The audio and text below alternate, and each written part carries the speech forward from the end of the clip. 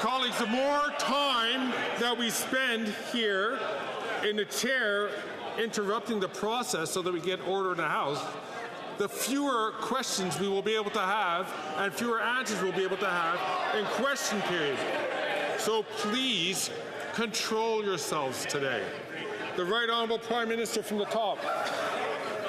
Mr. Speaker, in the minds of Conservatives, we just saw a big gotcha moment where I admitted that Liberal MPs are free to speak their minds and voice their opinions even when we have disagreements. That was astonishing to the members of the Conservative Party because they're not allowed to do that. They are not allowed to speak to the media. They are not allowed to speak their minds. They are not allowed to be voices for their communities. They are not allowed to stand up for investments in their cities on housing. That is the real scandal in this place, Mr. Speaker.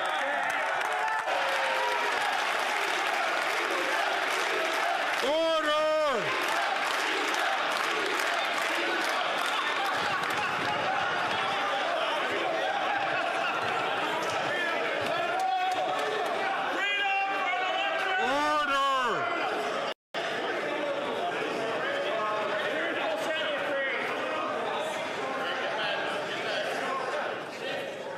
I am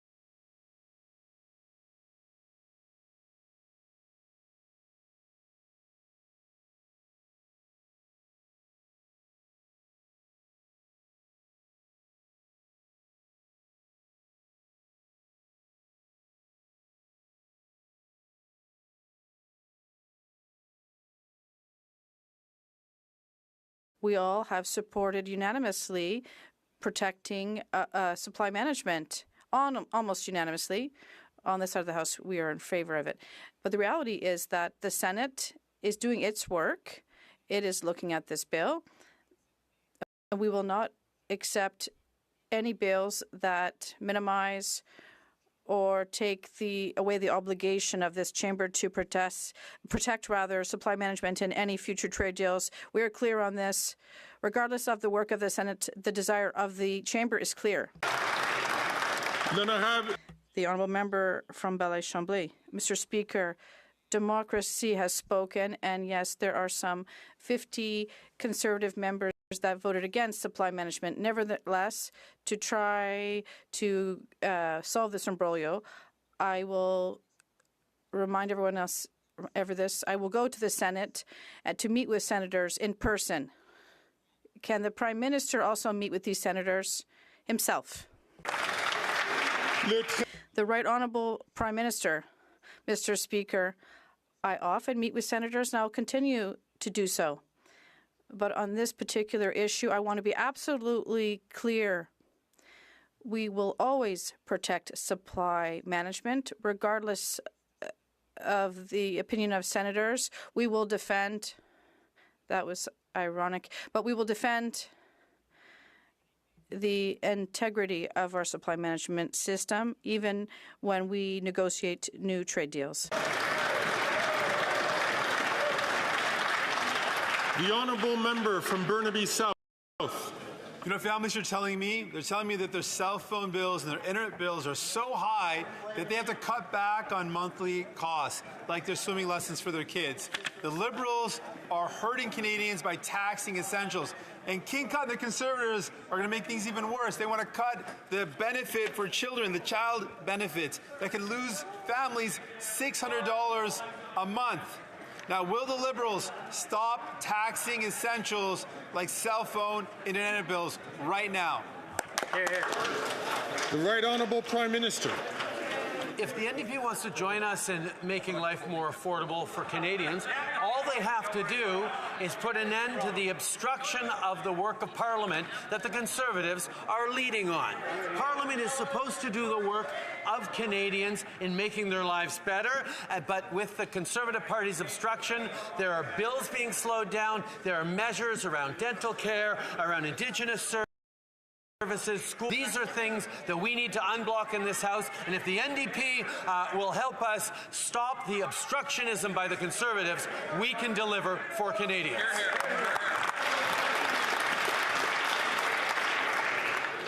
The honourable member for Burnaby South. By stopping to tax the essentials.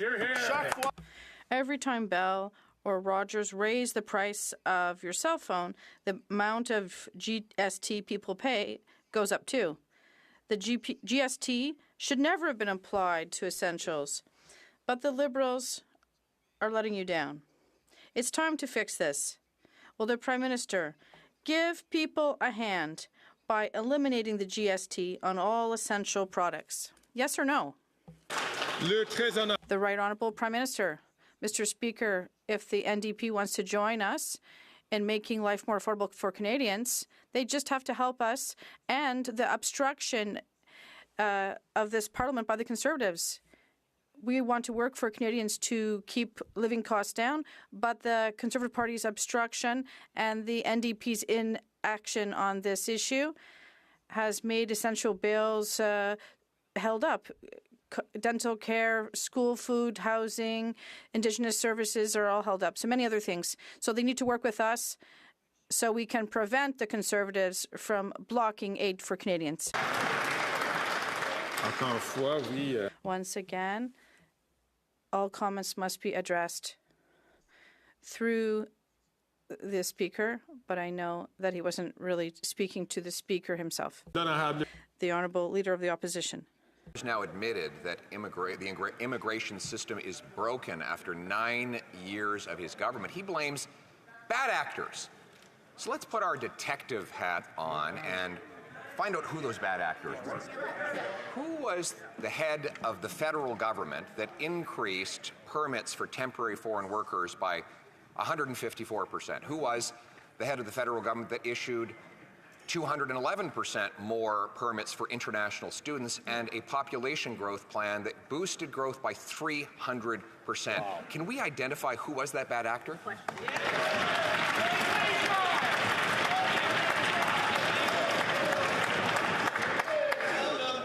The Right Honourable Prime Minister. Mr. Speaker, following a pandemic that had devastated our economy in a short-term way, Canadians needed and businesses needed extra support, so asked for more temporary foreign workers, asked for more international students, and we gave them. Our economy grew. Our economy got back faster than the United States, got back faster than many other countries of the world. And then we're now in a different situation where we've had to step up and reduce immigration numbers to make sure that our housing issues can catch up. This is what a responsible government does. It puts forward solutions that are right in the moment and corrects them when they're no longer needed. The Honourable Leader of the Opposition. I don't think we found the bad actor yet. Because he blames it on labor market needs, but the biggest growth happened in non-labor market immigration. For example, he boosted permits for international students by 211%, and refugees by 726%. That has nothing to do with filling job vacancies. And when it comes to temporary foreign workers, he allowed more to go to places with already high unemployment. So once again, who was the bad actor that made these terrible decisions? The Right Honourable Prime Minister. Mr. Speaker, these little performances that the Leader of the Opposition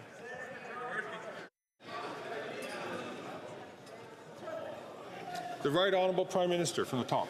Mr. Speaker, these little performances that the Leader of the Opposition puts on are not fooling anyone. The only thing he is interested in is his own interests, his own quest for power. He is not asking he's asking his MPs to not be strong voices for their communities, including in communities that are relying on the investments in their housing so that they can respond to growing populations and housing pressures caused by increasing population. These are the things we are busy solving, but he would rather muzzle his MPs in order to look good when he's doing his little show. The Honourable Leader of the Opposition. Mr. Speaker, he's not helping us find the bad actor.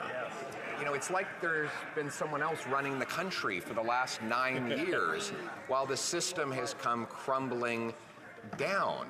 He claims that he cares about housing, but on that subject, maybe we'll ask him this question. Who is the head of the government that was warned by its public service 3 years ago that increasing population growth by 300% would cause the massive housing shortages that we see today? Honourable Prime Minister. Again, Mr. Speaker, with the little performances, when he would rather not admit that when he was Stephen Harper's failed housing minister, he created a total of 6 affordable housing units across the country. He was part of a government that completely pulled back from any investments in housing. And yes, as a government, we've had to step up, make record investments. But even as we're making record investments to accelerate the construction of housing in Conservative ridings across the country, he's preventing his Conservative MPs from standing up for their communities to solve this housing crisis.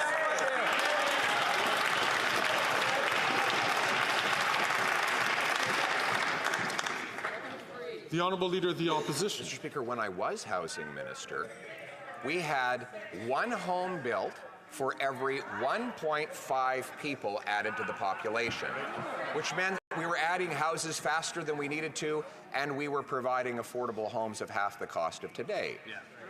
Last year, they added one home for every 5 new people, the biggest housing deficit in history. So once again, who was the bad actor running the government that was warned by its officials that all of this out-of-control population increase would cause a housing shortage?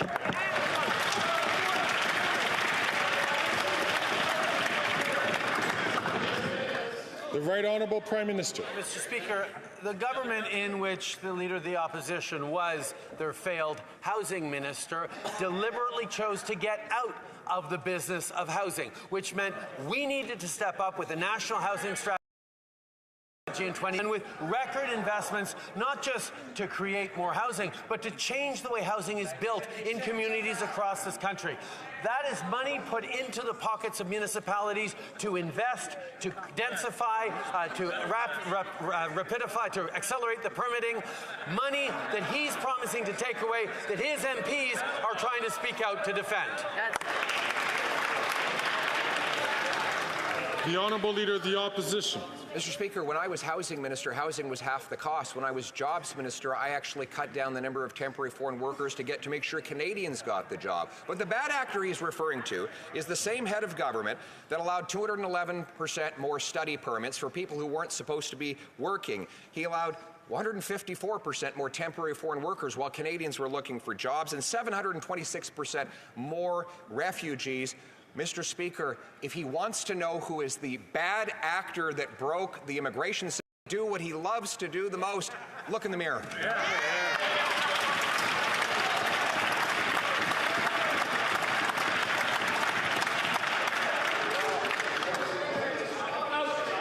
The Right Honourable Prime Minister. Mr. Speaker, the irony of this, as the Leader of the Opposition likes to rhyme off facts and figures, is he won't even take a briefing that will allow him to understand the security threats facing this country. For some strange reason that he will not admit to, he has refused to get his security clearance. He has refused to take the briefings necessary to keep Canadians safe. So anytime he chooses to rhyme off facts and figures, we know that he is not actually caring about Canadians, he's caring about himself.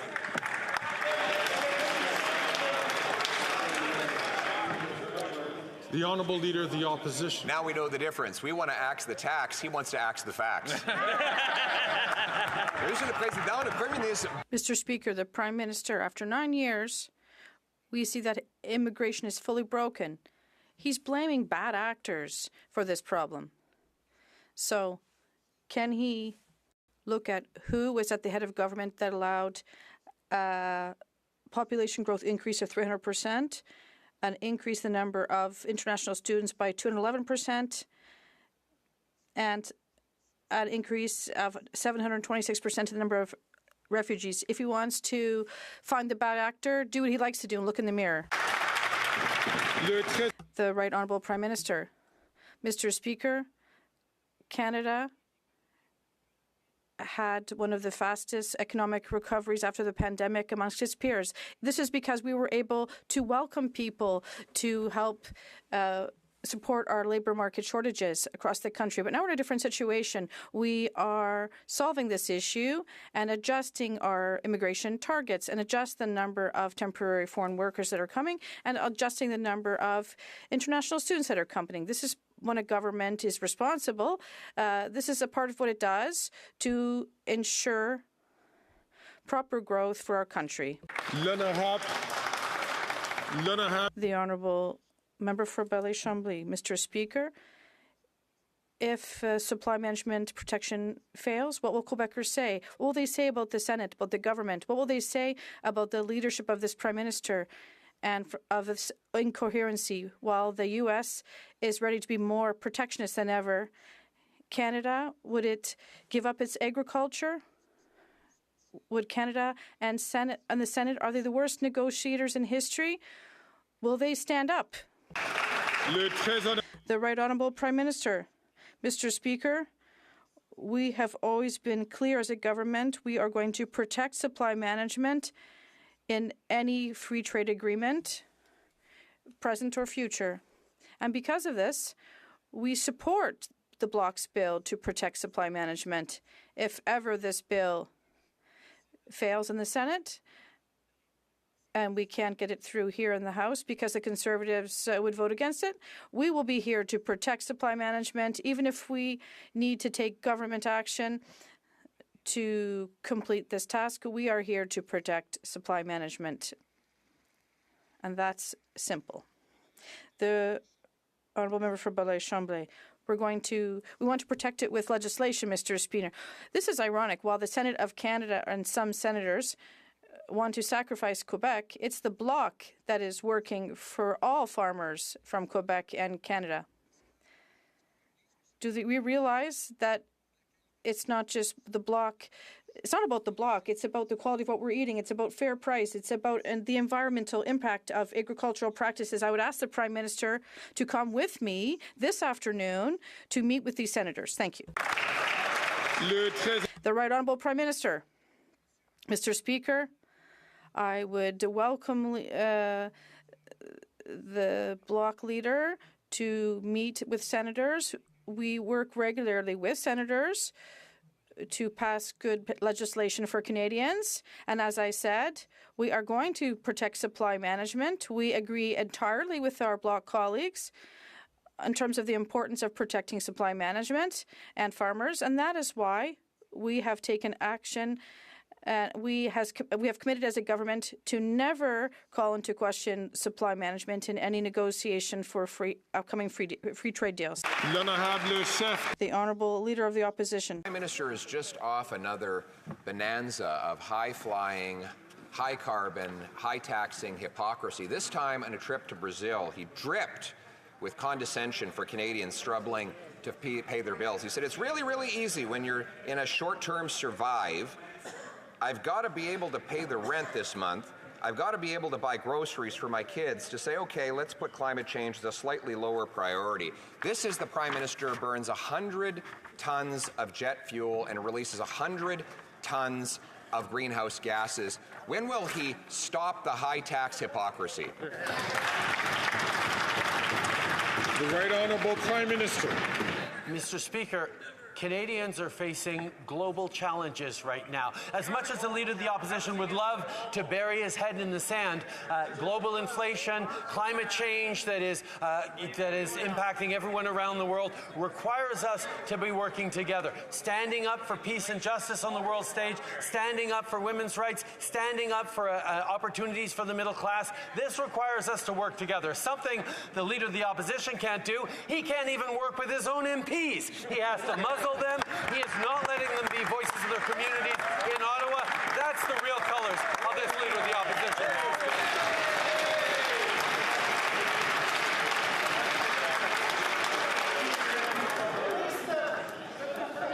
The Honourable Leader of the Opposition. A quarter of his caucus wants to fire him, Mr. Speaker, and we know why. Food prices have risen 36% faster in Canada than in the U.S., a gap that opened up as the carbon tax came into force. The Prime Minister just goes on trying to tell Canadians that their mentality is off. He says there's a sense that affordability is in direct contrast with our moral responsibility to protect the planet, trying to shame Canadians for opposing his ineffective, job-killing, inflationary carbon tax. Will you stop lecturing Canadians and call a carbon tax election? The Right Honourable Prime Minister. Mr. Speaker, I invite Canadians to actually watch my remarks down south, where I was talking exactly about the importance of putting affordability first for Canadians, even as we're fighting against climate change. The Leader of the Opposition can invent things that he thinks I might have said. That's not what I said. What I pointed out was that even as we are fighting climate change, even as we are creating incentives to grow our economy in cleaner, greener ways, we are putting more money back in the pockets of 8 out of 10 Canadians with the Canada Carbon Rebate, a fact that he's busy gaslighting Canadians against.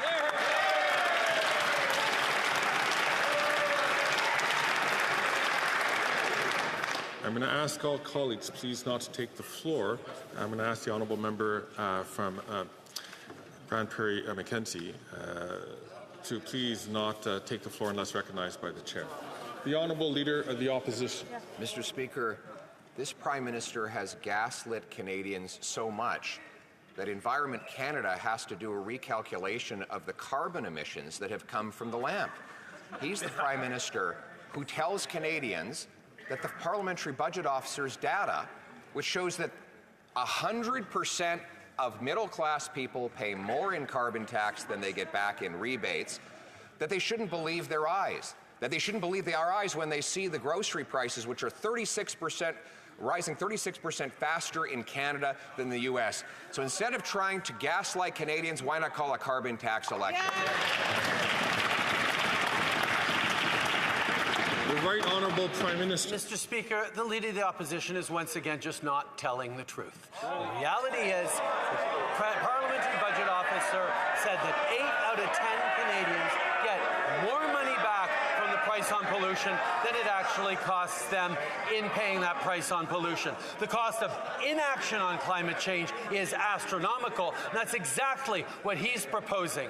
Mr. Speaker, the Leader of the Opposition should stop misleading Canadians and actually understand that you can't fight for affordability, you can't fight against climate change unless you're investing in Canadians.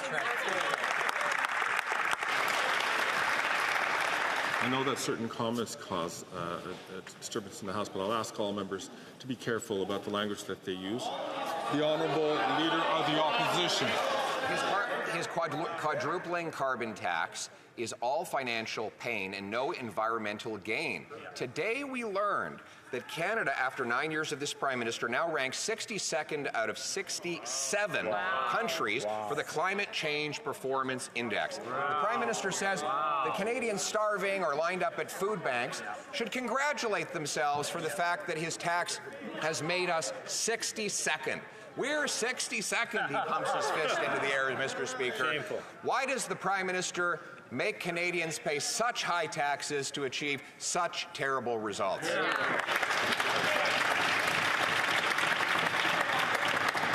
The Right Honourable Prime Minister.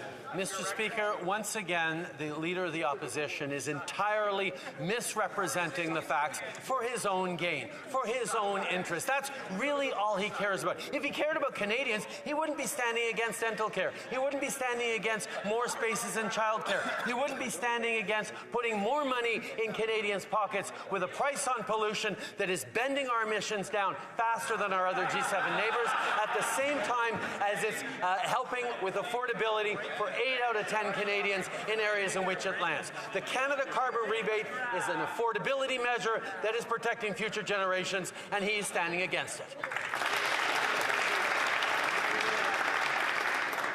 The Honourable Member from Winnipeg Centre. Mr. Speaker, child poverty has increased for a second year in a row, and parents are struggling more than ever to buy essentials like baby formula and diapers. The Liberals have let families down. Meanwhile, the Conservatives want to cut childcare and cut the National School Food Program. That'll cost families thousands of more dollars every single year.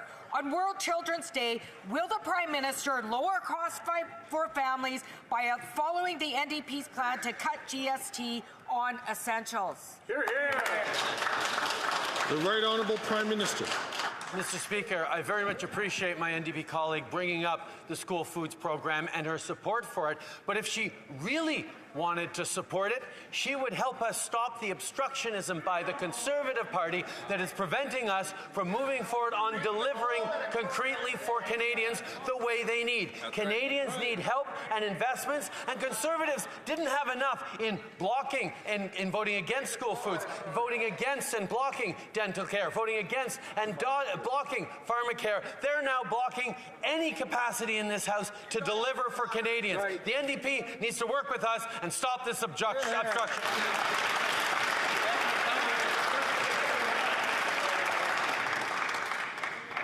The Honourable Member from Nunavut.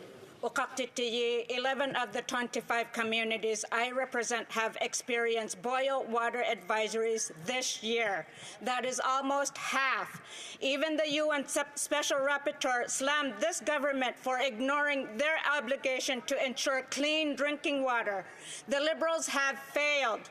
Nunavut children, families, and whole communities should not have to worry about drinking water. When will this Liberal government finally invest in Nunavut so everyone can have the water they deserve? The Right Honourable Prime Minister.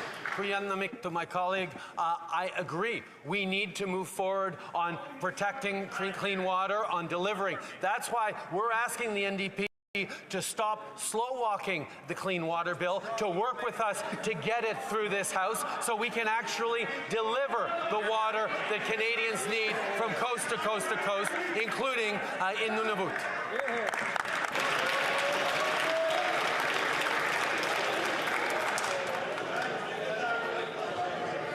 Order.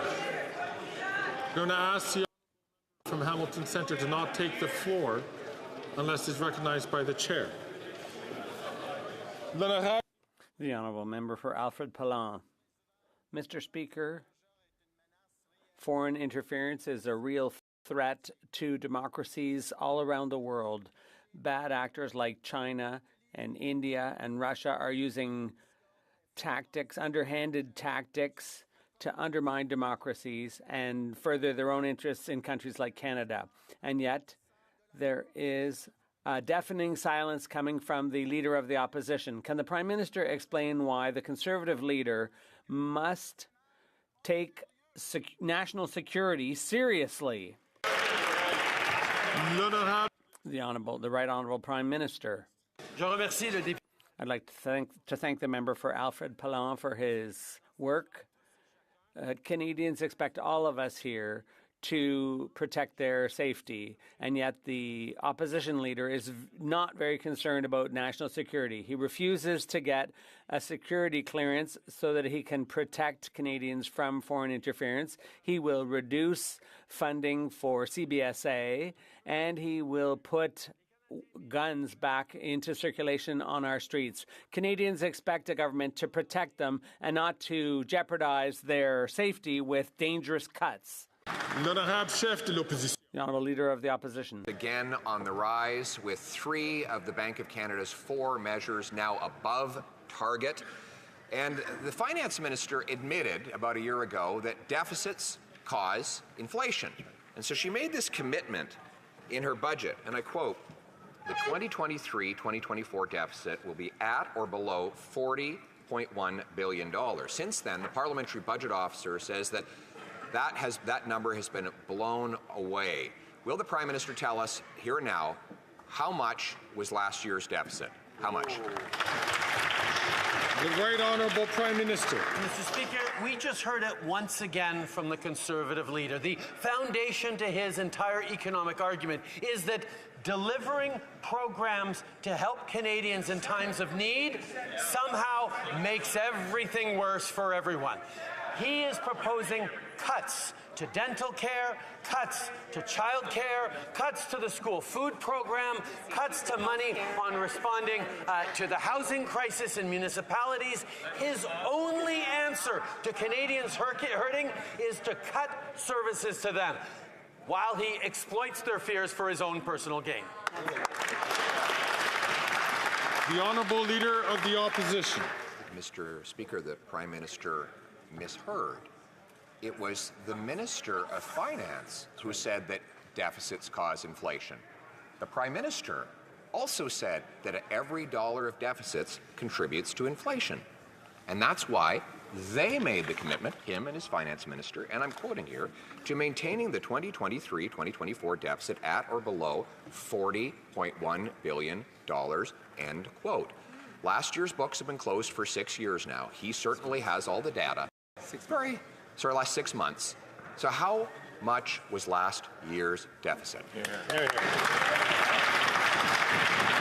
The Right Honourable Prime Minister. Mr. Speaker, I know the Leader of the Opposition is keen to see our fall economic statement, which will talk about measures that are there to help affordability, to support Canadians, to be there to invest in them. He's looking forward to seeing all these great measures we're putting forward to support Canadians in their time of need, because he can't wait to vote against them, Mr. Speaker. He can't wait to slash services and programs that are helping Canadians. He can't wait to stand in the way of us helping Canadians through this difficult time by putting the best balance sheet in the G7 in service of Canadians who need a little more support. He's voted against supports for Canadians. He's going to continue to. The Honourable Leader of the Opposition. Mr. Speaker, it is him that admitted that deficit spending adds to inflation. Maybe that's why there's been a record increase in child poverty this year, with 1 in 5 kids now in poverty, 2 million people lined up at food banks. He has admitted, it's not my worldview, he has now admitted that deficits contribute to inflation. So that's why he promised that the deficit would not go above $40.1 billion last year. He's had 6 months since that fiscal year ended. Does he even know what the deficit was in his own government? The Right Honourable Prime Minister. Mr. Speaker, obviously the Leader of the Opposition is keen to hear our fall economic statement, but the reality is he's only looking forward to it because he wants to vote against it, because he's going to vote against measures that support Canadians, measures to be there for Canadian families who are struggling, to invest in things like school foods, to invest in more support for dental care for vulnerable people, to invest in jobs and growth creation right across the country. These are the things he has consistently stood against because he believes in cuts and austerity and trickle down that gives benefits to the wealthiest, but nothing for everybody else.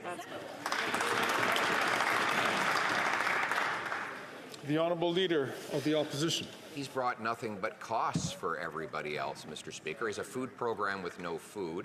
He has a pharma program with no pills. He has a gun buyback program that hasn't brought in a single gun, despite spending $67 million. He has a housing program that his minister admits doesn't build houses. But none of those things were the question. It was about his inflationary deficits that he admits drive up the cost of everything. So Canadians are watching and wondering, the guy in charge of this $500 billion enterprise called the Government of Canada knows anything about the numbers. So once again, does he even know the deficit for last year? Here. The Right Honourable Prime Minister. Again, Mr. Speaker, he is eager to hear our fall economic update, and we will share it with him in due course. In the meantime, this House has work to do, Mr. Speaker, on passing legislation that's going to support school food programs, that's going to move forward on delivering dental care for more Canadians who can't afford it, on expanding child care spaces, on putting money in people's pockets at a time where they're needed. And he is crossing his arms and forcing his MPs, because we know he forces his MPs to do whatever he wants, to block the passage of bills in this House because he doesn't want to see Canadians helped right now. He wants to see Canadians hurt because he's only caring about himself.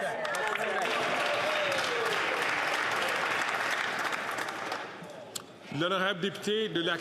The honourable member for Lac-Saint-Jean. Mr. Speaker, François Legault announced yesterday he's deploying the SQ, the Quebec Provincial Police, to watch Canada's borders. The SQ is going to have to do the federal government's job because no one in Quebec trusts Ottawa is ready to handle a potential wave of migration. It's come to that. It's not as if the SQ was looking for things to do, but they have to because once again, the feds aren't doing their job. They're just sitting back and waiting for another crisis to materialize, with Donald Trump promising to deport millions of people. Why is this Prime Minister still failing to get out ahead of this one? The Right Honourable Prime Minister. Mr. Speaker, as a government, we will always be there to defend the rule of law and to defend the integrity of our borders. We have a plan to increase staffing at our borders with officers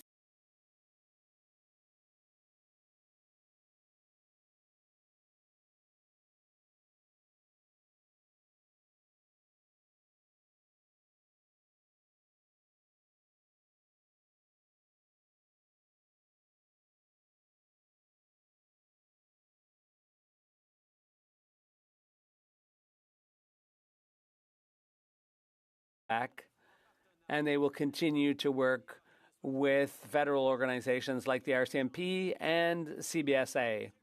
Mr. Speaker, for a long time now, I've acknowledged the generosity of Quebecers who have done more than their fair share in taking in newcomers to Canada, and that's why we're compensating them. But that's why I'm still waiting for Mr. Legault's approval for temporary more temporary work permits because we need more immigration. The Honourable Leader of the Opposition. Quebec is at a breaking point because of decisions by this bad actor here, the Prime Minister of Canada, who sent out a tweet saying, "Welcome to Canada." The last time Trump arrived in the White House, he opened at Roxham Road, which invited tens of thousands of people without housing, without jobs for them, without health care for them. Is he going to do exactly the opposite this time to avoid another crisis for Quebecers? The Right Honourable Prime Minister.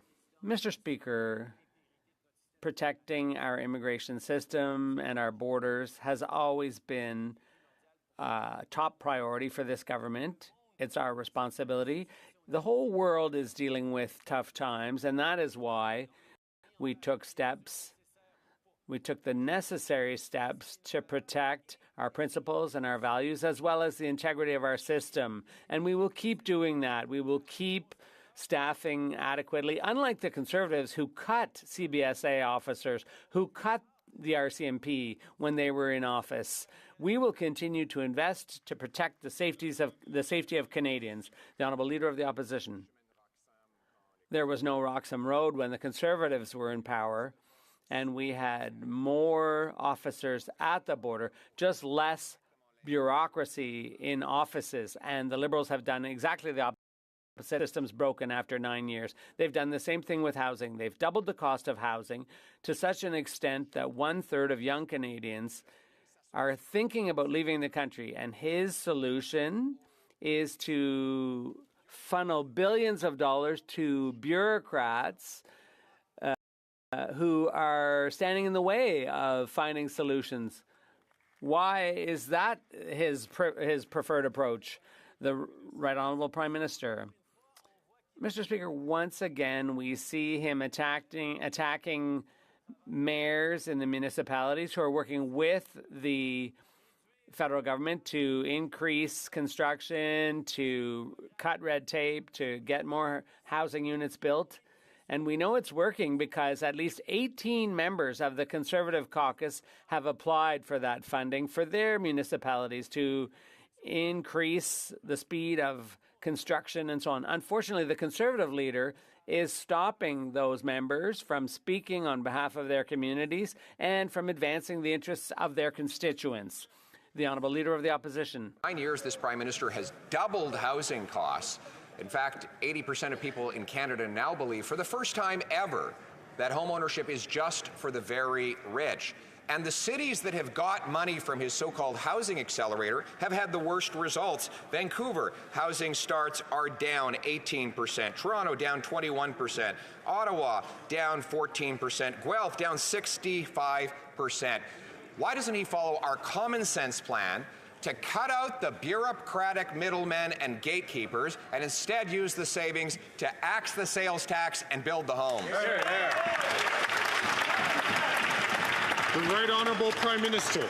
Mr. Speaker, once again, on housing, his own MPs have been asking us, for example, the $31 million we're sending to Kelowna in the riding of Kelowna Lake Country, a Conservative riding.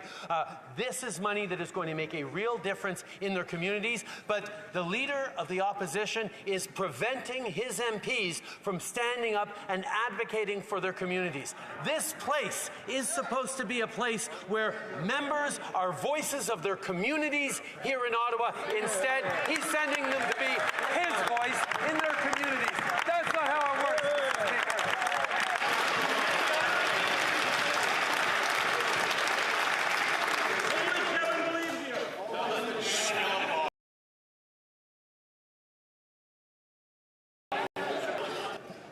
The Honourable Member from Brampton Centre. Canadians elect MPs to be their voice in Ottawa. Yes. Despite more than 18 Conservative MPs advocating for their communities to receive money through our government's Housing Accelerator Fund, their leader imposed gag orders, preventing them from pushing for this essential funding. Can the President...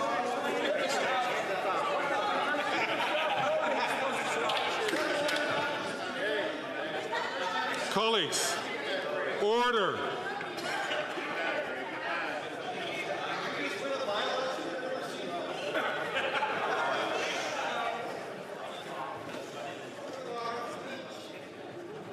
Colleagues, this member is close to the chair and I can't hear the question. I'm going to ask the Honourable Member to start his question from the top. Let us not waste more time on any more interventions from the chair so we can get through question period expeditiously. The Honourable Member from Brampton Centre from the top, please. Thank you, Speaker. The reality reality is Conservative can't stand the truth. Canadians elect MPs to be their voice in Ottawa. Despite more than 18 Conservative MPs advocating for their communities to receive money through our government's accelerator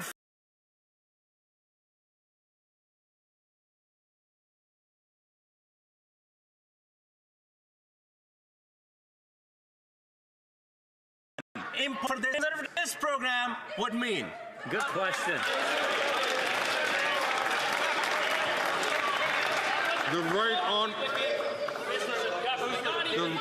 The honourable member from St. Albert, Edmonton, can please keep his counsel until he's recognized by the chair to speak.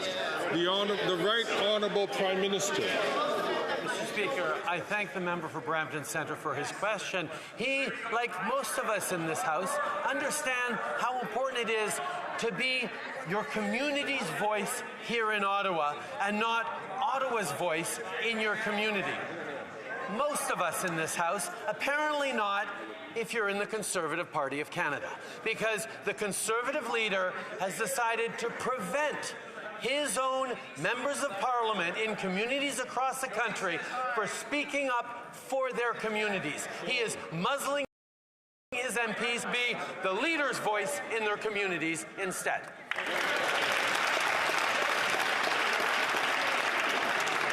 The Honourable Leader of the Opposition.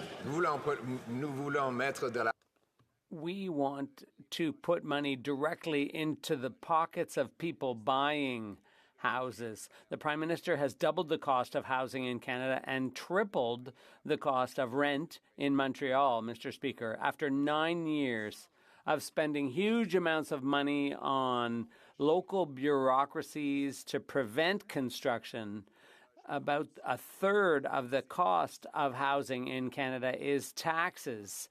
By getting rid of the tax, we can build more housing for less. Will he accept my plan to cut the GST on new builds? The Right Honourable Prime Minister. Mr. Speaker, I'm listening to the Conservative leader criticizing our Housing Accelerator Fund, but he is directly contradicted by at least 18 of his own members who are currently applying to the federal government for funding in their communities to accelerate the construction of housing, to create more densification, to cut red tape. Conservative members know how important it is to invest in housing.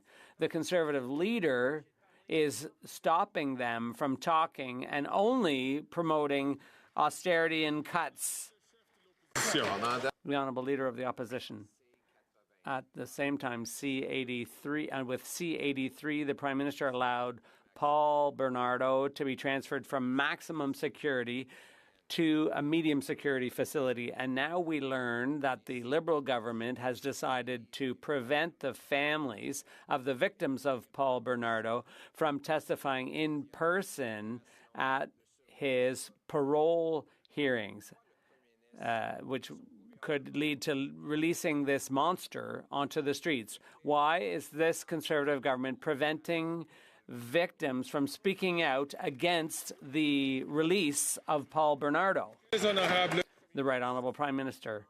Mr. Speaker, the opposition leader knows full well that this is not a government decision. It's a decision made by an arm's-length agency.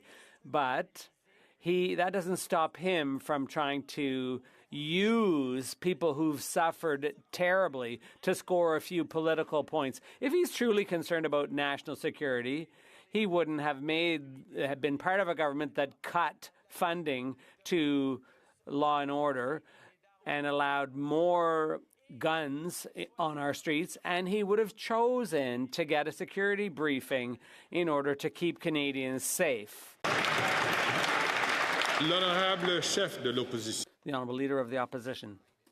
Passed Hug-a-Thug Bill C-83, which allowed Paul Bernardo to leave maximum security for more luxury and freedom in a medium security penitentiary. Now we learn that the Liberal government is blocking the family members of Paul Bernardo's victims from testifying in person at his parole hearing, where it will be considered for his release. Under Section 6.1 of the Corrections and Conditional Release Act, the minister could intervene to allow the victims to speak up. Why does he keep protecting Bernardo from the victims rather?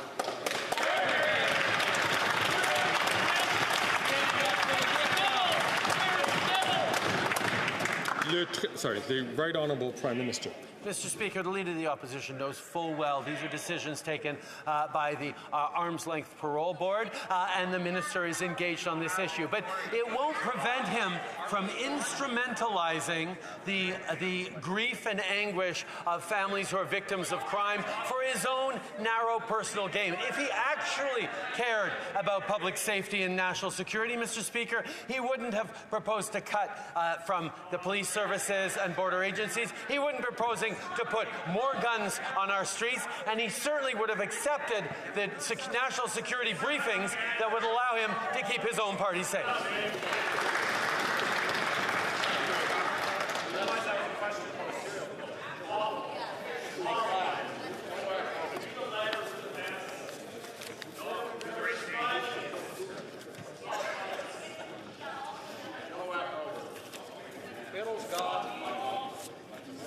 The honourable member from Kitchener South Hespeler. Mr. Speaker, today is National Child Day, and families in my riding are receiving their Canada Child Benefit checks. This program has supported over 6 million children. But families are worried that the Conservative leader will cut this support. The Conservative leader raves about wanting to cut for housing projects, childcare, pharmacare, and much more. Can the Prime Minister please explain to the House how dangerous these cuts would be? Great question.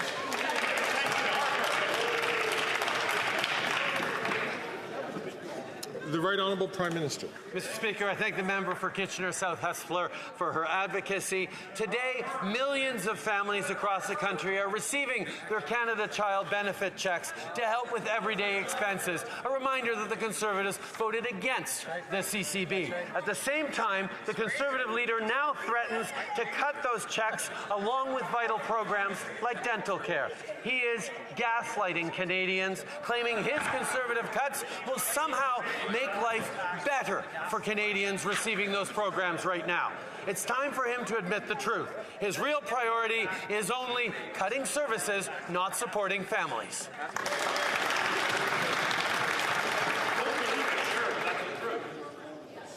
The honourable member from Victoria. Today, people in BC are reeling from a bomb cyclone. Just weeks after another atmospheric river, their homes are damaged, power is out. The climate crisis is here, but the Liberals keep letting Canadians down. Instead of acting, they are handing out billions of dollars to rich oil and gas CEOs, and the Conservatives can't even agree if climate change is real. They will cut the supports that communities need to stay safe. So why are the Liberals tossing handouts to some of the biggest polluters while everyday Canadians bear the brunt of the climate crisis? The Right Honourable Prime Minister. Mr. Speaker, we made a commitment as part of the G20 to cut inefficient fossil fuel subsidies, and we did that 2 years ahead of all other G20 partners. At the same time, we've put a cap on emissions from the oil and gas sector that is going to continue to protect us, and at the same time, we brought in a price on pollution that puts more money back in the pockets of 8 out of 10 Canadians while cutting emissions and ensuring inspiring and encouraging innovation. Unfortunately, the NDP hasn't been clear even on something so simple as a price on pollution. On this side of the aisle, we stand up for protecting climate.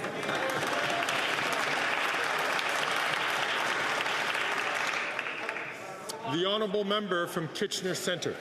Mr. Speaker, the Prime Minister recently admitted his biggest regret was breaking his promise on electoral reform and claimed he didn't know how he could have done things differently.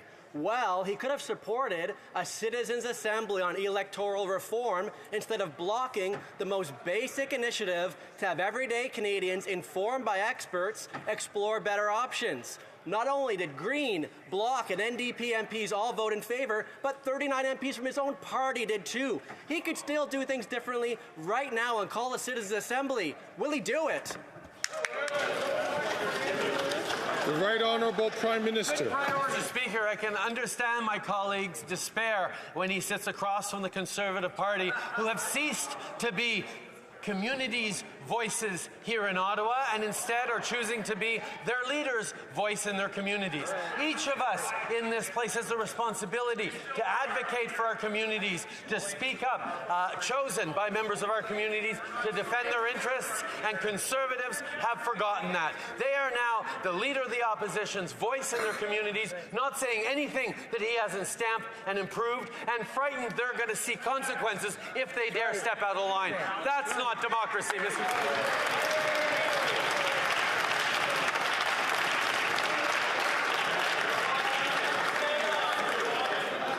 À l'ordre, s'il vous plaît. Order, please. Je voudrais... I would like to draw your attention to the presence in the gallery of Ms. Judith Suminwa Tuluka, the Prime Minister of the Democratic Republic of Congo.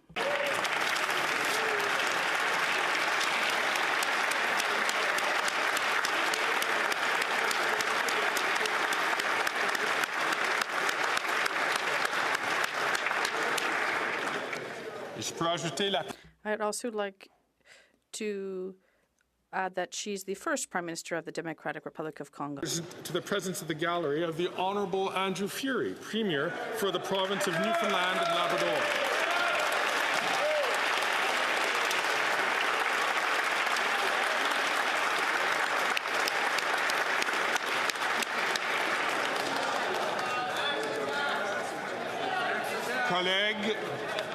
Colleagues, we have several points of order, so I would ask members who are leaving the chamber to do so quietly so that the chair can hear the points of order. Sorry? Okay.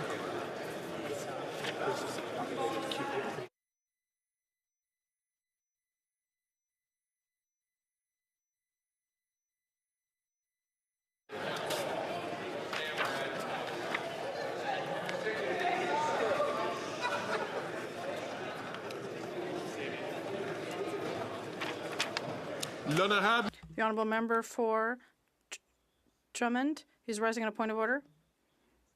Thank you, Mr. Speaker. I think that everyone recognizes in this House that statements by members are an important member for members to pay tribute to people in their riding and various constituents and organizations, and also to underscore events or situations that are concerning. Mr. Speaker, on several occasions, we've had very sensitive topics raised that we presented during statements by members, and at sometimes it was impossible to focus, to deliver, because the ambient noise was deafening, literally. Mr. Speaker, I would ask you to be careful of this. There's no statement that is more important than another, but everyone should benefit from the same respect and concern of the House. And Mr. Speaker, in all due respect, I would ask you to reassure us that there is silence between statements by members during this, because this week it was particularly difficult. Thank you.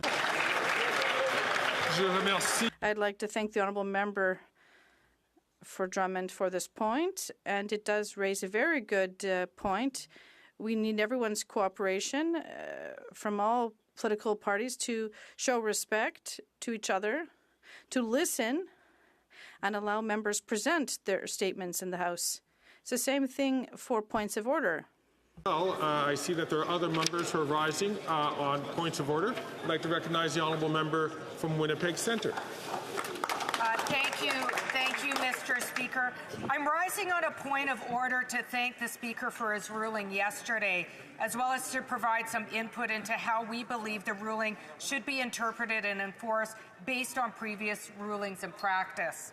As the Speaker indicated yesterday in quotes, the Chair seeks the cooperation of all members to be judicious in choosing to wear buttons or pins, equally judicious in choosing to raise their concern with the Chair. We do have some additional guidance on this matter from previous speakers. In particular, I'd like to draw members to the attention of a ruling made on May 15, 2014. States as follows. The general rule, of course, is that pins and paraphernalia are not to be worn if doing so causes disruption in the House. It goes on to say, I am a bit concerned about the point of order being raised now because these pins have been worn for at least a week or 10 days, as has been my observation to this point in time. Therefore, I'm having some difficulty accepting any suggestion that it is causing disruption because if it were, points of order would obviously have been raised earlier in the process. I would like to point out, Mr. Speaker, that many of us have been wearing these pins for many, many months now without comment. I'd also like to state, Mr. Speaker, that this point is critical and should inform how we move forward. First, it's disingenuous and beyond belief for members to wake up one day and decide that somehow that this has been accepted and in use for months is now somehow causing disruption. If something is disruptive, it is disruptive. Second, while I do appreciate that disorder and disruption have always and will continue to be the standard by which pins and indeed broader behavior are judged, we do need to be guided by the Deputy Speaker's intervention in 2014 when he said explicitly, I am having some difficulty accepting any suggestion that is causing disruption. Disruption in and of itself should not mean that a pin is out of order. It is vital that we don't normalize in this chamber a scenario where the loudest and most disruptive voices can use their own disruption to try and force the chair's hand. And thirdly, we should be guided by the fundamental principle of freedom of speech and the protection of which is one of the prime responsibilities of the Speaker. As the House of Commons procedure and practice states on page 317, in quotes, it is the responsibility of the Speaker to act as the guardian of the rights and privileges of members and of the House as an institution. Freedom of speech may be the most important of the privileges accorded to members of Parliament.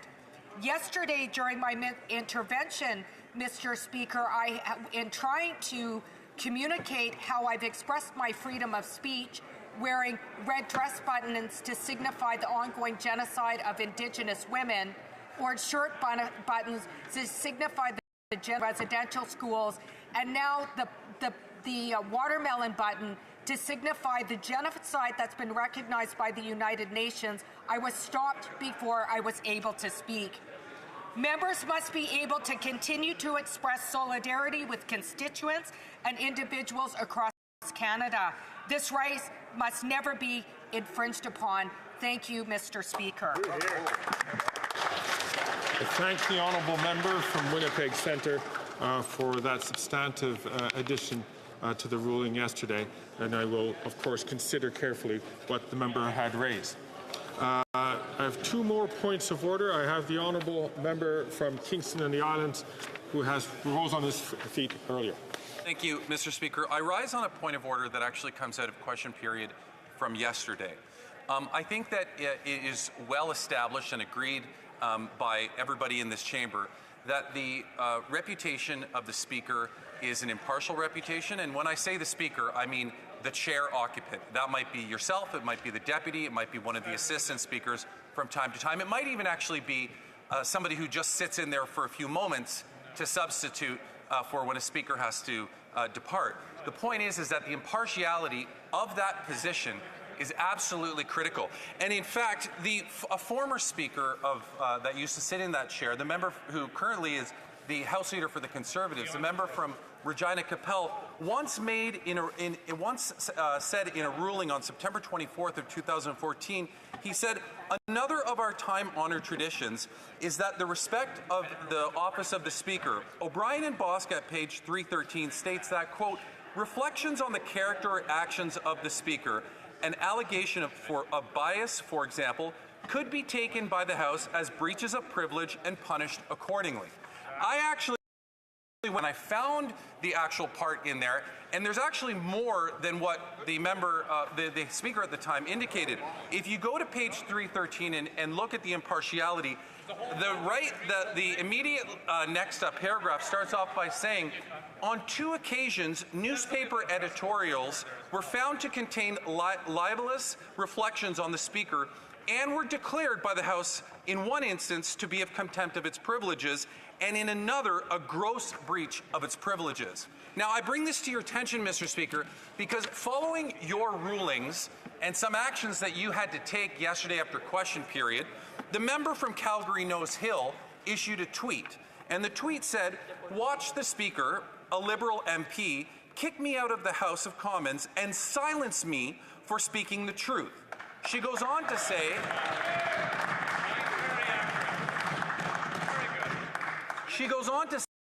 censorship is alive and well in Canada. So as demonstrated by the tweet and the agreement from the Conservatives that is coming across the way, that there is a treatment of the Speaker's chair, not you, in this particular case you, but the role of whoever happens to be sitting in that chair is not being treated in an impartial and a nonpartisan way. I am bringing this to your attention not to protect your honor and your integrity as an individual, Mr. Speaker. I think that you can do that well enough on your own. But instead, I bring it to your attention because I am worried that a dangerous precedent is being set here where attacking the occupant of that chair becomes the norm. As I indicated in through my research and what I had provided to you, there has already been a well-established practice of determining that comments like those are in the breach of the privilege of the Speaker and of this House as a whole. So I would kindly ask you, Mr. Speaker, to reflect upon what I have offered to you today and come back to the House to let us know if that kind of action will be continued to be allowed in the future, or if we are setting a new precedent, or if you will be starting to clamp down on this, because I am greatly worried about the impartiality of the chair. If we continue to allow this practice to occur, years and years from now, as speakers in the future will continue to be subject to this. And I will end my comments with where I started them, which is that one of the most important things of our democracy and of our chamber and of the way that this place functions is that those that sit in that chair and those that work at that table are completely impartial, do not bring a political agenda to their role, and they sit there and they do their jobs as servants of the other MPs that are in this House. So I would kindly ask that you reflect upon that, Mr. Speaker, and come back to the House and provide us with some guidance as to how we should be dealing with these situations moving forward. Thank you. Well said. I thank the honourable member from Kingston and the Islands, and I'm wondering if specifically to this point I see the honourable member from Regina Capel is rising. The honourable member from Regina Capel. Well, thank you very much, Mr. Speaker. And if it is your intention to have a formal ruling in response to that point, I'd like to reserve the right to come back and issue more formal remarks. But I would point out that nothing that the member for Kingston just referenced would rise to the level of libelous. I mean, that's the section that he quoted in the Procedure and Practice Handbook, was that libelous statements have been seen as a contempt of the House, or pointing out that the member was kicked out is a true statement. There's nothing libelous in that. That is what happened yesterday. You are a member of the Liberal Party. You are a Liberal MP. That is a true statement. Nothing in what was just read out in any way would rise to the level of a libelous remark, unless the member is suddenly realizing that being associated with the Liberal Party itself is libelous, which I certainly wouldn't disagree with, but I'm sure some people would. I see that the honourable member for Louis Saint Laurent is rising on a point of order. We have seen in the last minute a lot of time for people to express their point of order, so this is why I would like to have the same opportunity to express the point that I want to raise. Monsieur le Président. Mr. Speaker, during question period, there was an important issue at question. There was a report that was tabled this night. It was at 1 a.m. in Ottawa time for COP29 that I am participating virtually as a Canadian member, a report concerning the track record of 67 countries worldwide in terms of climate change efficacy. PI, Climate Change Performance Index 2025 results. Je le dis en anglais, Monsieur le I said it in English, Mr. Speaker, not just to be a comedian, but because that was the language of the press release. And so we can see that after 9 years of this government, which you see in the table on page 7, Canada, under this Liberal government, is ranked 62nd out of 67. I would seek unanimous consent to table this press release, and if the House unfortunately refused, they would be insulting COP29. All those opposed to what the honourable member is proposing will please say nay. There is not unanimous consent.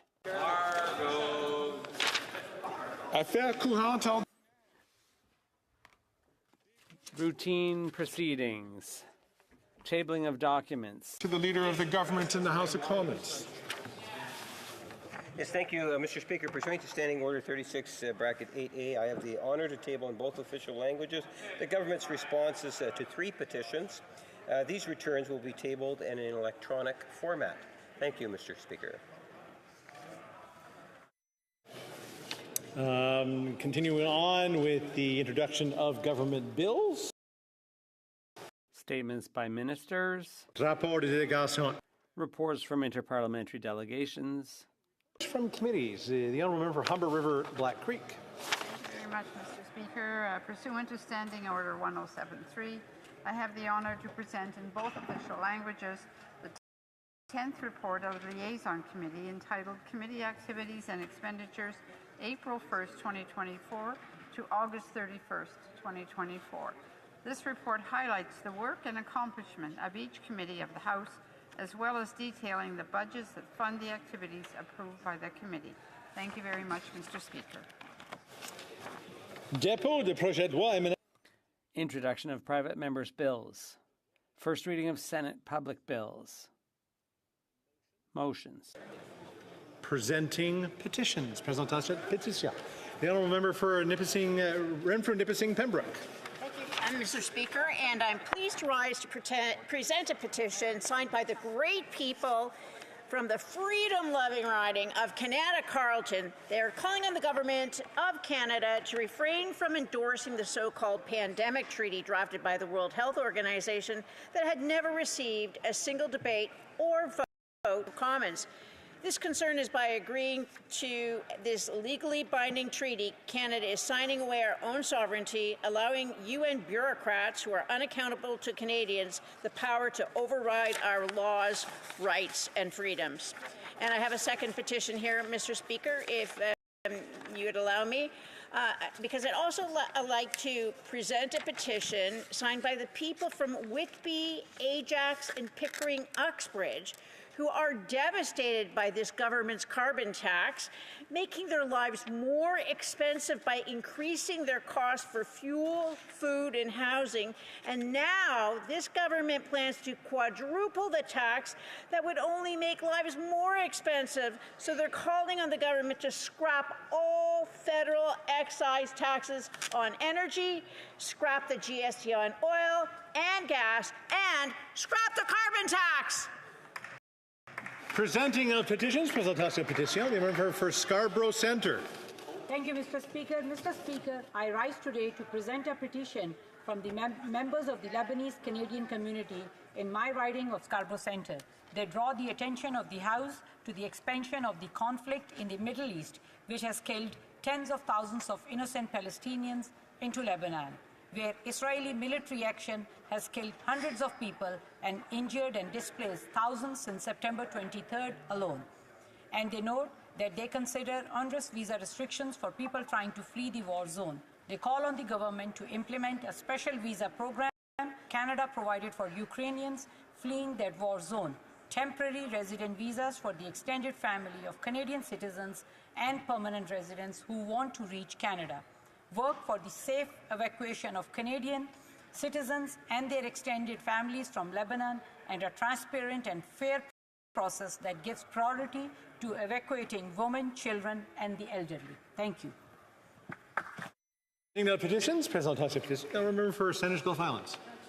Speaker, it's a true honor to rise and present a petition that's been signed by over 10,000 people. In fact, 10,187, some of whom are constituents, but they're from far and wide, including eminent researchers in animal issues, from York Research Center, from Queen's University. It's a very long petition, Mr. Speaker, with many signatories, including the Humane Society International, declaration by 39 scientists called the New York Declaration on Animal Consciousness. The petitioners, and it is again, as I said, Mr. Speaker, an eminent list, call on the Government of Canada to reconsider and in fact reform our laws as they relate. The petitioners point out that animals are currently under our law not considered sentient beings and are classified as property. The researchers and the scientists confirm that sentience is the ability to experience feelings and sensations and is an ethical basis for determining that animals consideration. So of the 32 countries that have formally recognized non-human animal sentience, and they cite them in this petition, including the European Union, Switzerland, Chile, Australia, New Zealand, and the United Kingdom, ask that Canada join this group of countries and reform our laws to recognize animals as sentient beings. Thank you, Mr. Speaker. Presenting the petitions, présentation de pétition, the member for Scarborough North. Mr. Speaker, I rise today to present petition E4981 with 593 signatures on behalf of Tamil Ilams from across Canada with the support of the transnational government of Tamil Ilam. The petitioners call upon the House of Commons to take legal action before the International Court of Justice against Sri Lanka under the Convention on the Prevention and Punishment of the Crime of Genocide.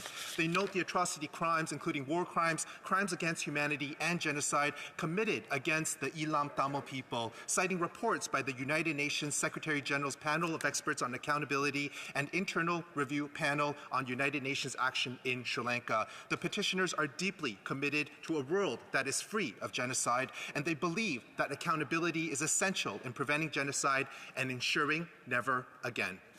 In addition, Mr. Speaker, I rise today to present petition E5058 with 636 signatories on behalf of Ilan Tamils from coast to coast to coast. The petition describes Canada as a diasporic home to the largest number of Ilam Tamils, a nation of people facing protracted genocide for over 75 years in Tamil Ilam, their occupied traditional homeland in Sri Lanka. Of the House of Commons to initiate proceedings by Canada against Sri Lanka at the International Court of Justice to investigate Tamil genocide, both as an injured state party on behalf of its citizens of Ilam Tamil heritage and as a state party exercising obligations erga omnes partes. Second, the petitioners call for an internationally administered referendum among the people in the occupied homeland and in the diaspora on the creation of an independent and sovereign state of Tamil Ilam. Thank you. Presenting the petitions, présentation de pétition, the honourable member for Kingston and the Islands. Thank you, Mr. Speaker. I have two petitions to present today. The first is with respect to the and television journalists, and in particular, how we are continuing to see a disappearance of crucial local coverage in our communities. The signatories of the petition are calling on the government to extend Canadian journalism labour tax credit to include radio and TV. They're asking the government to support Canadian-owned media by dedicating 70% of the federal advertising dollars to local radio, TV, print, and digital media, and are asking the government to eliminate tax deductions for advertising purposes on foreign-owned internet delivered media sites. Mr. Speaker, I have a petition here from many Canadians that are government's attention the fact that the RCMP has reported that the government of India is interfering in Canada's elections and murdering, threatening, and extorting Canadians on Canadian soil. They are also bringing to the attention of the House that it is extremely troubling what is being learned that the Leader of the Opposition is doing with respect to his security clearance and not getting one. I've never been heckled when giving a petition before, but I'll continue. The signatories of this petition, my job is just to deliver it on their behalf, is calling on the leader of the Conservative Party to get his security clearance and take action to help stop foreign governments from interfering in Canada and targeting Canadians. I'm happy to present that on their behalf. Presenting the petitions, présentation de pétition, the honourable for Durham. Thank you, Mr. Speaker. I'd like to stand in the House today and present a petition on behalf of residents of Durham Region and across Canada who are concerned with Liberal cuts to youth cadet programs. The Liberal government has cut funding to Sea Cadets, Air Cadets, and Army Cadet programs, leaving first and second year recruits without proper dress uniforms. This is shameful, and many Canadians are very concerned. The petition calls upon the government to restore funding cadet programs so new cadet recruits can be issued proper dress uniforms, to consult with local youth cadet programs throughout Canada, to assess other budgetary challenges, and also to commit to long-term, stable funding for youth cadets. Thank you, Mr. Speaker. I also have another petition on behalf of students across Canada who are concerned about the carbon tax and its impact on the future of our country. The petition states quite clearly, the carbon tax has contributed to the unaffordability crisis, which has left students and youth unable to live independently of their parents. Therefore, we, the undersigned students and residents of Canada, call upon the Government of Canada to remove the carbon tax to alleviate the ongoing affordability crisis that is causing students and people of Canada to struggle. Thank you, Mr. Speaker.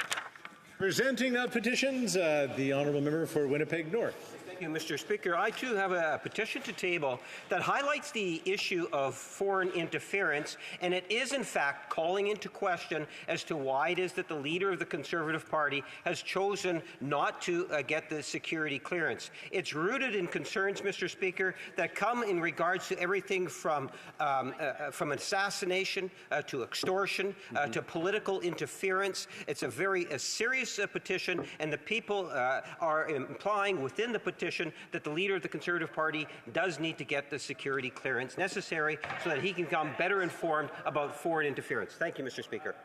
Honourable Member for Sherwood Park, Saskatchewan. Mr. Chair, I believe the rules require a petition to be addressed to the House or to the government. The Leader of the Opposition will soon be the Prime Minister. He's not the Prime Minister yet. And I wonder if it's in order for a petition to be addressed to a person who is not the Prime Minister, the government, or the House. Okay, the Honourable Deputy House Leader. It's tabled, the member will be able to read it. It is specifically given to the House of Commons to encourage the Leader of the Opposition to get his security clearance. And just for further clearance, just for further clarity, is that a petition can be addressed to any member of Parliament. So, and was the Honourable Member of Kings North, Winnipeg North finished? Thank you, Mr. Speaker, and I can understand the sensitivity of it. All I'm doing is conveying a petition that has been signed by many Canadians. They are genuinely concerned that the leader of the Conservative Party has not taken it upon himself to get the security clearance necessary to become better informed in protecting the interests of Canadians. It's a legitimate and a petition in which I would encourage the member opposite to read. That's right. Presenting petitions, Présentation Petition, the Honourable Member for Sherwood Park, Fort Saskatchewan. Thank you, Mr. Speaker. This is a petition from Canadians who share their condolences with the member for Kingston the Islands on being passed over for cabinet again. Oh, sorry, I'm misreading, Mr. Speaker. This is actually a petition in support of Bill C-257. It's a private member's bill that I have tabled that seeks to protect the fundamental rights of Canadians by adding political belief and activity as prohibited grounds of discrimination in the Canadian Human Rights Act. This bill would combat political discrimination. It calls on members of the House to support Bill C-257 and to defend the rights of Canadians to peacefully express their political. Next, I'm tabling a petition from folks who are deeply concerned about the ongoing persecution of Falun Gong practitioners in the People's Republic of China. Petitioners share some of the history of that persecution, and they call on the House to strongly condemn this persecution and to continue to take steps to combat that persecution and to express its solidarity with Falun Gong practitioners who seek to simply engage in a peaceful meditative practice and advance the principles of truthfulness, compassion, and tolerance. Next, I'll table a petition, Mr. Speaker, from Canadians who are troubled by the radical and extreme proposals we continue to see for the expansion of Canada's euthanasia regime. The petitioners in particular note a call that euthanasia be expanded to include babies from birth to 1 year of age who come into the world with severe deformities and very serious syndromes. This proposal for the legalized killings of infants is deeply concerning to many Canadians, and the petitioners say that infanticide is always wrong. Petitioners call on the House and the government to oppose any attempt to allow the killing of children in Canada. And I'll table one final petition, Mr. Speaker. This is regarding the situation in Burma. Petitioners draw to the House the horrific crimes of the military junta in Burma, the continuing indiscriminate killing, torture, rape, imprisonment, displacement of civilians, airstrikes targeting civilians and vital humanitarian supplies. And they note that the state-owned Myanmar oil and gas enterprise accounts for a majority of the funding the military receives that enable its ongoing campaigns against civilians, and that Canada has an obligation to support the people of Myanmar as it has outlined in the context of responsibility to protect and its obligations to the Rohingya and other persecuted minorities. Petitioners therefore want the Government of Canada to call for an immediate end to executions, atrocities, and human rights abuses by the Burmese junta. They want to see humanitarian aid delivered in a cross-border way through opposition-controlled areas instead of through areas controlled by the military junta. They want to see technological and logistical support for communications infrastructure to help the opposition, the NUG and other opposition elements that are successfully defending themselves and defending the people against the junta. They would like to see the government impose sanctions against the Myanmar oil and gas enterprise, including blocking direct and indirect oil and gas purchases that support the Burmese regime. They want more collaboration as well with pro-democracy groups, promoting the work of the NUG and reconciliation among the various communities in Burma that are working together to advance a free, pluralistic democracy. Petitioners are calling for tougher sanctions against the junta, cross-border aid, and support for the democracy movement. I hope this petition will receive the support of all members, and I commend it to the House, and I'll leave it there. Thank you, Mr. Speaker. Presenting no petitions. That was all of them. Questions on the order paper. The Honourable Parliamentary Secretary to the Government House Leader. Yes, thank you, Mr. Speaker. The following questions will be answered today. Question 3046. Furthermore, Mr. Speaker, if the government's responses to questions numbered 3039 to 3045 could be made orders for return, these returns would be tabled in an electronic format immediately. It is the pleasure of the House that the aforementioned questions be made orders for return and that they be tabled immediately. Agreed and so ordered. The Honourable Parliamentary Secretary. Speaker, I would ask that all remaining questions be allowed to stand at this time, please. And the next notice of motions for reduction of papers, the Honourable Parliamentary Secretary. And Mr. Speaker, I would then ask that all notices of motions for the production of papers also be allowed to stand at this time, please. Or so ordered. Orders of the day. Ordre du jour. Orders of the day, ordre du jour, privilege, resuming consideration on a motion on the failure to produce documents pertaining to Sustainable Development Technology Canada and on the sub-amendment of Mr. Kelly. Floor is free, so therefore the Honourable Member for South Shore St. Margaret's. Thank you, Mr. Speaker. Thank you. Once again, I rise in the House to deal with this privilege motion, and for those watching, just to help you understand where we are, in June, this House, a majority of MPs, passed a motion demanding that all documents related to Sustainable Development Technology Canada, otherwise known as the Liberal billion-dollar Green Slush Fund, be tabled with the law clerk of the House of Commons and be transferred to the RCMP for investigation. It gave the government, the Liberals, 30 days to do so. They did not comply.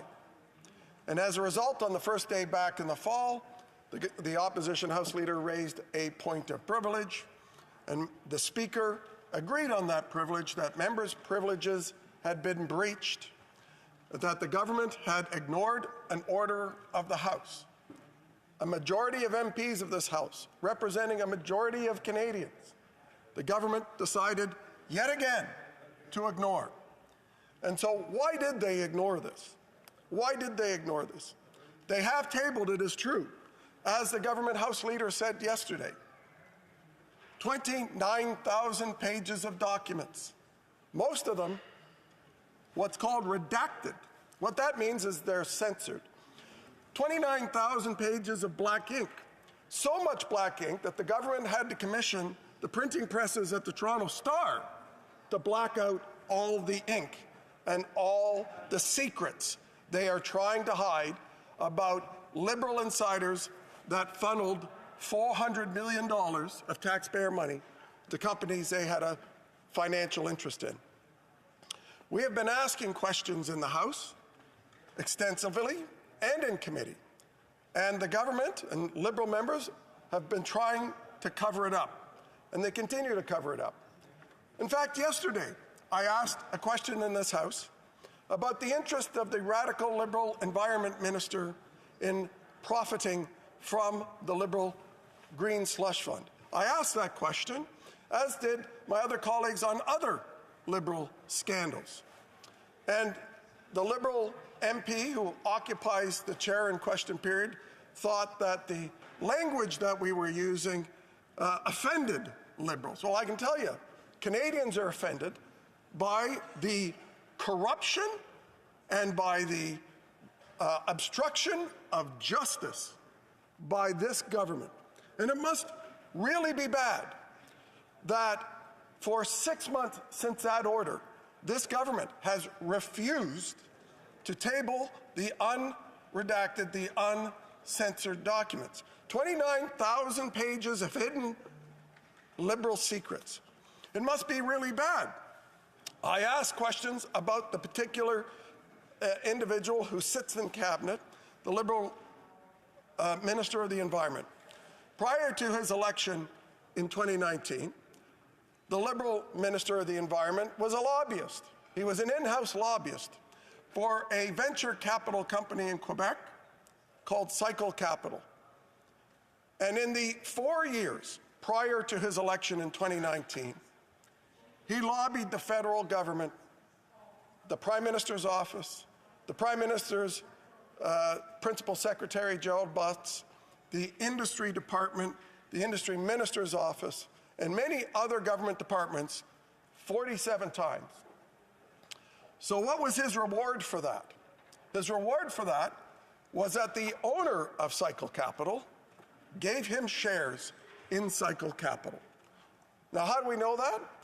Because the Minister of Environment declares it on his ethics reports that he owns shares in Cycle Capital. Now, the owner of Cycle Capital was appointed by former Liberal Industry Minister Navdeep Bains to the board of the Liberal Green Slush Fund. Do you remember Navdeep Bains? He's the one that left government early from industry and now is an executive at Rogers Communications, the most expensive cell phone company in the world. He was in charge of reducing cell phone bills.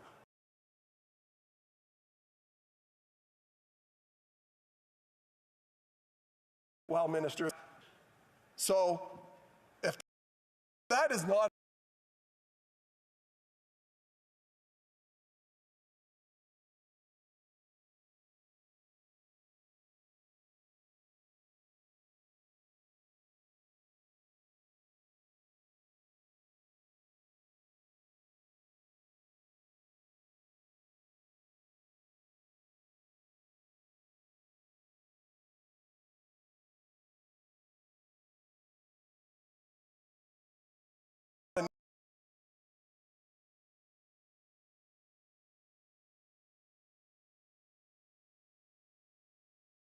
to come and explain himself. So I raised the question yet again in the House, which offended many Liberals, but I tell you what offends Canadians is the graft and corruption that goes on in this Liberal government that they seem to accept, that they seem to think is just fine with them, that it's okay to take $400 million of Green Slush Fund money by people appointed to the board by this Liberal government, that they voted to companies they own. That's okay for them. Let's just cover it up. And the motion agreed to and the privilege motion agreed to by the Speaker was on September 26th. We're about to be in December next year, and it would be a nice Christmas present for Canadians for the Prime Minister to come clean and stop censoring the documents and release the documents. But he won't do that. Yet he stands in this House, as he did today, complaining that the important work of the ineffective programs, the housing decelerator program they're proud of, that these things are being held up because we continue to press, as Conservatives, for honesty, integrity, and for the government to put themselves above the House of Commons and to obey the order of this House. But they refuse to do so. So we will now enter from September to December, now 4 or 5 months, where this House will debate this. And it will go on. It will go on. And the way to stop this is for the government to actually obey the order of the House, the order of the Conservatives, the order of the Bloc, the order of the NDP, the majority of members of Parliament that voted for the release of these documents. And it hasn't received much media. It hasn't received much media. You know, $16 glasses of orange juice received much more media than this has received. The mainstream media aren't covering this. Online media are covering it, but the mainstream media aren't. But shock, yesterday, the Globe and Mail wrote an editorial on this. Let me quote what the editorial said in the Globe and Mail yesterday. I won't read the whole thing because I know that Liberal members have read it intently and then quietly keep their head down in question period, hoping no one notices. But here's what the Globe and Mail said. The actual cause of what's going on here in the House, the actual cause is the Trudeau government's contemptuous refusal to hand over unredacted sets of documents that the House ordered it to produce. Just, we did refer to the Prime Minister there by the name. So I know you're reading the quote, and it's always difficult. So I just want to get the honourable member to back up the current Prime Minister, whatever. The honourable member for South St. Martin's. Thank you, Mr. Speaker. So here's what the Globe and Mail said. But the actual cause is the Liberal government's contemptuous refusal to hand over unredacted sets of documents that the House ordered it to produce in a motion passed in June. They went on. The House has already lost more than a fifth of the 122 sitting days scheduled in 2024. If this goes on to the end of the year, Canadians could see half of Parliament's sitting days erased because, I'll add this out to it, because of the intransigence and the cover-up of these Liberals. They go on to say there are a few ways this could end, but there is only one right way, and that is for the Liberal government to respect the will of the House and hand over the documents. Anything else would be a disgraceful blow to Parliament's ability to hold government account. Now, they go on to say, it's not hard to suspect, were the reference to the RCMP not in order, the Liberals would find another excuse not to hand over the documents, and that might well embarrass them.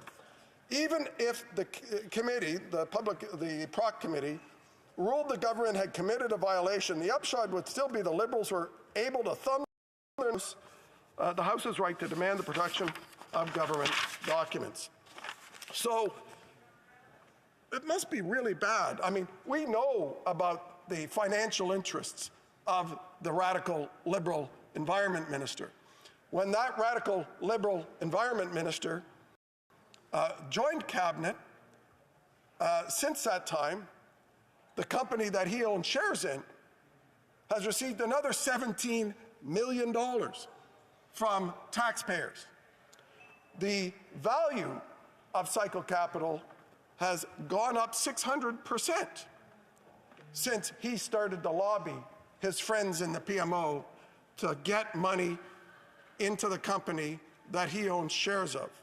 Now, you would have thought a person with strong ethics on becoming Minister of the Environment would have sold the shares in the environmental venture capital firm in order to ensure no actual or appearance of conflict. But as we know from the two Randys onwards, that's not much of a concern. Now, early on, we heard lots of excuses from the government House Leader. Vain attempts to say only the police can ask for documents or turn over documents. Of course, that was disposed of quickly by most members of this House, who said any company that discovers inappropriate action is free to turn over their documents to the police for investigation, which is what we're doing here. But they ignored as well, the Prime Minister's department is called the Privy Council Office. They said, use the Privacy Act departments to exempt and censor the documents. And the Privacy Act actually says that a body that can order the production of documents, such as Parliament, is not an excuse for using the Privacy Act to exempt information. If a body that has the power to demand documents has that power, the Privacy Act does not apply.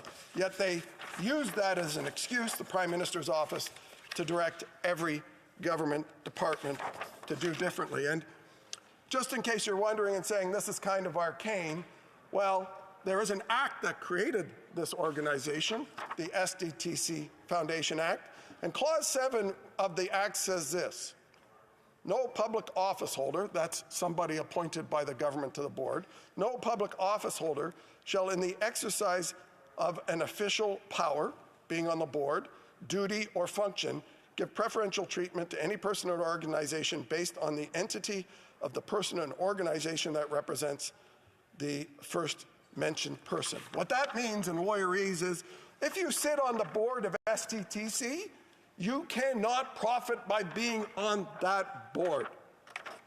So what did the Auditor General find out? The Auditor General did an audit for 5 years of it, did a sample of the transactions, only about half, 226 transactions, that board approved. And the Auditor General found that 186 of the 226 transactions, in other words, 82% were conflicted, 82%. That wasn't a mistake. That wasn't bad lawyerly advice. That was people coming in and out and voting for each other's stuff. That is a culture of conflict driven by a chair appointed by Navdeep Bains over the objection of the CEO because her company was already doing business with SDTC, who said, don't worry, it's okay, we can manage conflicts. Well, the way they manage conflicts is taking 82% or $400 million and stuffing it into their own pockets. And one of the beneficiaries of that is the accelerated value of Cycle Capital on those shares owned by the Liberal Environment Minister. Perhaps that's the reason they won't, this government, release the unredacted documents, because it just shows the extent to which that minister is involved in this ethical breaches of acts of Parliament. Minister Bains, at the time, has appeared before committee. His deputy at the time, a fellow named Newbley, appeared this week. And for all of those who remember Hogan's Heroes, there was a character in Hogan's Heroes called Sergeant Schultz. Sergeant Schultz always said, I know nothing. That's what he always said when confronted by Hogan on things. Well, guess what? Couldn't remember anything about SDTC, even though he appointed all of these people. Even though one of the people that worked at SDTC, 1 month after he left the cabinet and joined CIBC, that SDTC person went to work at CIBC. But he doesn't remember anything there. The Deputy Minister Newbley could remember the resume of Annette Verschuren, the Liberal appointed chair, to grade 6. Everything she had ever done, to grade 6. He could remember all of that. Noseworthy, who sat in every board meeting, they worked together since Meech Lake for 40 years. He could remember everything in his career. He said, ADM Noseworthy was there to be my eyes and ears on what was going on. Not every deputy minister believes in this, but I believe in this. So I had a person there all the time. And when I asked them, so when 82% of the time they were voting money for their own companies, did ADM Noseworthy, as your eyes and ears, tell you about it and you told the minister? I don't remember that. I don't remember having discussions with him on it. I can't remember. You know, I do remember the Act needs to be changed, and I have very specific ideas of where the Act needs to be changed. And I said, well, does the Act need to be changed to allow for conflicts of interest since it doesn't allow for it now? He said, well, I'm not really that familiar with the Act. These folks were covering up for the Liberals, straight from the Prime Minister and the Prime Minister's office. We've been unable to locate the Director of Appointments who approved all of these people. The Minister of Industry of the day, Navdeep Bains, claims they made him do it. It was the devil that made him do it, PMO appointments. He was just a puppet. The Prime Minister said they have freedom. Apparently not. Navdeep Bains said he didn't appoint anyone. He was just doing what PMO told him to do. So what we have here is a situation where absolutely nobody is responsible in the Liberal government, yet again, for $400 million this time being stuffed into Liberal pockets. And who knows, the 29,000 blacked out documents are probably hiding more corruption that we are unaware of. Now, just to let you know, this is not a one-off incident with this government. This government is, and it has been, a corrupt government. And it's led by the Prime Minister at the top, who's been twice found in ethics breaches by the Ethics Commissioner, the Conflict of Interest Commissioner. You remember the Aga Khan incident, going for free vacations to billionaires, Caribbean islands on his private jet and saying, not declaring it, oh, sorry, forgot, friend of the family, so I'm excused. I can get freebies from people I call friends of the family. Remember the second one? The We Charity where his family members got paid by the We Charity. Minister of Finance was sending taxpayer money to the We Charity. His mother was getting paid by them. His brother was getting paid by them. And the Minister of Finance's daughter was getting paid by them, and they were found in breach. Of course, everybody remembers the blackface incident. Of course, the Prime Minister experienced that differently.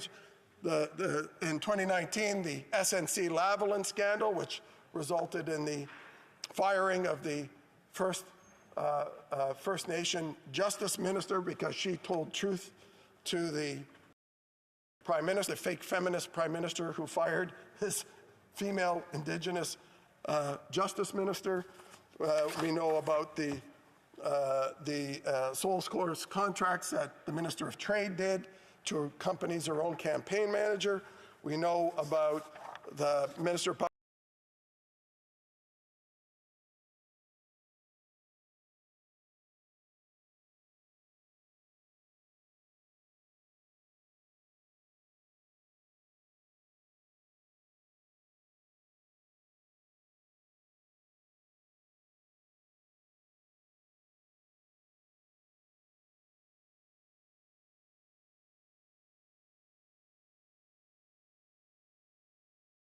Safety Law. Everybody's a scam that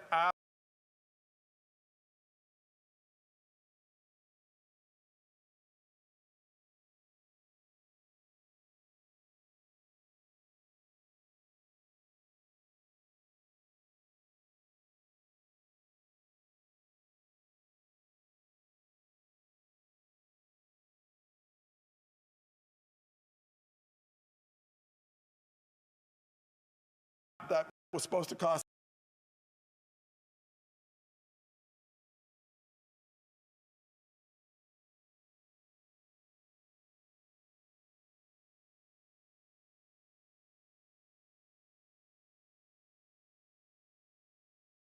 $60,000 in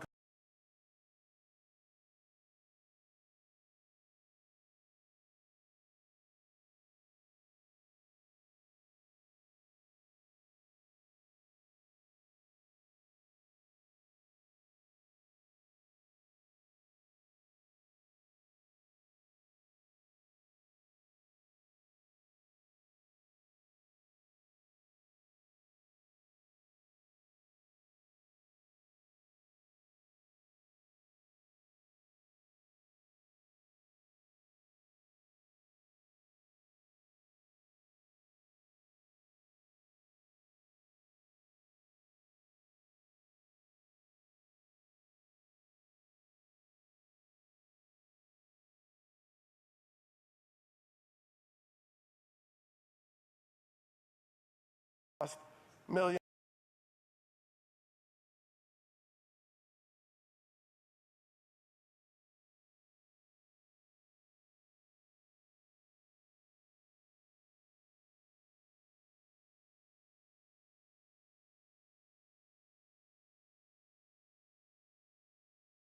And millions and millions.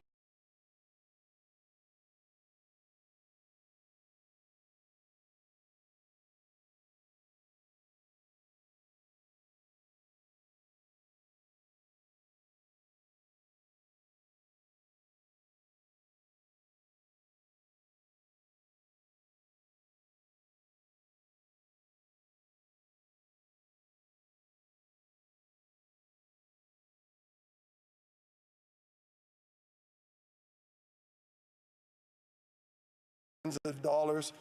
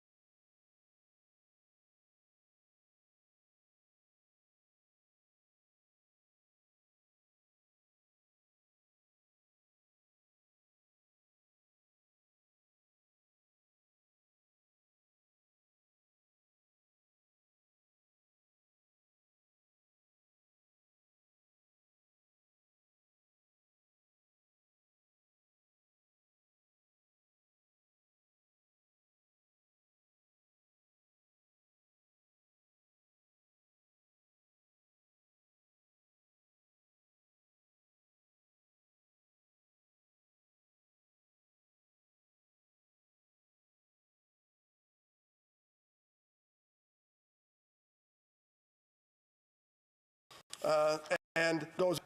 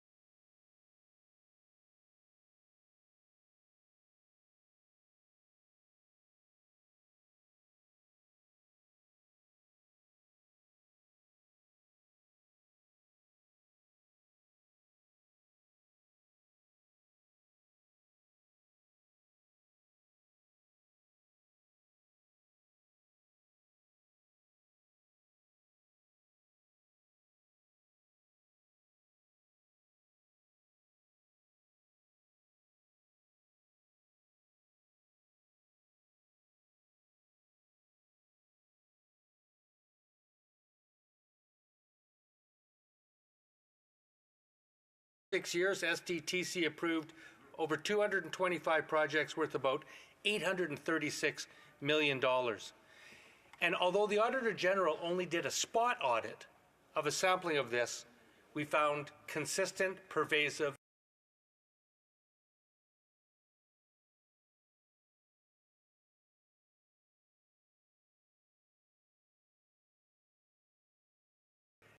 and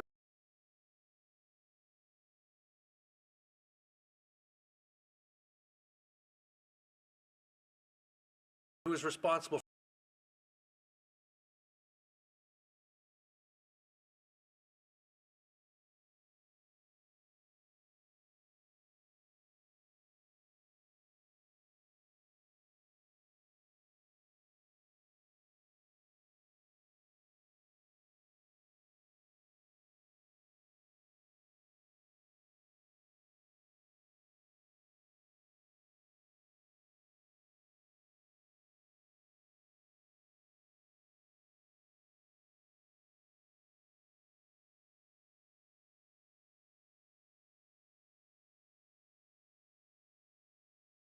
informed on ethics issues to know that you shouldn't sit in judgment in a case where there's money that could go to your personal benefit if you're actually charged with protecting the public interest. And that case is being investigated as we speak. Now, in this case, the NDP joins with all parliamentarians, particularly on the opposition side, who are horrified and frankly, we condemn this kind of wasteful spending and absolute scandalous corruption. Now, the official opposition has put forth a motion demanding documents from the government to this Parliament so that we could get to the bottom of it, as is Parliament's right. And the New Democrats also joined with the official opposition, and I believe the Bloc Québécois, when we supported that request and demanded production of documents to this House so that Parliament can exercise its constitutional and historical duty to scrutinize spending of the government and to hold government accountable. Now, the Speaker, the government had, the Liberals, they demurred on that. They did not want to do that, and it resulted in a motion calling for the Speaker to find a violation of privilege in that refusal to produce those documents, and the Speaker agreed with the request to have those documents produced here. Now, by the way, Parliament is supreme. Parliament does have the right to have those documents produced here, and I think that transparency and accountability and respect for our constitutional obligations supports the New Democrats and the opposition members in that quest. Now, this is where it gets a little bit funny. The government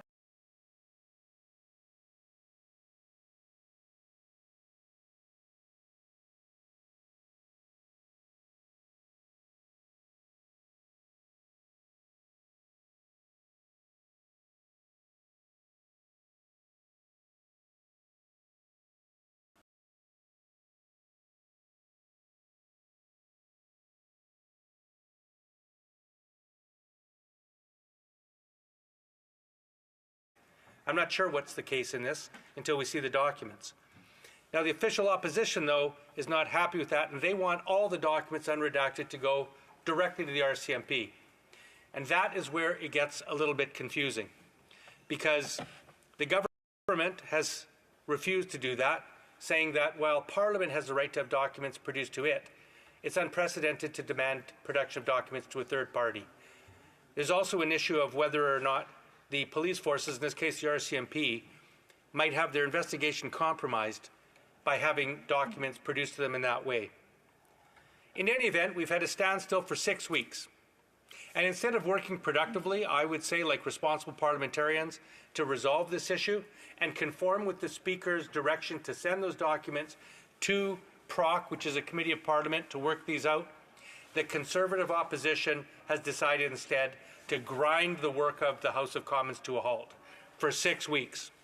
For 6 weeks, Mr. Speaker, the Conservatives have not allowed a single piece of the people's business to move forward in this House. Now, a former colleague of mine, Nathan Cullen, used to famously say The currency of Parliament is time. We only have a certain amount of time to address the issues that are important to Canadians, and every hour counts. Yet the Conservatives have decided it's more important to them to have not a single issue move forward in this House for 6 weeks, not on housing, not on the inflation, not on international trade, not on foreign affairs, not on issues that affect every single Canadian in every community in this country. Not a single issue important to Canadians has been allowed to move forward while they filibuster and debate a motion in this House that could easily be ended. Now, in terms of cost, I'm told that that filibuster that the Conservatives are engaging in costs us $70,000 an hour. That's about $1 million per day. By my calculation, that means the Conservatives have cost this House about $20 million over the last 6 weeks. Now, in my view, that pales in comparison to the cost to Canadians of refusing and failing to deal with the real issues that they're facing, that my constituents are facing in particular. I want to delve into a couple of those issues that we could and should be dealing with.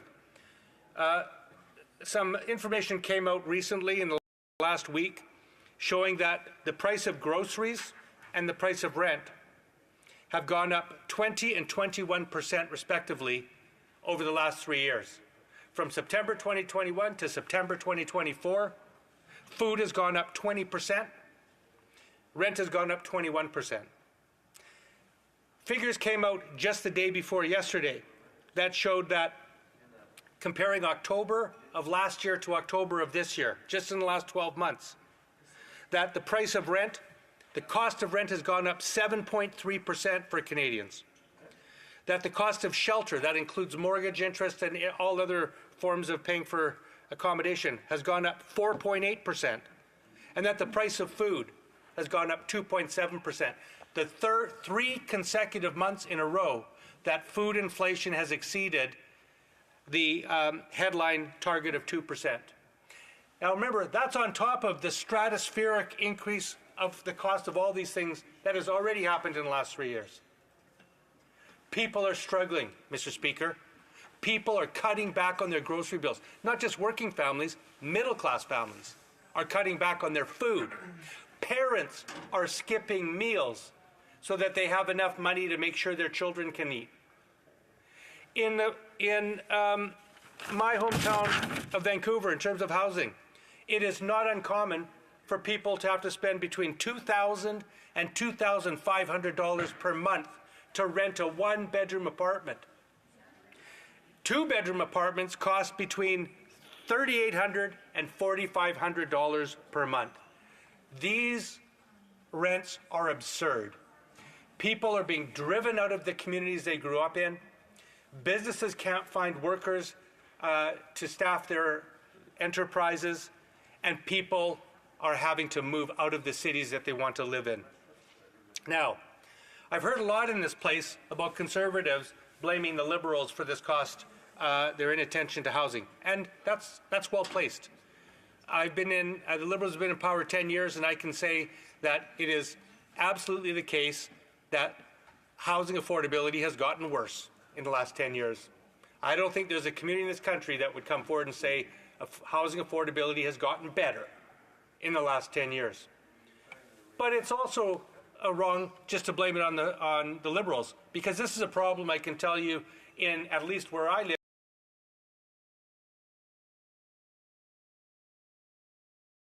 2015 statistics to see if my intuition was correct. And this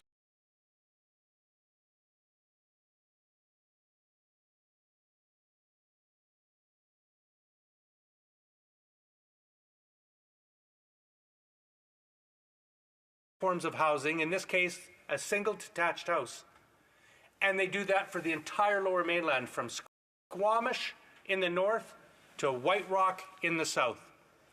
The entire Lower Mainland, where millions of people live. And this is what they found. The price of a single detached house in the year 2000 was $380,000.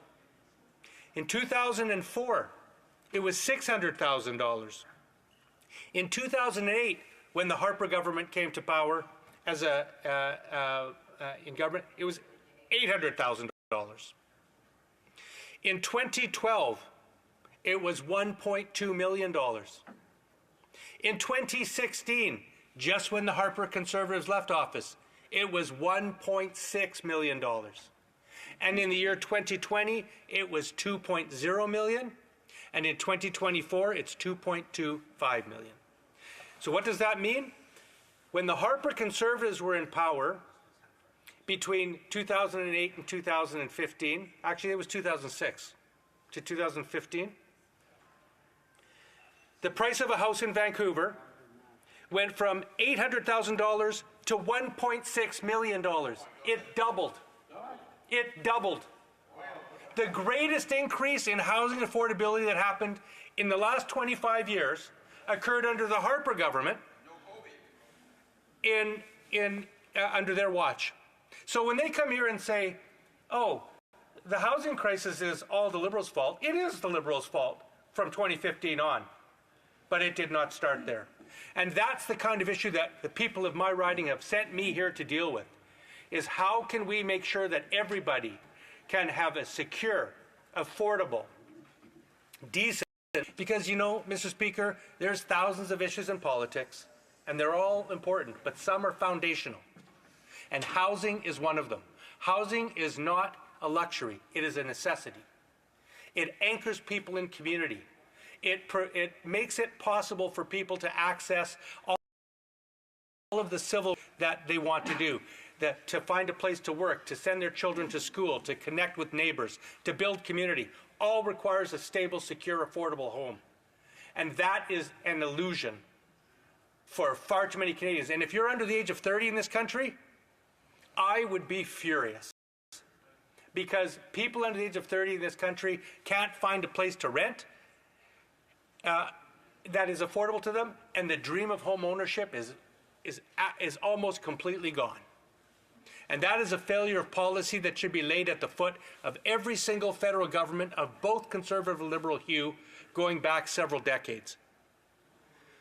Now, I just want to talk for a moment quickly about scandals, because the funny thing is, we're talking about Liberal scandals here, and it is a genuine Liberal scandal. But I was here when the Harper government, it actually self-destructed on its own after scandal after scandal after scandal. Now, I've heard Conservatives go, oh, well, we weren't here at the time. Well, the leader of the Conservative Party was here. He was in cabinet the whole time those scandals happened. And they say, oh, you know, well, that was then, this is now. You know, the best predictor of how the Conservative for next time is how they governed last time. What happened then? They blew $2 billion in the Phoenix pay scandal, where they didn't even ask anybody. They just decided to contract out and privatize HR, human resources, in the public service. It bungled. It didn't work, and they're still actually trying to clean up the mess today. $2 billion wasted. Twice, not once, twice, the Conservative government was found in contempt of Parliament. The first government in the history of Canada. And you know over what? In the greatest irony of all, refusing to produce documents. They just document Afghan detainee scandal and in documents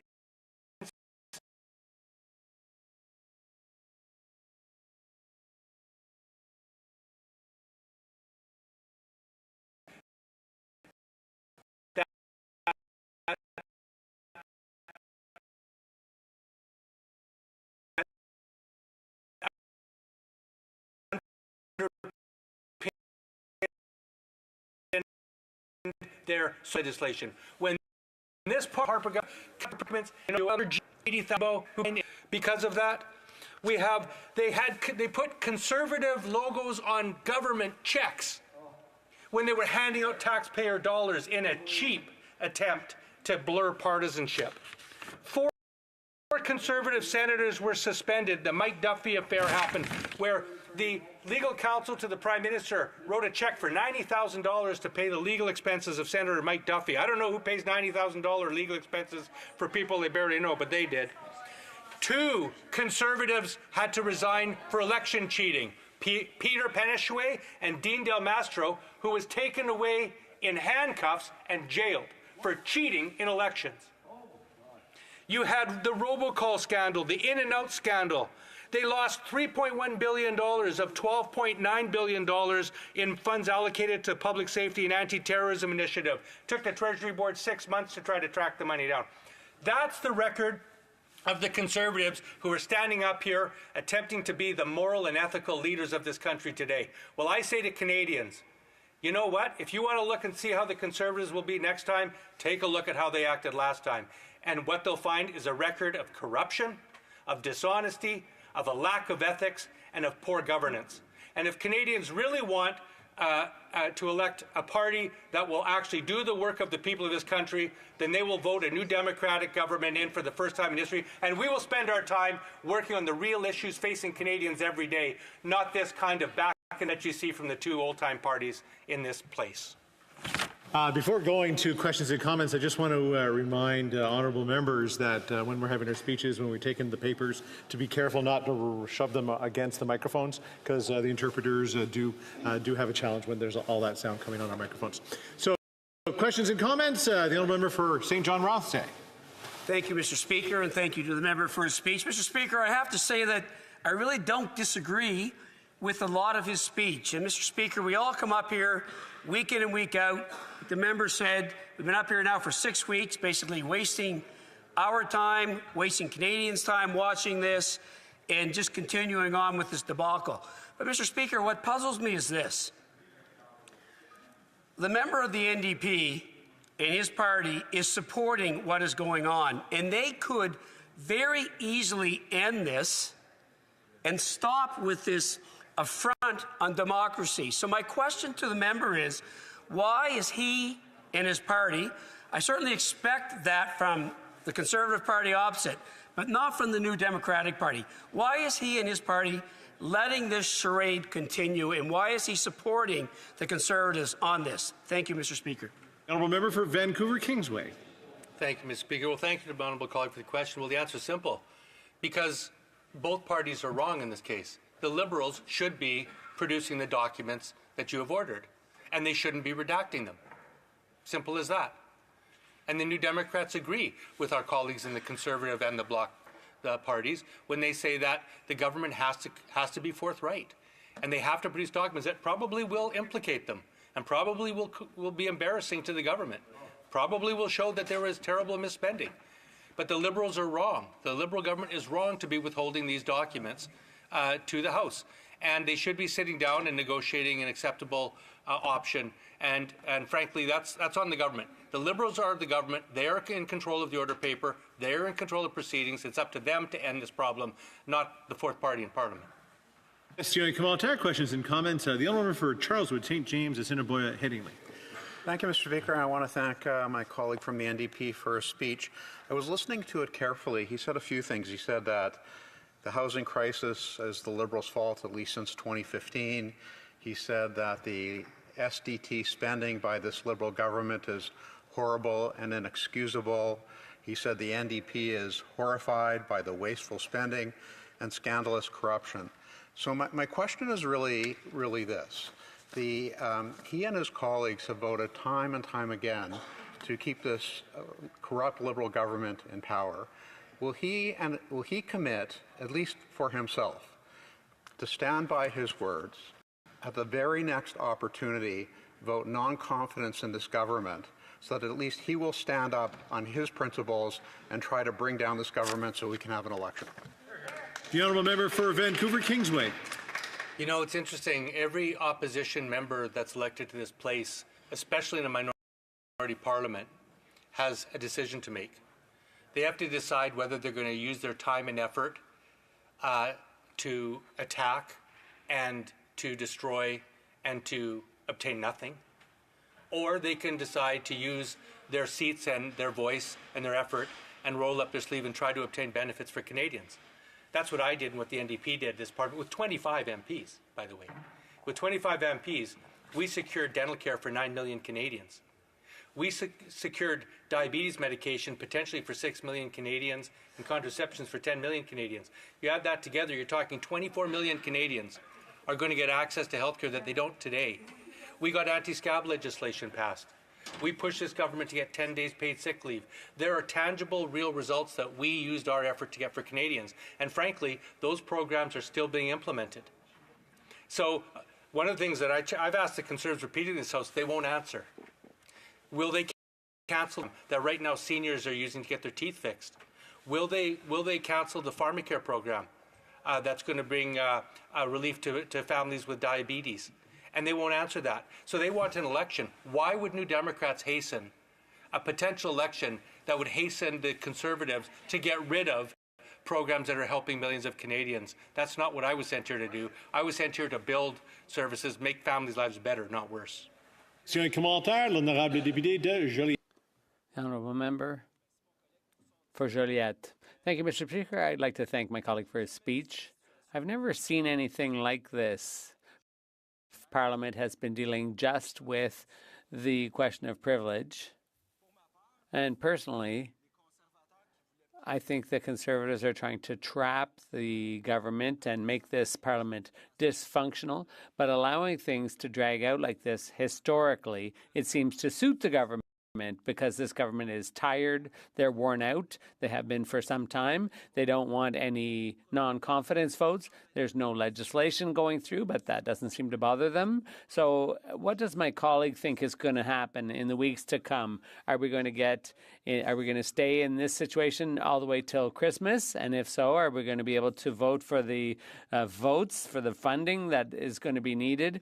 Or are we going to have to wait for an opposition day? And if those votes, if that budget isn't passed, then is there going to be an economic crisis? The honourable member for Vancouver Kingsway. Committee in a productive way, and that's an example where, as we speak tomorrow, we're going to go and we're going to be voting on amendments to the upcoming budget, and we'll be taking all of the evidence that we heard from the stakeholders who came to the Finance Committee over the last 2 months, and we'll be taking that input and actually making suggestions to the government to make the Canadian economic climate better and to help the businesses that we need to succeed. To answer his question, really, I think it's up to the Conservatives and Liberals. The Conservatives have decided to grind this House to a halt for 6 weeks. In fact, a Conservative MP publicly stated the other day that one of the side benefits of this is that they paralyzed the Liberals' attempt to bring any legislation forward, which I think is a real indictment of their true purpose, which is to make sure nothing happens. I think that's irresponsible. And the Liberals are irresponsible by not providing the documents that Parliament has a right to see. So as long as we have both main parties that are putting their own partisan interests ahead of the interests of people and Canadians, we're going to continue this logjam. I think it's a shame, and I think the responsibility lies on them. They're going to have to answer the Canadian people for why they are wasting this Parliament's time and not getting anything done for them when the New Democrats, and I think the Bloc, at least want to work together to get laws passed and get policies in place that will help Canadians. Questions and comments? The Honourable Parliamentary Secretary, Government House Leader. Mr. Speaker, the core of the issue is that the matter be referred to the Procedures and House Affairs Committee. That's the actual vote that needs to take place that gets rid of the issue. Now, the reason why it's going to the Procedures and House Affairs Committee is because a great amount of concern has been raised by the RCMP, by the Auditor General of Canada, and other legal experts that are saying that it would be inappropriate for us to hand in unredacted documents directly to the RCMP. That was not necessarily known at the time in which the original motion was passed. Some have suggested that it could even be potentially an abuse of power. It brings it back to the original motion. Let's get PROC to make a decision so that we collectively as a House don't do something that would be against potential charter rights of individuals. Does the member believe that the Liberal government should be listening to the Conservatives on this issue, or listening to the Auditor General of Canada and other legal experts that are telling us not to give the information directly to the RCMP? The Honourable Member for Vancouver Kingsway. Yeah, thank you to my honourable colleague for that. I think that's a valid concern. I have read the same concerns by the police forces. It's unusual. In fact, it's I think, unprecedented for Parliament to order documents to be delivered directly to a police force. Now, having said that, I'm not sure that that's illegal, and I'm not even sure that that's necessarily impossible to do. Our police forces and RCMP are used to executing subpoenas. They're used to getting documents. They'll work with the Crown to see what the documents can be used for and not, subject to constitutional and charter rights. The police are used to dealing with that all the time. So I'm not necessarily as convinced as my honourable colleague is that that can't be done. I think it should be explored. But the real question I think the Liberals have to answer to is, what are they doing about the SDTC waste of money, where millions and millions and millions of dollars have been wasted? I haven't seen any ministerial accountability for that yet. I mean, we saw them, we finally saw a Minister of the Crown removed from Cabinet today, but that's totally separate from this matter today. I haven't seen any ministerial responsibility answerable to the taxpayers for the egregious waste of millions and millions of taxpayer dollars through this Sustainable Development Technology Fund. And that is something I'd like to hear from my honourable colleague. Resuming debate, the honourable member for Leeds, Grenville, Thousand Islands and Rideau Lakes. It's a real pleasure to have the opportunity to rise in this House, Speaker, and to be recognized by the Chair. And the circumstances, though, are unfortunate in that we're talking about a $400 million scandal, over 186 conflicts of interest, and a lawful order from the majority of democratically elected members of Parliament passed in this House ordering the NDP Liberals to hand over the documents in this scandal to the RCMP. Now, what they would like to do is to turn the documents, turn the matter over to a committee. I've got to tell you that I find that wholly insufficient, and that's what I've heard from Canadians when I've talked to them and when they've called me and written me about this matter. They want to know why it is when a crime is committed in their community, if someone steals $100, $1,000, $10,000, breaks into a home, they said, are we supposed to call a committee or are we supposed to call the cops? And the answer is, of course, you call the police. $400 million. And it's interesting to note that this is what's been detected thus far, because the Auditor General only reviewed a sample in the SDTC matter. So the actual malfeasance, the misappropriation, the theft, the embezzlement that's gone on would be much, much higher than $400 million. And that's exactly what the police would find out. And that's exactly why these Liberals are refusing a lawful order of Parliament to hand the documents over. But there's a new scandal with these Liberals. And today, we started the day talking about the Liberal minister from Edmonton who had shady business dealings. His company being sued for fraud for hundreds of thousands of dollars. His company being investigated by the Edmonton Police Service for fraud. He and his business partner fraudulently applying for government contracts that were designated for Indigenous-owned businesses. But the minister says that he never claimed to be Indigenous, except when he was applying for those contracts, disenfranchising actual Indigenous-owned businesses. His previous claims about his heritage, well, now he says he got it wrong. He said that he wasn't directing, that Liberal minister from Edmonton, said he wasn't directing his company from the cabinet table, but now we know that he was, that what he said wasn't true. And he said that his company wasn't applying for any government contracts while he was a minister, but we know that they did in fact apply for a contract with Elections Canada, and they were awarded that contract for tens of thousands of dollars. Now, why would a government department award a contract to someone who sits around the table that decides on the funding and fate of their organization? Gee, I wonder why, if it didn't advantage that Liberal minister and disadvantage every other small and medium-sized business. That business that he had, by the way, was a pandemic profiteering business, taking advantage of people who were scared during a time of scarcity and great concerns about their health.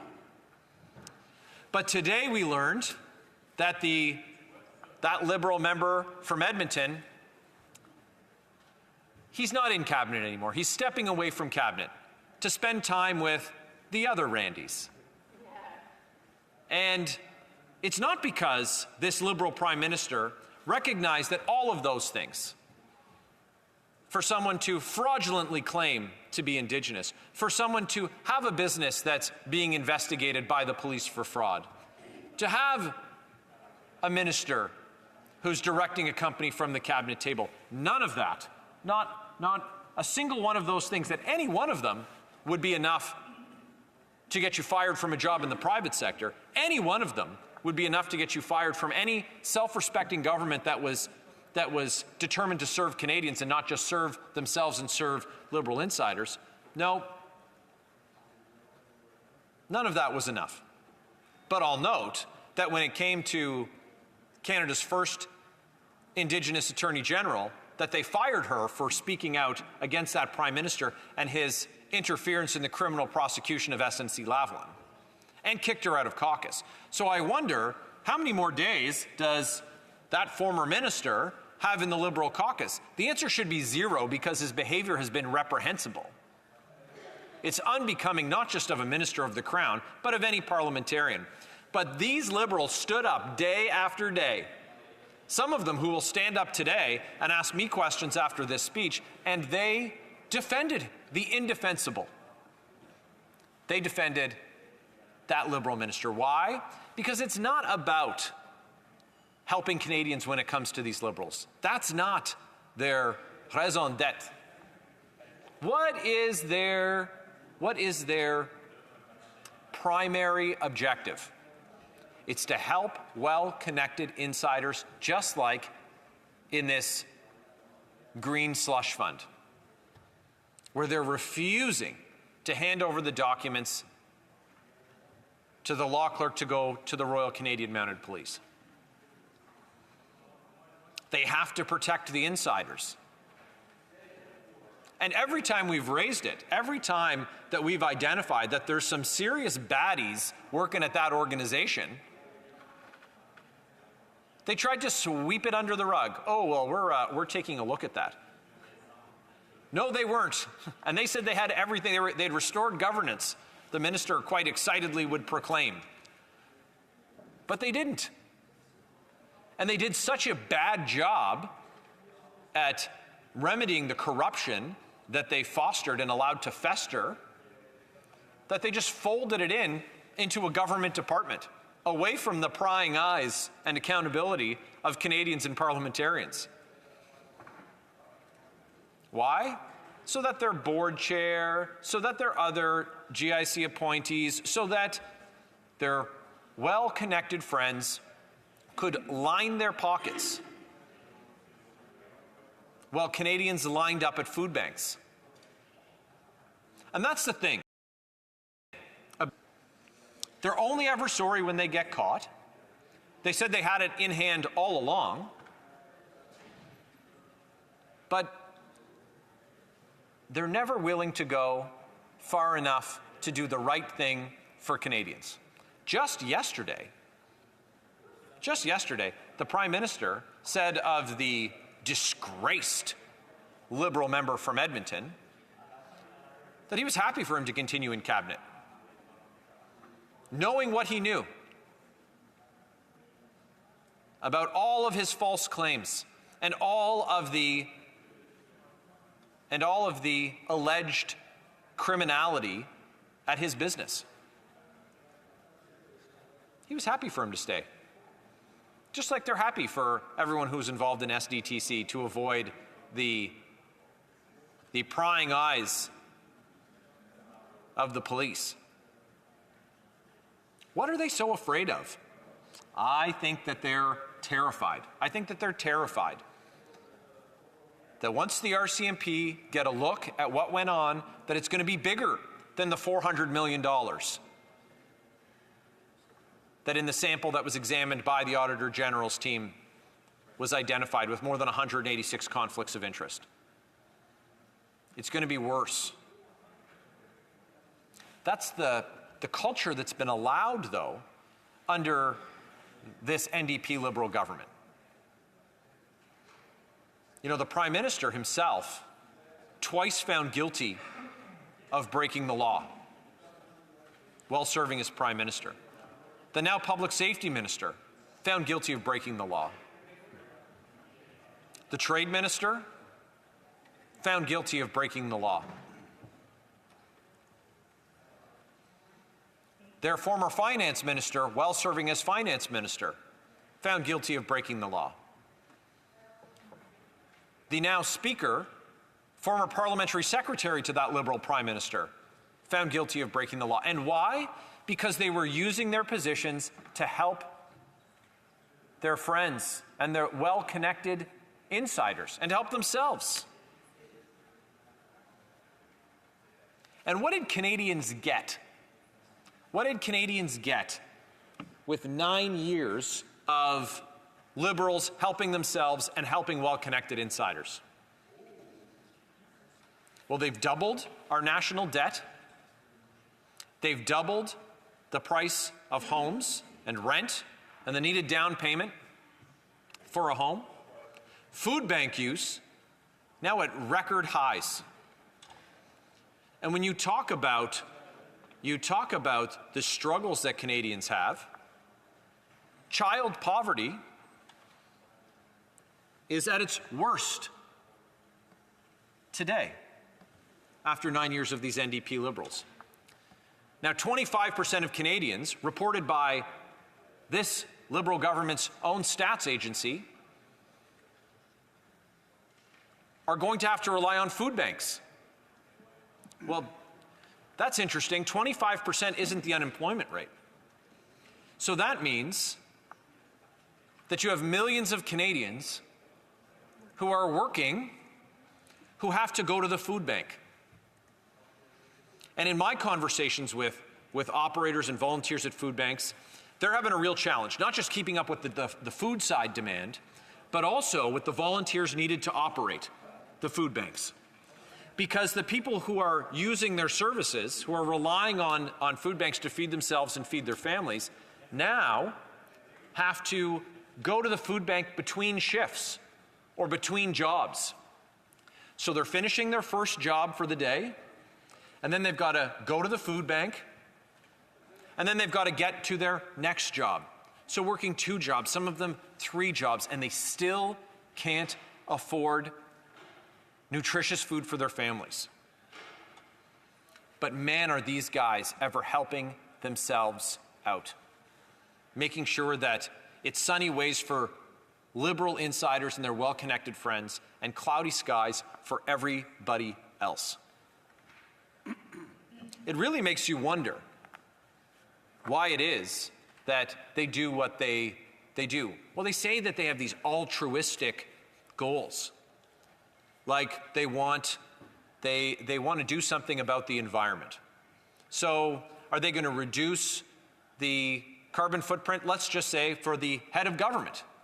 No, of course not. That Liberal Prime Minister is a high carbon hypocrite, the likes of which we have never seen. Meanwhile, he's raising the carbon tax on everyday Canadians with food price inflation in this country outstripping that of our peer nations. Taxing farmers who grow the food, truckers who move it, the grocers who sell it, and the people who buy it. Higher taxes just for the crime of heating your own home. Imagine, in our climate, that this government would punish. Said that heating your home is a behavior that needs to be changed. Though that's their words, that these are behaviors that need to be changed. Now we know that the Deputy Prime Minister, this Liberal from Toronto, thinks that people out on PEI are going to be taking the subway instead of driving their pickup truck. But I've got news for the Deputy Prime Minister, whether it's Victoria by the Sea, Prince Edward Island, or Victoria, British Columbia, or in Athens, Ontario, in my community, no one's getting on the SkyTrain or the subway, taking a streetcar. They're getting in the minivan and trying to take their kids to hockey, get in the pickup truck, drive to the job site, get in their car, go get some groceries, pick up their mom, take her to a doctor's appointment. They're just trying to live their lives. Meanwhile, it's jet setting and high carbon hypocrisy with these Liberals. And of course, they're backed up on every bit of that pain that they foist on Canadians by their accomplices in the NDP, who've abandoned working Canadians, abandoned them. And we've seen that while these liberals impose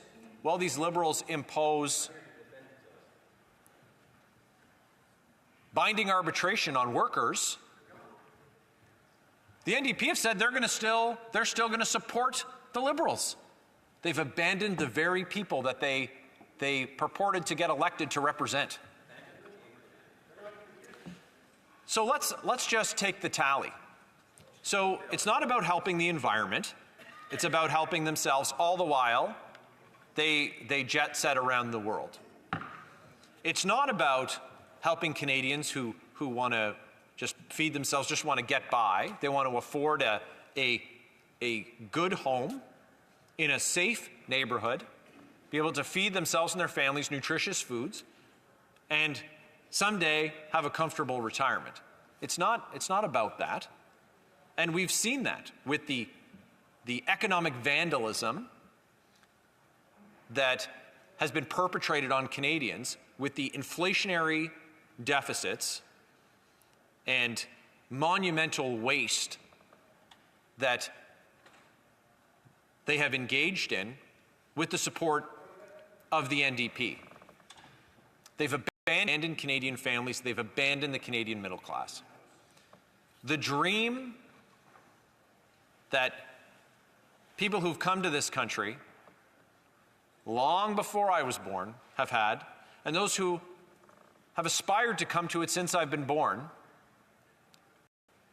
they believed that they would be able to do those things that I said. To work hard, earn a good paycheck, buy a home in a safe neighborhood, feed themselves, and their kids would do better than they would, and they'd be able to retire.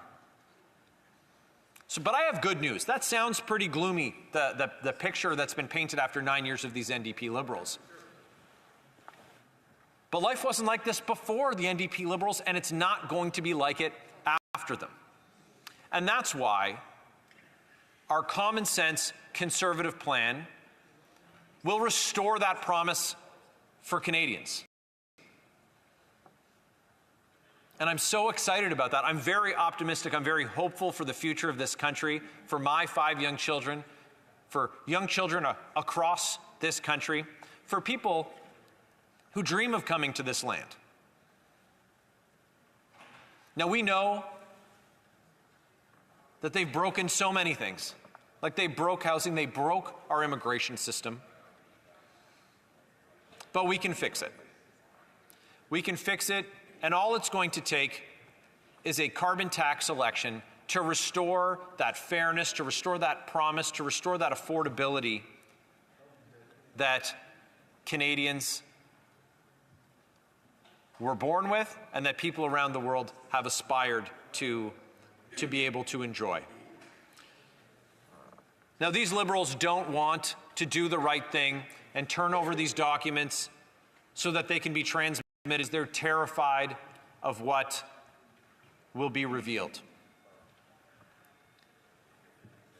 But that doesn't mean we're going to stop the important work that we have, and that's holding them to account and making sure that when a government oversees, presides over, and permits, thereby promoting the kind of fraud and corruption that we've seen in this green slush fund, we're not going to abide it. We're going to hold them to account. And they want to turn it over to a committee. We want to turn it over to the police. That's the rightful place for it to go. And so Canadians can't count on these Liberals, but hey, they've been doing a lot of carping about wanting to get on with other things in this House. This is what we're here to do, but I've got a really simple solution for them. If they want to do those other things, it's simple. Turn the documents over today. Turn the documents over today to the RCMP, and we can get on to those other things. Thank you, Speaker. Questions and comments? Keshe Kamal-Tar, the Honourable Parliamentary Secretary, Government House Leader. Yes, Mr. Speaker, I don't believe Conservative members truly understand the consequences of this multi-million-dollar game of a filibuster, which is being orchestrated by the leader of the Conservative Party. It is going to cost Canadians greatly. Completely disregard.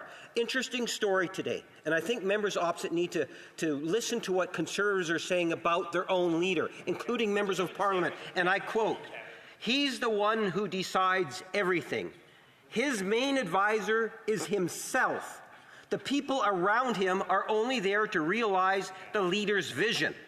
I've been saying that for weeks now, Mr. Speaker, that the leader of the Conservative Party in this whole multi-million-dollar game is all about his personal self-interest.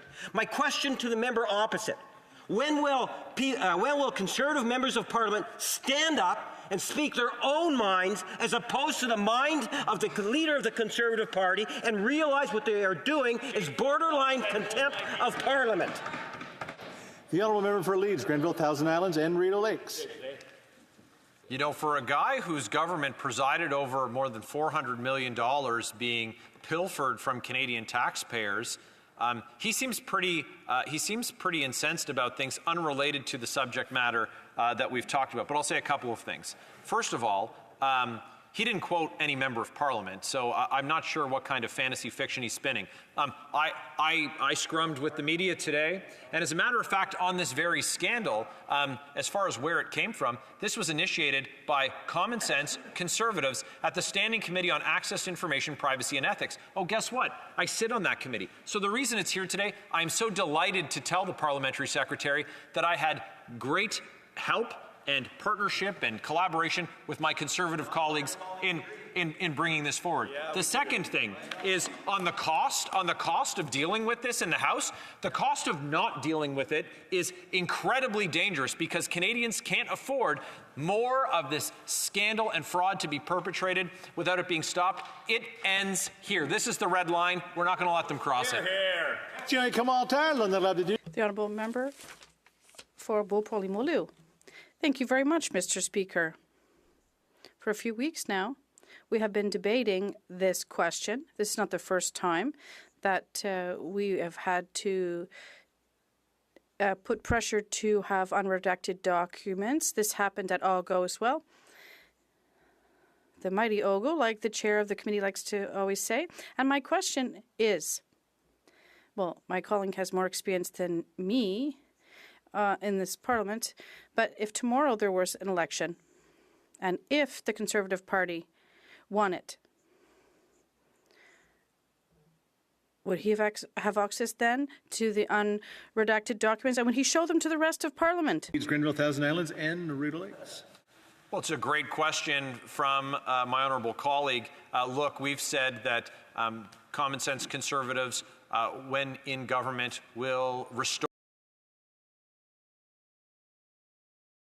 or just like elected parliamentarian who's been knowingly participating with a foreign state in surreptitious activity, they'll be named. We'll name them. We won't engage in the games like the Prime Minister.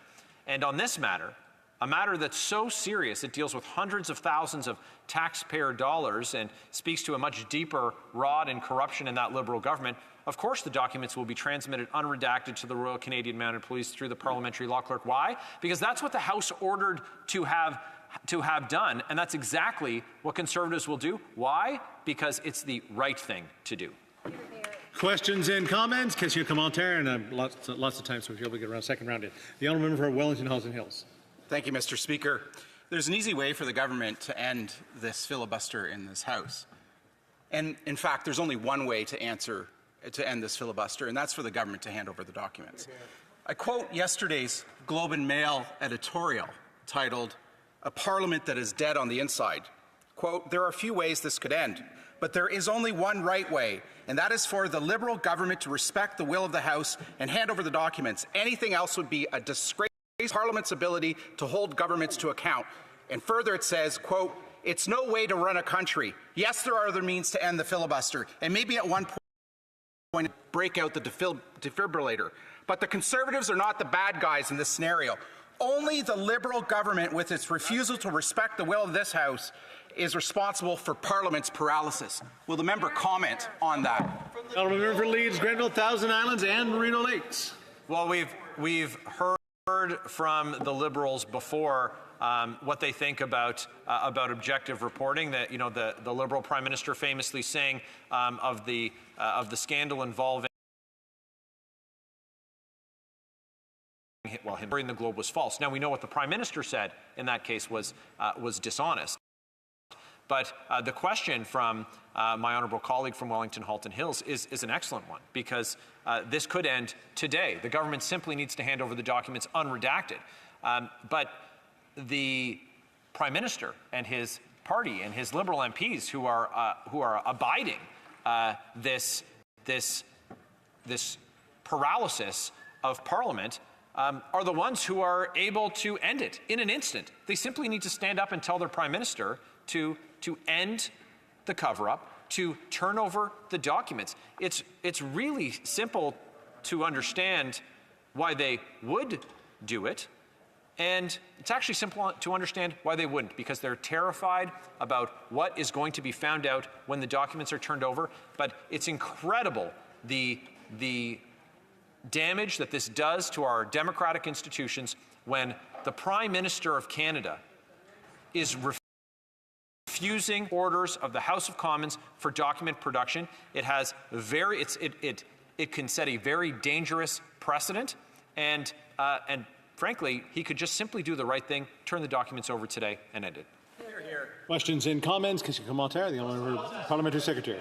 Mr. Speaker, let me provide a quote. Now, the quote that I'm providing is also in a story, but it's written by Stephen Chaplin. Stephen Chaplin is the former senior legal counsel in the Office of the House of Law Clerk and the Parliamentary Council, a real expert. Here's what he has to say about this multi-million-dollar Conservative leader game. It is, and I quote, "It is time for the House of Commons to admit it was wrong and to move on. There has now been 3 weeks, now this is a couple weeks ago, there has now been 3 weeks of debate on a questionable matter of privilege based on the misuse of House power to order producing documents." Madam Speaker, it goes on. It is, and I quote, "It is time for the House to admit its overreach before the matter inevitably finds its way to a court which do have the ability to determine and limit the House's powers, often beyond what the House may like." This is actually from a quote from a newspaper story. Members opposite, I would encourage them to read it all, and this is an expert that wrote it. But don't be confused by experts. My question is, what words of wisdom does the member have to say about this particular article, which is a quote from an expert? The honourable member for Leeds, Grenville, Thousand Islands, Rideau Lakes. Just like the parliamentary secretary, the individual he quotes is wrong, and that is affirmed, and that is affirmed by the parliamentary law clerk.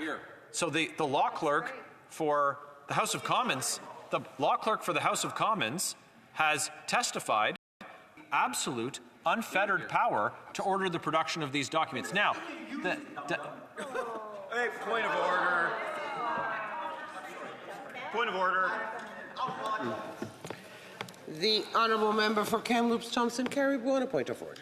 The member for Winnipeg just called my honourable colleague a name. He should apologize. And not only that, it was completely inaccurate. Honourable member, the honourable parliamentary secretary. Madam Speaker, absolutely, I withdraw it. The honourable member for Leeds Grenville Thousand Islands Rideau Lakes. Well, Madam Speaker, it's quite clear that they've run out of arguments. They've been demonstrated to be wrong. What they're doing is not consistent with exactly what the law clerk for the House of Commons has said. And since he's not able to engage in a debate worthy of this place, I have nothing further to add. Questions and comments. The honourable member. I'm sorry because I always confuse the order. The honourable member for Renfrew, Nipissing, Pembroke. Thank you, Madam Speaker. My colleague said that things weren't this bad before the Liberals came into power, and they won't be that bad if everyone who wants to get rid of this corrupt government comes out in person and votes in the next election for a Conservative government. Would the member tell the assembled what steps a new Conservative majority government would take in order to ensure that things aren't like this anymore and everyone will be able to afford a home and afford food? For Leeds Grenville Thousand Islands Rideau Lakes, 10 seconds. Well, I want to thank the honourable member for Renfrew, Nipissing, Pembroke. I have a tremendous amount of respect for her. Quite simply, in that amount of time, Madam Speaker, we're going to axe tax, build the homes, fix the budget, stop the crime. We're going to get rid of that carbon tax. And, of course, we're going to take out the GST off of new home construction. Thank you. Resuming debate, the honourable member for Calgary, Nose Hill. Madam Speaker, over the last several weeks, all of us have had the opportunity to think about why this place needs to function. This debate has been precipitated because the government has refused to respect the will of this place. This place needs to function under the standing orders and under all the rules and privileges that we are afforded here in this place, because in a lot of ways, democracy can be an illusion if this place does not function. We are each imbued power of approximately close to 120,000 people. I represent that many people. I sometimes think in my head of a filled Saddle Dome several times over, and I think about the responsibility that I have to be the voice of that many people. So the rules that we have in this place allow me to speak on their behalf, and it also prevents Canadians from feeling like they have to settle conflicts or differences or get action through violence. There's so many things that we have to ensure work here in order to keep our democracy functioning.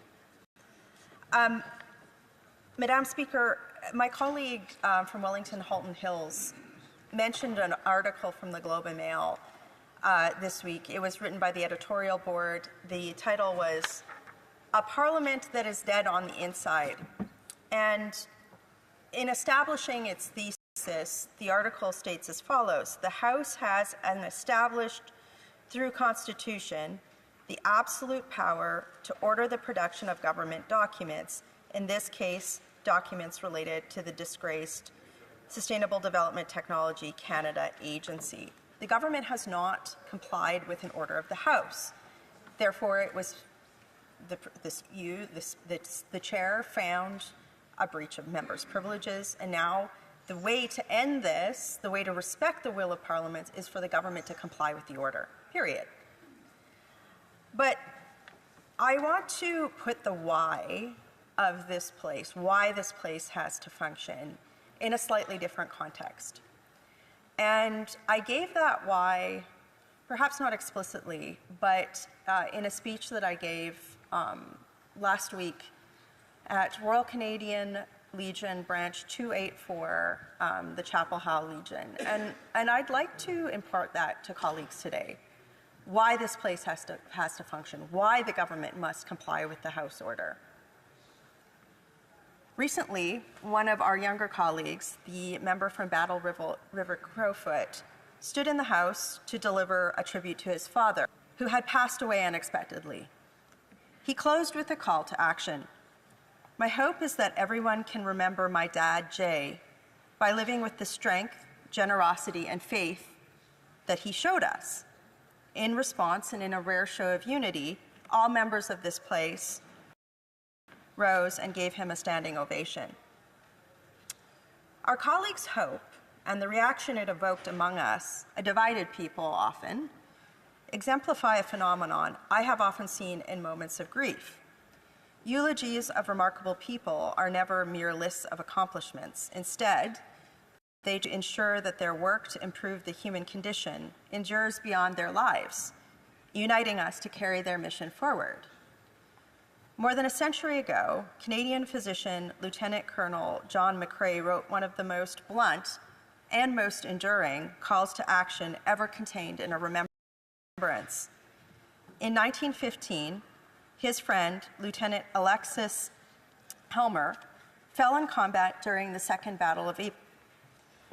After his funeral, and noticing the poppies springing up among graves of the fallen, McCrae wrote an elegy entitled In Flanders Fields. In Flanders Fields the poppies blow, between the crosses row on row, that mark our place, and in the sky the larks still bravely singing fly, scarce heard amidst the guns below.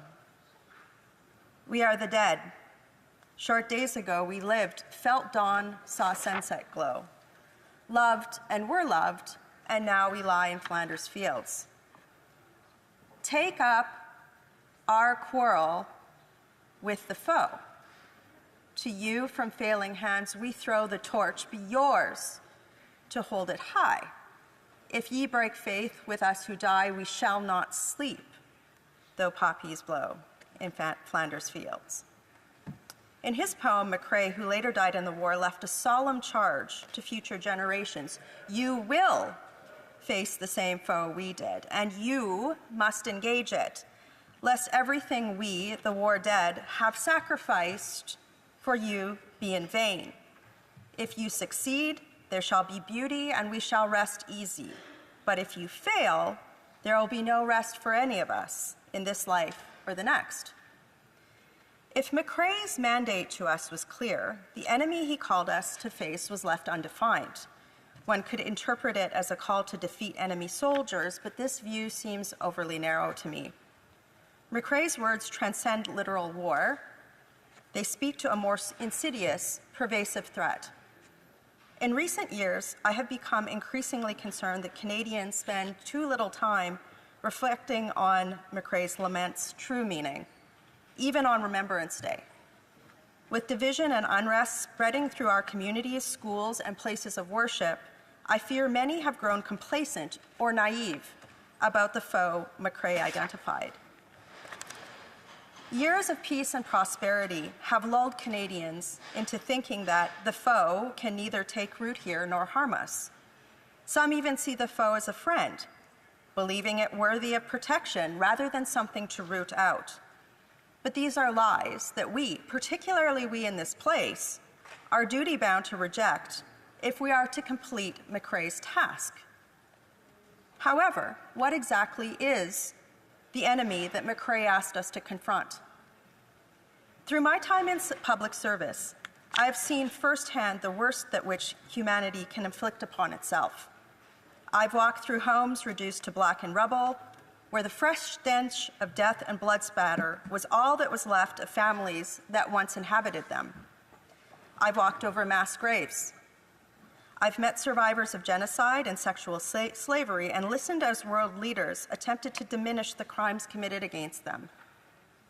I've witnessed mothers whose starving children limply clung to them in refugee camps, displaced by warfare and disease. And I know that all who serve in our military have seen far worse than I. So I know that our foe is real, pervasive, and intent on our destruction. But I also know that the horrors of war, though perhaps its most visible manifestation, do not constitute the foe itself. But if it's not war, then what is it? I believe the foe germinates in the complacency and the false belief that Canada is immune to external threats. It spreads by erasing the hard-learned lessons of past conflicts and convincing us that others will defend our freedom, rendering us unprepared and unwilling to defend it ourselves. It fosters divisiveness and denies the existence of a Canadian identity. But this assumption that the foe can be ignored or that Canada lacks something worth defending is fatally flawed. In that place of folly, ingratitude, decadence, arrogance, and naivety, we meet McRae's foe, the desire to subjugate others and strip away their freedoms. It terrifies me that the foe so obviously lives on in Canada despite McRae's cautionary words, and the sacrifices made by so many who have fought to defend our nation in armed combat. That's because the foe, left unchecked, inevitably leads to the downfall of a free people, like us in Canada. If we are truly to honor those who have fallen in defense of our nation, we must accept that opposing the foe is a battle that each of us, particularly us in this place, are currently engaged in. We must review remembrance as a lifelong charge, a sacred duty to prevent the foe from eroding Canadian freedoms, democratic institutions, and our national unity.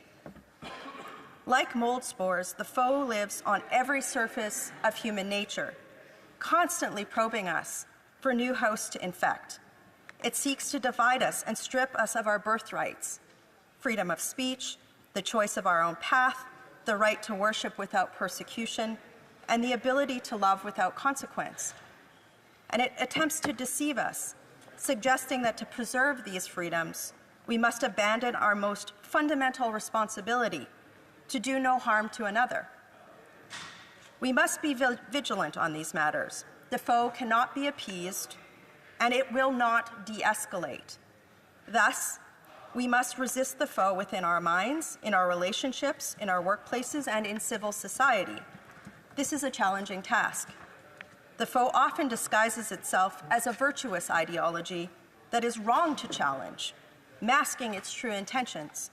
It often attempts to convince us that the only way to protect our freedom is to take away or limit the freedom of others. And yet, hope lies in Canada's history.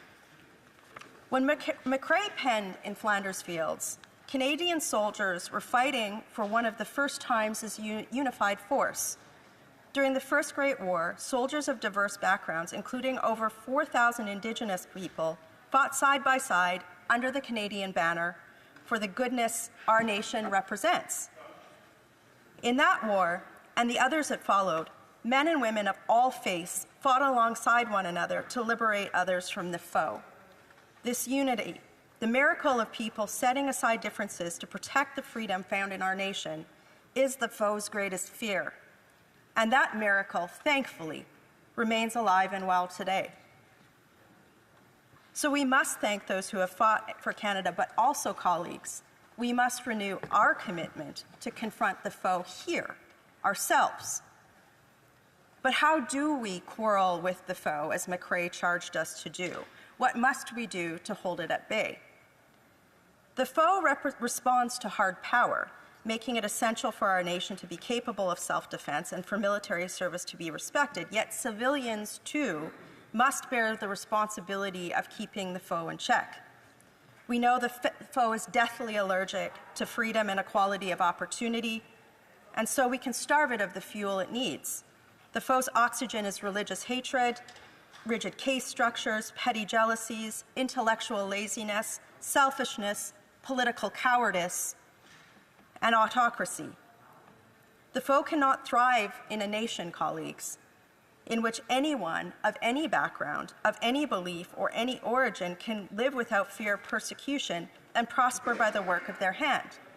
Canada and other countries committed to traditions of freedom, democracy, and justice, and the rule of law are humanity's best and only defense against the foe. It is only within those nations where institutions exist that allow us to solve society-scale grievances through words and democratic action instead of with violence that humanity has been able to hold the foe at bay for any length of time. So we must remember that the foe confronts us every day in small moments, when we choose to empathize rather than judge, when we bear witness to suffering rather than ignore it, and when we temper anger with understanding. But, colleagues, also when we work to correct injustices.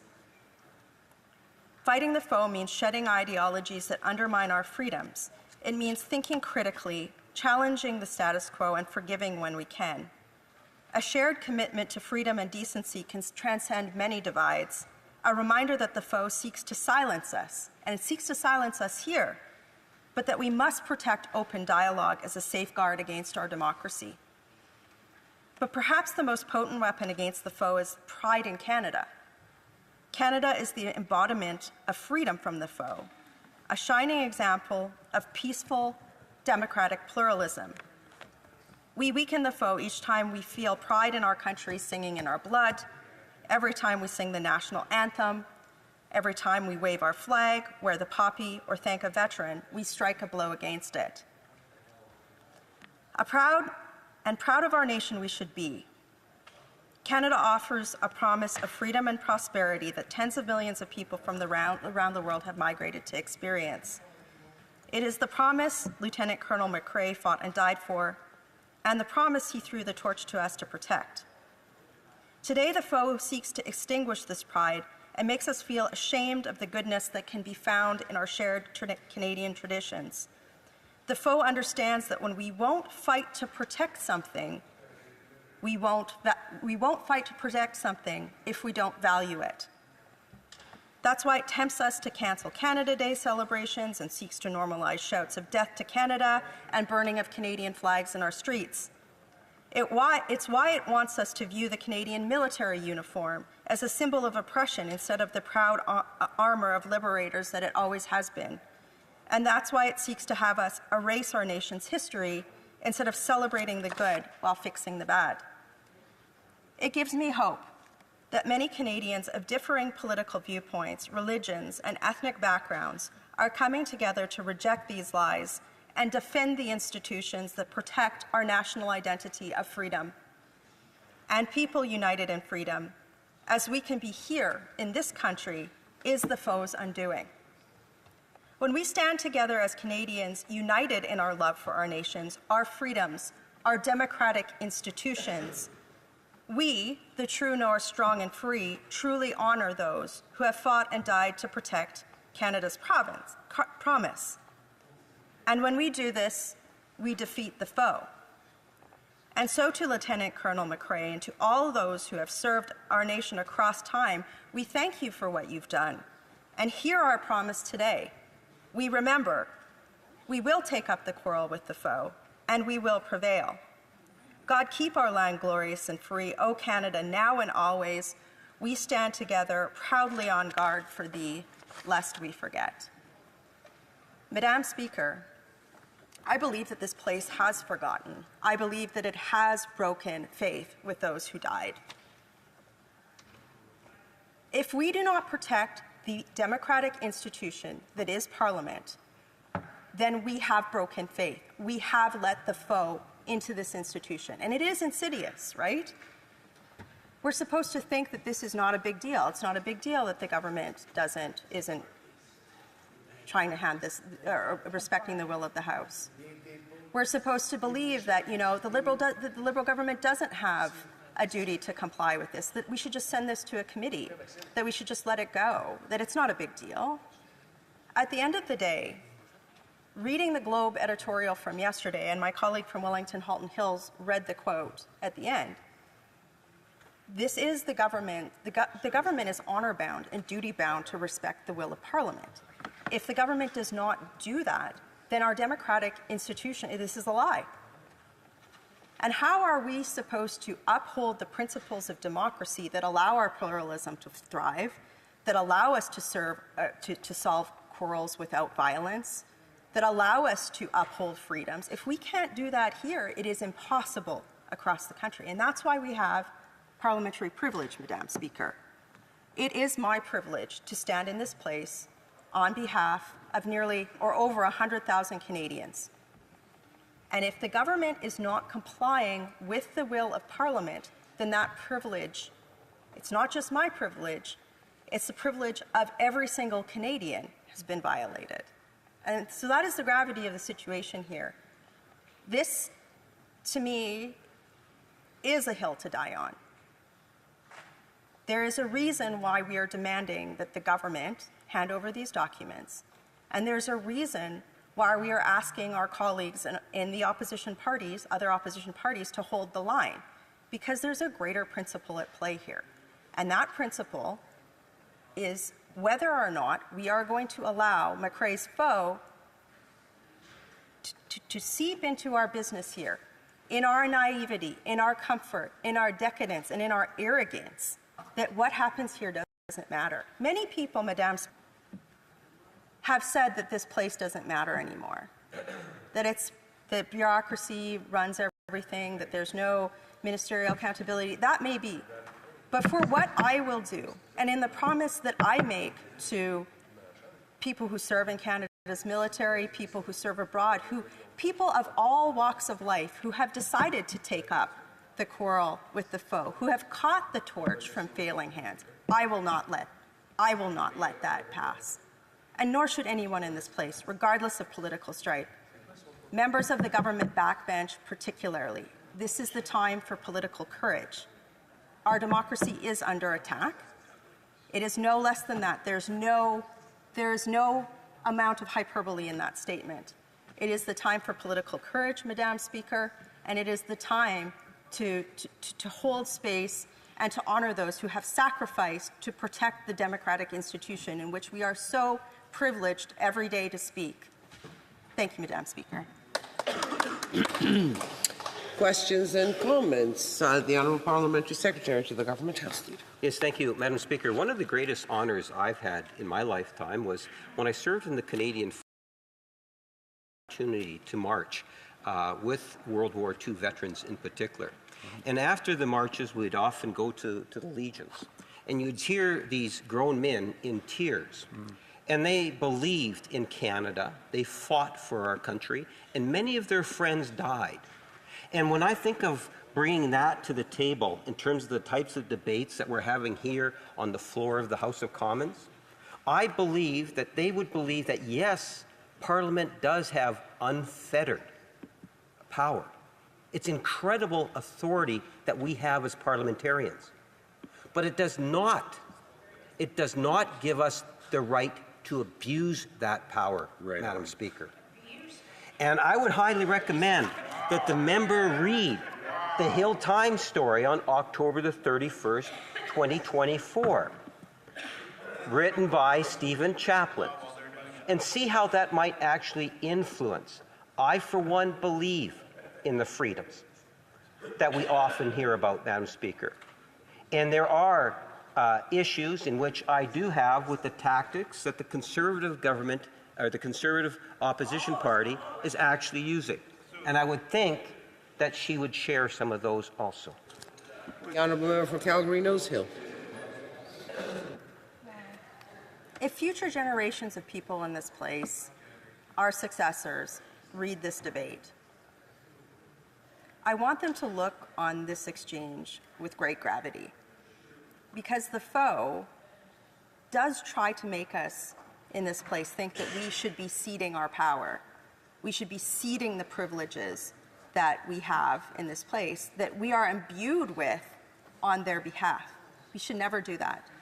What my colleague opposite suggested was that we should cede the power of Parliament, that the will of Parliament is not supreme.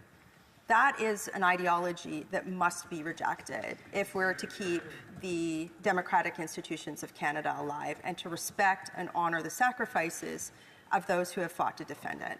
Hear, hear. Commentaire, l'honorable député de Lac-Saint-Jean. The Honourable Member for Lac-Saint-Jean. Thank you, Madam Speaker. Thanks very much. I have to say, I enjoyed listening to the speeches from my colleague from Calgary, Nose Hill. She's an experienced woman, and the member for Calgary, Nose Hill, precisely because she has a lot of experience. But it brought me back to something that I wanted to mention to her, a calculation, and I'd like her to say whether this makes sense. With this question of privilege, the Conservatives want some documents. The Liberals don't want to give them the documents. Now, if the Conservative Party were to end this question of privilege and immediately table a motion of non-confidence in the government, as the NDP, the Bloc, and the Conservative, because we want these documents, we've asked for them, well, then there could be an election and maybe her party would take power. And then they could provide the documents to the House. So my question is this: wouldn't it be easier? Wouldn't it be faster? Maybe I'm being naive. This is just a theory that I have. Wouldn't it be easier to table a motion of non-confidence in the government, trigger an election, and if the Conservatives take power, then they could fork over the documents? This place has to work, and in order for it to work, the government, Parliament, the way for the government to end this issue is to hand over the documents and respect the will of Parliament. It's as simple as that. We have to start taking these principles seriously if Canadians are to believe that their democracy works. It's as simple as that. There's so many Canadians who feel disillusioned and powerless because they see members ceding their power and they see the government thumbing its nose at all of us. They see the government suing the former Speaker of the House in a previous Parliament over a very similar issue. That has to stop. If Canada is to continue as a great nation, as a place of the great nations of the world and take its place, then this place has to work. The government has to respect the will of documents, or the will of Parliament, and in this instance, it must hand over the documents. The honourable member for Vancouver Kingsway. Honourable colleague, for a thoughtful speech. You know, she talked a lot about the foe, and I'm not sure from where the foe emanates in her view, but I want to focus and get her opinion on the foe from within. You know, here in this country, we have routinely seen turnout in federal elections at about 60%, and that seems to be the norm over successive elections. That means, pardon my bad math, but about half of Canadians don't even think that their democracy is important enough to cast a ballot every 4 years or so. And I'm just wondering what she thinks is the cause of that. My own view is that when you have successive political parties who promise things and then betray their promise, like the Liberals broke their promise on 2015 being the last election under first past the post, or saying 25 years ago they would bring in a universal pharmacare system, when they tell Canadians they'll do that sort of thing and then get in government and don't do it, does she feel that that has a corrosive impact on our democracy and it drives people away from the democratic process? Is that a legitimate foe that she thinks ought to be addressed? Member for Calgary, Nose Hill. Madam Speaker, I tried in my speech to really emphasize that the only place that McRae's foe does not thrive is in democratic nations where people have enshrined rights to equality of opportunity and fundamental freedoms that are protected by democratic institutions and the rule of law. I think that there are many people who feel disillusioned at this particular juncture in Canadian history about their democracy because we have a government that continually, day after day, thumbs its nose at this institution, be it giving ridiculous talking points in question period, or having a cabinet minister who falsely claimed Indigenous identity, or pick any other litany of scandals, and then watching members of the governing party, instead of demanding change from within, trying to figure out how to get a cabinet spot.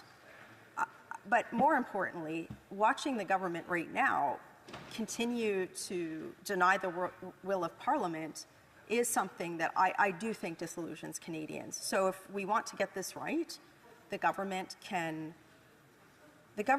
and especially members in the government who continually day after day hold water for this government, who stand up and ask inane questions to hold the water of bad decisions in cabinet, if they do that, if they keep doing that, that's what erodes democracy. That's what disillusions people. And I would just look to my colleagues, particularly those in the governing party, and beg them, have some self-decency. And if you can't do that, respect Parliament and stop carrying the water of a government that has proven its absolute contempt of this place and of the Canadian democratic institutions. Thank you. Thank you, Madam Speaker. I mean, I find it really interesting to hear the member say that the government is just making talking points when a lot of the speeches that have been given by Conservatives, the last 100, I think this member was the 171st Conservative to speak on this, were generated by AI. Yeah. And so I take some offense to that. But in any event, Madam Speaker, my question for the member is this: if the opposition wants to bring forward a motion, which they had, and the motion is this: the motion is that we send this matter to committee. I don't think that there is a member in this House that won't vote in favor of it. We want to vote in favor of this motion. It's a very unique situation when the movers of the motion are the ones that are filibustering their own motion. So, notwithstanding everything else about this, okay, why bring forward a motion to move something to a committee if you never had the intention of allowing it to move to committee? The honourable member for Calgary-Nose Hill. The order from Parliament to the government was to hand over documents. It wasn't to send it to a committee, it was to release documents. So we are demanding that that is what happened. And while I have time, Madam Speaker, I'd like to offer some advice to my colleague, who is frequently up in this place, who recently had to apologize for spreading libelous misinformation on social media. I have to say this. Done. Resuming debate, the honourable member for Saskatoon West. Well, thank you, Madam Speaker. I rise once again to address the sweeping corruption that grips the current NDP Liberal government here in Ottawa. This Parliament is consumed with the issue of the Liberal government refusing to turn over unredacted documents to the RCMP for a criminal investigation. These documents pertain to the Sustainable Development Technology Canada, better known as the Green Slush Fund. I've already spoken extensively on this issue, as did the Auditor General, I may add, and so I'm in good company on that. I encourage everyone to check out my Facebook and Twitter feeds to see my deep dive into the Green Slush Fund and other Liberal criminal wrongdoings. For example, in today's case, these documents have been blotted out by the Liberals, and as a result, the police are at a standstill. But is this a surprise? In our country, police investigations of possible wrongdoings and criminal activities are not just esoteric questions confined to the Prime Minister and his cadre of NDP advisors. Crime is real. The government may not take crime seriously, something they are demonstrating here by failing to provide documents to the RCMP, documents that may very well hide criminal actions and connections to Liberal insiders, potentially even Liberal MPs or ministers. But crime is a crisis that is gripping our nation, a crisis that affects every community, every family, and every Canadian. I'm speaking about the devastating convergence of drugs and crime, two interconnected issues that have spiraled out of control under this NDP Liberal government's watch. This crisis is not about abstract statistics, it's about real people. It's about the family grieving the loss of a loved one to a fentanyl overdose. It's about the shopkeeper who no longer feels safe in their store. It's about parents who are afraid to let their children play in local parks because of discarded needles and drug paraphernalia. This is a crisis that touches all of us, and it demands immediate, decisive action. For too long, the Liberal government, propped up by their NDP allies, have implemented reckless ideological policies that have not only failed to solve these problems, but have made them worse. Their so-called evidence-based approaches have emboldened criminals, exacerbated addiction, and left Canadians feeling less safe in their own communities. This is unacceptable. The Conservative Party offers a clear, common-sense alternative. We believe in holding criminals accountable, in prioritizing recovery over enabling addiction, and ensuring that every Canadian can feel safe in their home, their neighbourhood, and their workplace. All of this against the backdrop of a government who commits scandal after scandal. This discussion here today is only the latest one, the refusal of the government to provide the unredacted documents to the RCMP so that they can determine if there were actual crimes committed. When we have a federal government so quick to bend the rules and possibly even commit crimes, is it any wonder that we have a larger crime and drug problem in this country? Madam Speaker, to address this crisis effectively, we must begin by understanding the root causes. Drug addiction and crime are deeply intertwined, each fueling the other in a vicious cycle that devastates individuals, families, and communities. The opioid crisis is a prime example. In 2015, Canada has seen an explosion in opioid-related deaths, driven by the rise of synthetic drugs like fentanyl. These substances are cheap, potent, and deadly.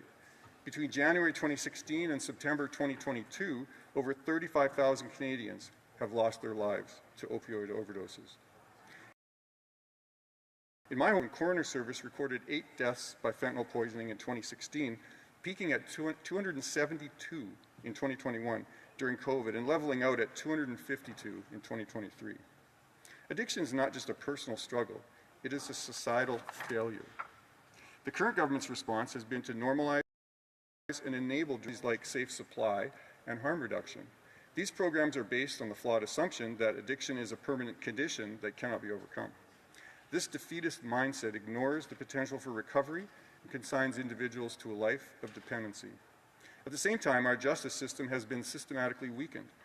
Bills like C-75 and C-5 have prioritized the rights of offenders over the safety of law-abiding citizens. These laws have made it easier for repeat offenders to obtain bail, reduced sentences for violent crimes, and eliminated mandatory minimums for serious offenses. The result has been a justice system that no longer serves justice. We cannot afford any more years of inaction or misguided ideology. It's time to chart a course built on accountability, safety, and recovery. Accountability, safety, and recovery. Important words, aren't they, Madam Speaker? We need accountability here in Ottawa. Like today, as we debate this motion on the Green Slush Fund and the possible criminal wrongdoing by the NDP Liberal government in funneling money through the Green Slush Fund. Why do I say possible wrongdoing? Well, because the Liberals are blocking this Conservative motion to release the unredacted documents necessary for the RCMP to investigate. It's actually amazing this Liberal Party has prioritized themselves and their own selfish needs over the safety of Canadians. Selfish needs like funneling government cash to their friends through the Green Slush Fund. Well, how do I know that? Well, just look at their legislative record when it comes to criminal matters. The NDP Liberals passed a law called C-5, which purposely took accountability and punishment out of the courts. Since the passage of C-5, violent crime and drug-related offences have skyrocketed. Repeat offenders, no longer deterred by the threat of significant prison time, have become more brazen. Police officers across the country report increased difficulty in keeping dangerous individuals off the streets, knowing they will likely be released with minimal consequences. Simply put, Bill C-5 with conditional sentences, better known as house arrest, for crimes like sexual assault, kidnapping, human trafficking, stealing cars, breaking and entering, arson, assault with a weapon, assaulting peace officers, trafficking in dangerous narcotics and drugs. The introduction of house arrest for these serious crimes is quite troubling. House arrest may be appropriate for minor, non-violent offenses, but it is entirely inadequate for crimes like sexual assault, kidnapping, or drug trafficking. This policy not only fails to hold offenders accountable, but also places on victims and their communities. Imagine the trauma of knowing that your assailant is serving blocks away from your home. One particularly harrowing example is the case of a violent offender released on house arrest who subsequently commits additional crimes. This revolving door justice system undermines public trust in the legal system and places innocent Canadians in harm's way. And that's why we need accountability restored to our criminal justice system. Unfortunately, accountability is lacking in this justice system. That's why common sense Conservatives have brought forward this motion we are debating today to turn this criminal matter over to the RCMP. Indeed, common sense Conservatives have put forward strong policy proposals on criminal justice matters since the last election. Perhaps the government, who is so intent on avoiding accountability around the criminal wrongdoings of the Green Slush Fund, as well as everyday common sense Canadians, would like to hear about them. Perhaps this could distract from other conflicts of interest. Madam Speaker, our Conservative members have introduced numerous private members' bills designed to correct the failures of Bill C-5 and address the broader issue in the justice system. First, Bill C-299, the Strengthening Penalties for Sexual Exploitation Act, which seeks to increase the maximum penalty for offences like human trafficking and child exploitation to life imprisonment. And while the Liberals redact their scandals, we introduced Bill C-321, the Protecting First Responders and Healthcare Workers Act, that proposes harsher penalties for assaults against first responders and healthcare workers. While the Liberals hide their wrongdoing with redacted documents, we introduced Bill C-394, the Restoring Mandatory Sentences for Drug Trafficking Act, reinstating mandatory jail time for criminals involved in producing, importing, and trafficking dangerous drugs like fentanyl and cocaine. These bills tackle the root causes of rising crime. Rising crime requires urgent solutions, yet this Liberal government chooses in this House today to defend redacted records and questionable spending on the Green Slush Fund rather than tackling the root causes of crime. These next two Conservative bills make sure that criminals stay in prison and don't re-victimize people over and over again. Bill C-325, the Ensuring Dangerous Offenders Stay Behind Bars Act, prohibiting dangerous repeat offenders from serving sentences in the community. And Bill C-296, the Respecting Families of Murdered and Brutalized Persons Act, which will ensure that individuals convicted of heinous crimes such as abduction, sexual assault, and murder of the same victim serve life sentences without parole for up to 40 years. And Madam Speaker, there's more. While the Liberals are giving money to their friends and hiding the evidence in these redacted documents, we introduced Bill C-351, Least Restrictive Conditions for Dangerous Offenders, to ensure that prisoners are confined under conditions necessary for public safety rather than trying to make criminals feel more comfortable. This change would keep dangerous individuals like Paul Bernardo in maximum security facilities where they belong. I spoke to this bill when it was debated in the House, and you know what? The other side voted it down and voted in favor of Paul Bernardo. Madam Speaker, these private members' bills reflect the core principles of the Conservative Party's broader justice reform agenda. Canadians can count on Conservatives to stop the erosion of public trust in the criminal justice system. The erosion of public trust caused by increasing crime and opacity surrounding the Green Slush Fund, both of which harm the fabric of Canadian society. Which is my point here today. If the Liberals would simply hand over the unredacted documents, we could get on with business here in Ottawa. We could get on with the important things Canadians are demanding. And one of those things is stopping crime. Our Conservative plan to stop the crime includes the following pillars. Number one, restoring mandatory minimum sentences for violent crimes, drug trafficking, and serious sexual offenses. Mandatory minimum sentences are essential to ensure accountability and public safety. Number two, implementing jail, not bail. Repeat violent offenders will no longer be released back into the community on bail. We will prioritize the safety of law-abiding Canadians over the convenience of criminals. Number three, expanding treatment and recovery options. The Conservative government will invest in detox and rehabilitation programs, ensuring that individuals struggling with addiction have a path to recovery. Number four, supporting law enforcement. We will provide police with the tools and resources they need to combat organized crime and drug trafficking effectively. This includes reversing the NDP Liberal government's restrictions on law enforcement powers under Bill C-75. And number five, enhancing victim rights. Conservatives will ensure crime are treated with the dignity and respect that they deserve. This includes greater transparency in parole decisions and increased support for victims and their families. It's important that Canadians understand the Conservative approach to these criminal matters, such as the possible criminal wrongdoing that we're debating here today. And today we're debating documents that, once this Conservative motion is adopted, will allow the RCMP to conduct a proper and formal probe into the NDP Liberal actions around the so-called Green Slush Fund.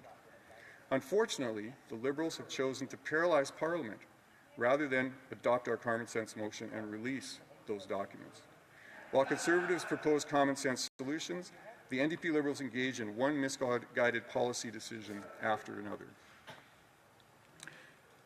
Madam Speaker, the consequences of misguided NDP Liberal policies are clear.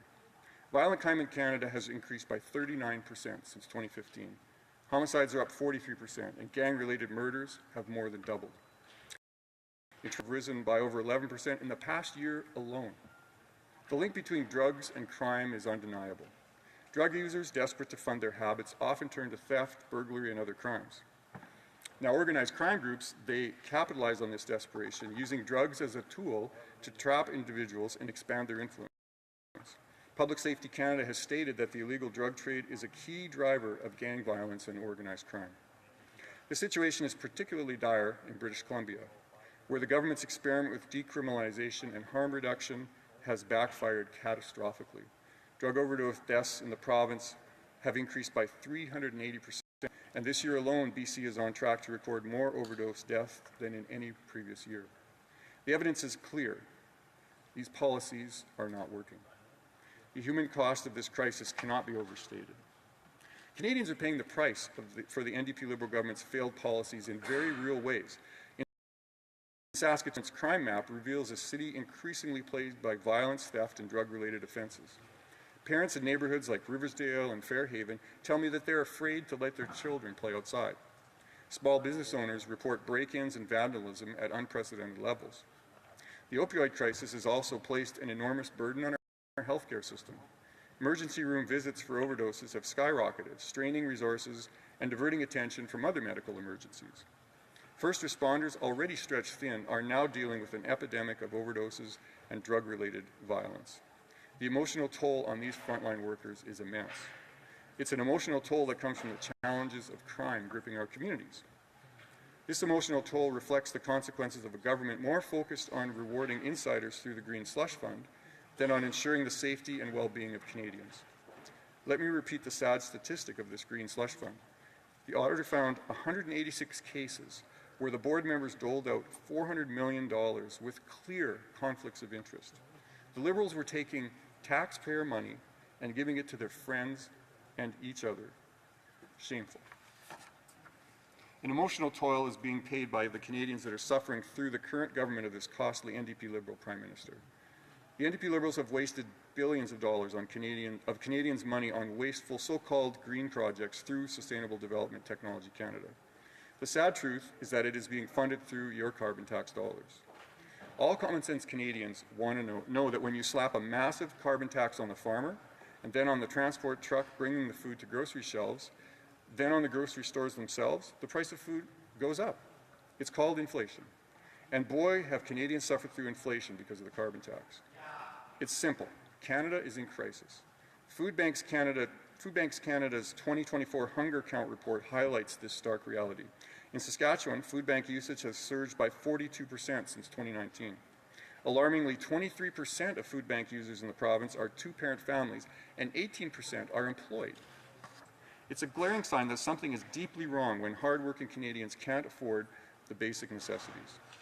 This crisis isn't limited to Saskatchewan. It's a nationwide issue. Since last year, business bankruptcies have climbed 16%, while personal bankruptcies are up 14%. You know who isn't starving? The NDP Liberal insiders who have funneled millions of dollars of cash into their pockets from STDC. That's who. Families and businesses alike are struggling under the weight of skyrocketing costs and failing policies. The Prime Minister's sunny ways of 2015 have turned into a storm of economic disaster, and it's clear that this government is not worth the cost. That's why Conservatives have a plan to restore hope and opportunity. We will axe the tax to lower costs for families. We'll build the homes that Canadians desperately need. We'll fix the budget to end inflationary spending, and we'll stop the crime that threatens our communities. Canadians are ready for a change, and it's time for an election to bring it home. Conservatives are ready to fix what's broken and restore a brighter future for all. And fixing the budget is part of that solution to increase public trust right here in Canada. Fixing the budget means respecting the demand of Parliament and finally releasing the documents around Sustainable Development Technology Canada, the so-called Green Slush Fund. Releasing these documents to the RCMP so they can address the criminal aspects of this matter. Because crime is crime. It doesn't matter if it's committed in this House, by the government, or on the street. Crime makes Canadians less secure. And while crime rates surge across Canada, it's alarming that the government continues to block transparency around public funds, funneling taxpayer dollars into dubious projects like this Green Slush Fund instead of addressing public safety. Madam Speaker, the Conservative Party offers a clear common sense plan to address the twin crisis of drugs and crime. Our approach is rooted in three pillars: accountability, recovery, and prevention.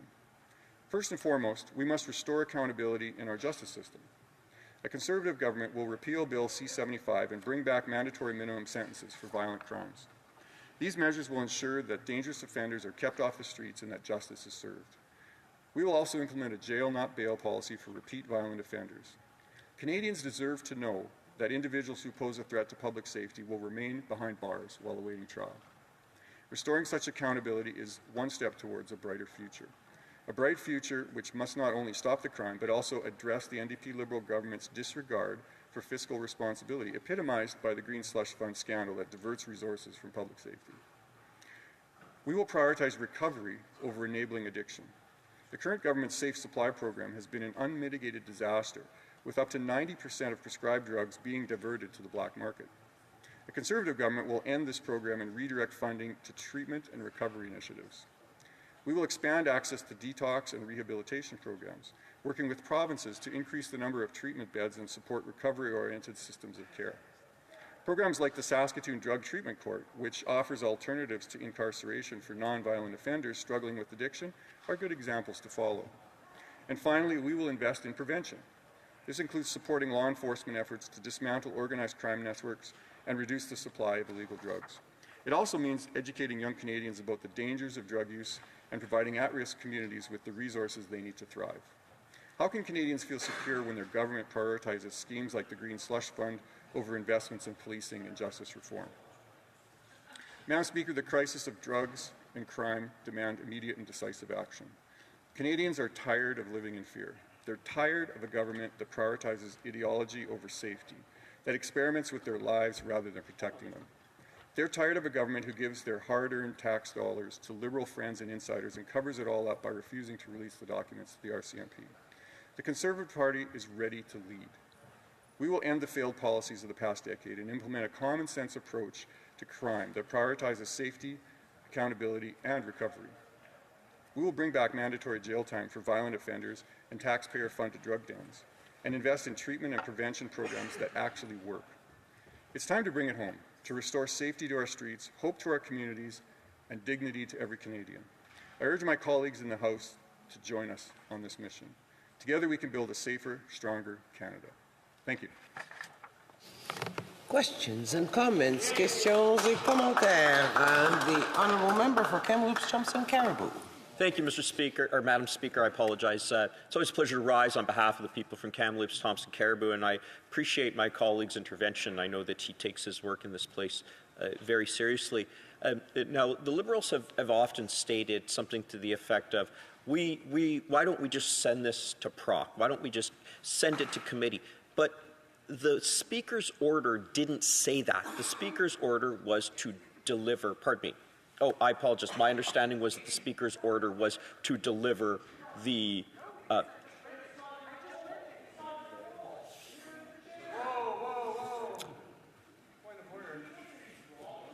I'm just going to sit.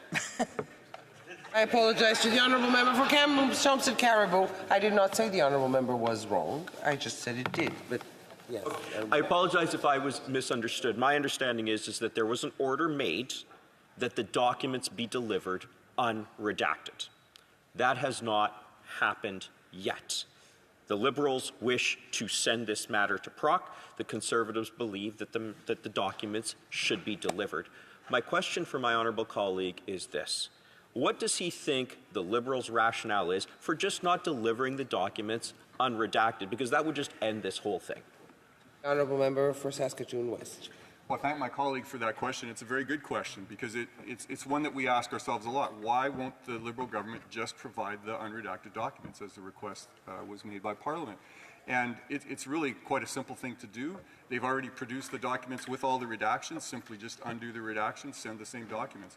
But the reason why I think they're not wanting to do this is because of what's contained in those redactions. The information that's there must be very serious. It must be very damning potentially for the government. It probably names names and other people, and there's all kinds of things that could be there, and we just simply don't know.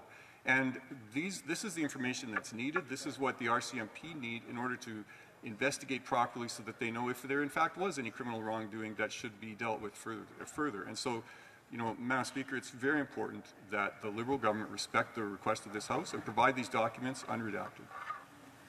Questions and comments. Questions et commentaires. L'honorable député de Joliette. The honourable member for Joliette. Thank you, Madam Speaker. I'd like to thank my colleague. My question for him is, well, for me, I've never seen what's happening in the House right now in terms of this question of privilege. It's been going on for more than a month and a half. Nothing's moving forward. We know how the government can solve things either by submitting the documents, which most elected officials here are asking for, or by having a gig order with another party. But I don't think they will be solving this impasse. It seems, well, I'd like to know, according to my colleague, why is the government is keeping the current situation? Is it because they don't want to have to face a confidence vote, or is it because this government is starting to be tired? They don't really have many bills to present. Thank you, Madam Speaker. Saskatchewan West. Well, I thank my colleague for that question, and he raises a very good point.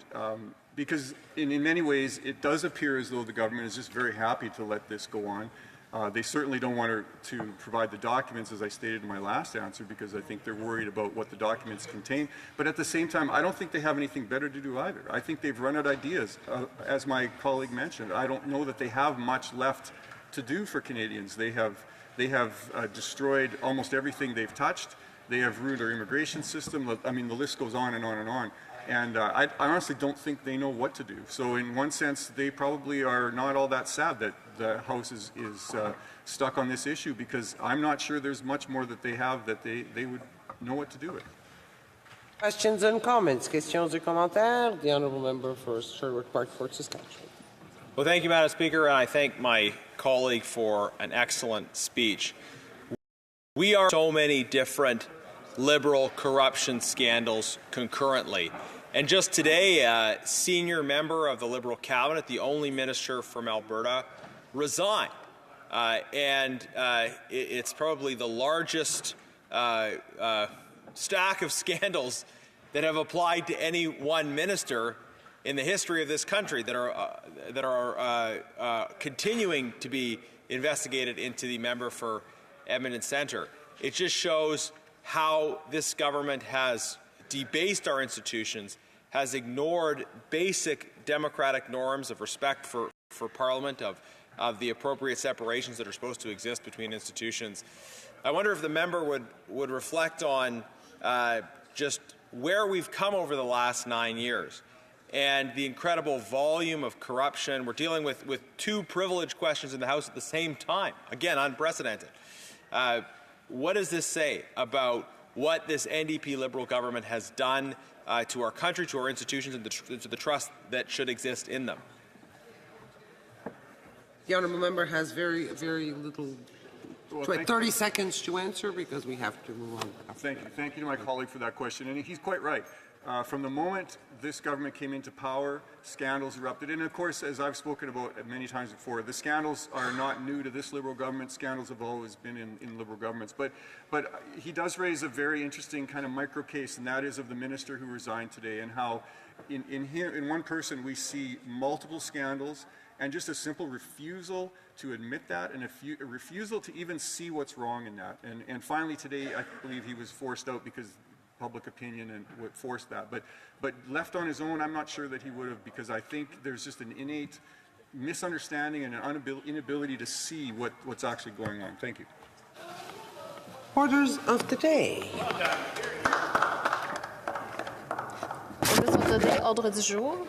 Reprise de Resuming study of the motion to concur in the 12th report of the Standing Committee on Human Resources, Skills and Social Development and the Status of Persons with Disabilities, Financialization of Housing, in the name of Ms. Zurillo. Resuming debate, the Honourable Member for Longueuil Saint-Hubert. Thank you very much, Madam Speaker. I'm very happy to see you here. Madam Speaker, I have to tell you something. I hope you'll have an answer for me. I am going through a deep crisis, a parliamentary crisis that is personal, professional, a very deep crisis. It's very intense. For the past month and a half in this House, well, I'm very disturbed. It prevents me from sleeping. I've had poor sleep. I'm having a hard time with my friends. I'm isolating myself. My colleagues find me difficult, very irritated.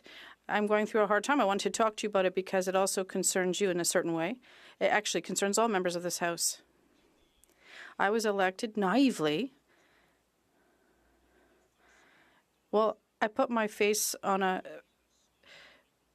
poster saying I want to improve the lives of my constituents. I want to work every day to improve the lives of Quebecers, everyday lives. People are concerned with all sorts of problems, the climate crisis, floods, droughts, the housing crisis, as we talked about, we'll talk about later. This is a serious crisis, the housing crisis. People are really facing this every day. It's a really important issue. The linguistic crisis also. French is disappearing. The rest of Canada, it seems to be increasing, but in Quebec it's dying. We want to be independent and save things, but in the meantime, we have to work within Canada with our institutions every day to improve the lives of our fellow citizens. But what has been happening for the past month and a half, Madam Speaker? What's going on? Every day I sit here. Usually there's a lot of repetition. There's all sorts of theater going on. But if you play Molière 250 times, and you've heard 110 speeches about a question of privilege, often spoken very slowly to make sure we understand the words, we really waste the time of this House. They really make sure that we're sleeping. We're paralyzed fully. There's a big difference there between Molière, Shakespeare, and what we're hearing here in the House. Or we're quite far from Shakespeare, actually. So you have to understand my dilemma. I was hoping when I would get here we would have debates. We would debate our ideas. We would confront our ideas with the Liberals, with the Conservatives, the NDP. There would be a confrontation of ideas and debate and speakers who would speak back and forth, and we'd be brilliant, and there would be a rich confrontation, an intellectual and verbal confrontation. And Madam Speaker, sorry, I didn't mean to lose my momentum. I was a bit troubled there. Sorry. People may not be aware. I should be charged. I should charge for this, rather. Often for theater performances. Well, there's less and less respect for people who are disrupting theater performances. But anyway, I was expecting this confrontation of ideas on bills, luminaries, incandescent speeches, which would serve our many constituents. That's what democracy is. That's what this democracy should be in this House. I have respect for this institution. But for the past month, I have experienced this approach. I'm unable to work for my constituents in my riding and for all Quebecers. So earlier I was seated here. I woke up because it was my turn to speak. My turn to speak on an important issue. On an important issue, a report on the financialization of housing. Finally, I was saying. And then I thought, they're asking me to work as a parliamentarian. They're asking me to use my skills. We asked the Quebec research team to work on this. We worked on this HUMA report. We did our research. So I want to talk about this because the financialization of housing is a very important issue because of a great housing crisis. It's one of the main in this housing crisis because, I have to say, Madam Speaker, we have to build 1 million housing units in Quebec alone in the next 8 years. 1 million units. And we've built roughly 60 million at best. So that means, Madam Speaker, to get to our target of the CMHC to just balance out the market, and we need 1 million units for Quebec at 3.5 for the rest of Canada. We need to build 3 times more. And we never planned to build this. So imagine how urgent the situation is.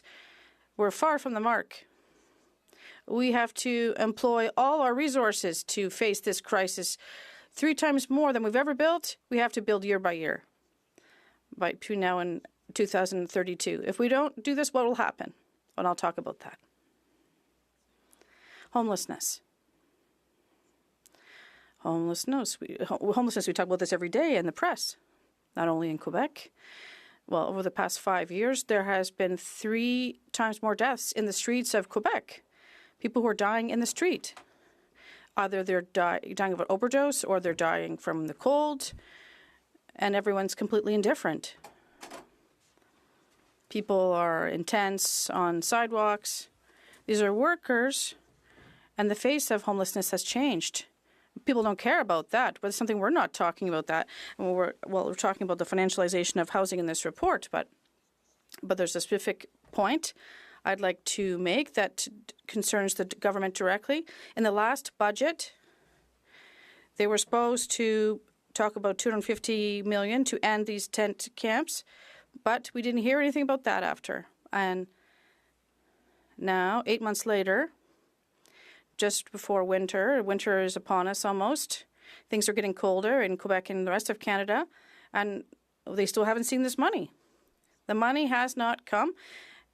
And we should have had roughly 60 million for Quebec. And they needed this so we could get these people off the street. In Montreal, things have gotten tough. People are sleeping on the sidewalks. We don't know what to do with these people. We don't know where to place them. We want to get them out of there, but we don't know where to put them. And then the government is increasing the red tape and the bureaucracy. What color do you want the walls in the housing units? What size should the bed be? Do you want wool or synthetic blankets? How many pillowcases? How many pens will we use to write the number of homeless people who will sleep there? So it's just crazy. They're putting more forms in. They're just creating more obstacles. We know how to take care of people in Quebec. We know how to do things, but it's not Microsoft, Google, or Amazon, or X, or Elon Musk with their billions, and people who work for them and fill out forms ad nauseum. We know how to take care of people. We know how to show empathy to get people off the streets and house them, to get them off the streets and put them in social housing, get them off drugs, find them a job, get them, when they get out of prison, how to reintegrate them. We know how to do this. We know how to do this, but we need the means. So we have to give them the means to do so. So we can't accept this, Madam Speaker. It's unacceptable that this $250 million, or the $50 million for Quebec, that's just sleeping in a coffer here in Ottawa, that should be used to get, for example, single mothers in Rivière-du-Loup, single mothers who are sleeping in cars in Rivière-du-Loup or in small towns up north in Quebec. There are people sleeping in tents a bit everywhere, and even women who have slept on the sidewalks in Quebec in recent years. How can we accept this in a G7 country? And how can we accept that this money, for administrative reasons, is still lying around in coffers in Ottawa and not being used? So I am supposed to be talking about the financialization of housing, and I'm happy to talk about something important for my fellow citizens, and I'll be happy to listen to the questions from other colleagues. Thank you. Questions et commentaires. Questions and comments. The honourable member for Kingston and the Islands. Well, I certainly appreciate the passion and the energy of that speech. I thought that the member was very effective at communicating some of the struggles that we're dealing with in the chamber right now. He himself talked about how he came here to be able to represent his constituents and work as a parliamentarian. But we can't because we seem to be at a logjam in terms of our ability to get past one single issue. The good news is, Madam Speaker, and there is good news in this, which is that the Bloc can actually help the government get past this impasse that we're at right now by the government to deal with this question of privilege, that he's right. 188 or 191 now or so people have spoken to that privilege motion, of which 171 of them were Conservatives. Conservatives on this place, they're preventing us from doing the work that he speaks so passionately about. Will he work with the government to allow us to get past this so we can get to that really important work that he was talking about? The honourable member for Longueuil-Saint-Hubert. Madam Speaker, that's such bad faith. Such bad faith. We would be willing to stop this debate, but it's been very clear for a month here in this place. I was speaking of seniors on the streets, talking about increasing the OAS for those 65 to 74, but seniors are being prevented. We saw a woman this week.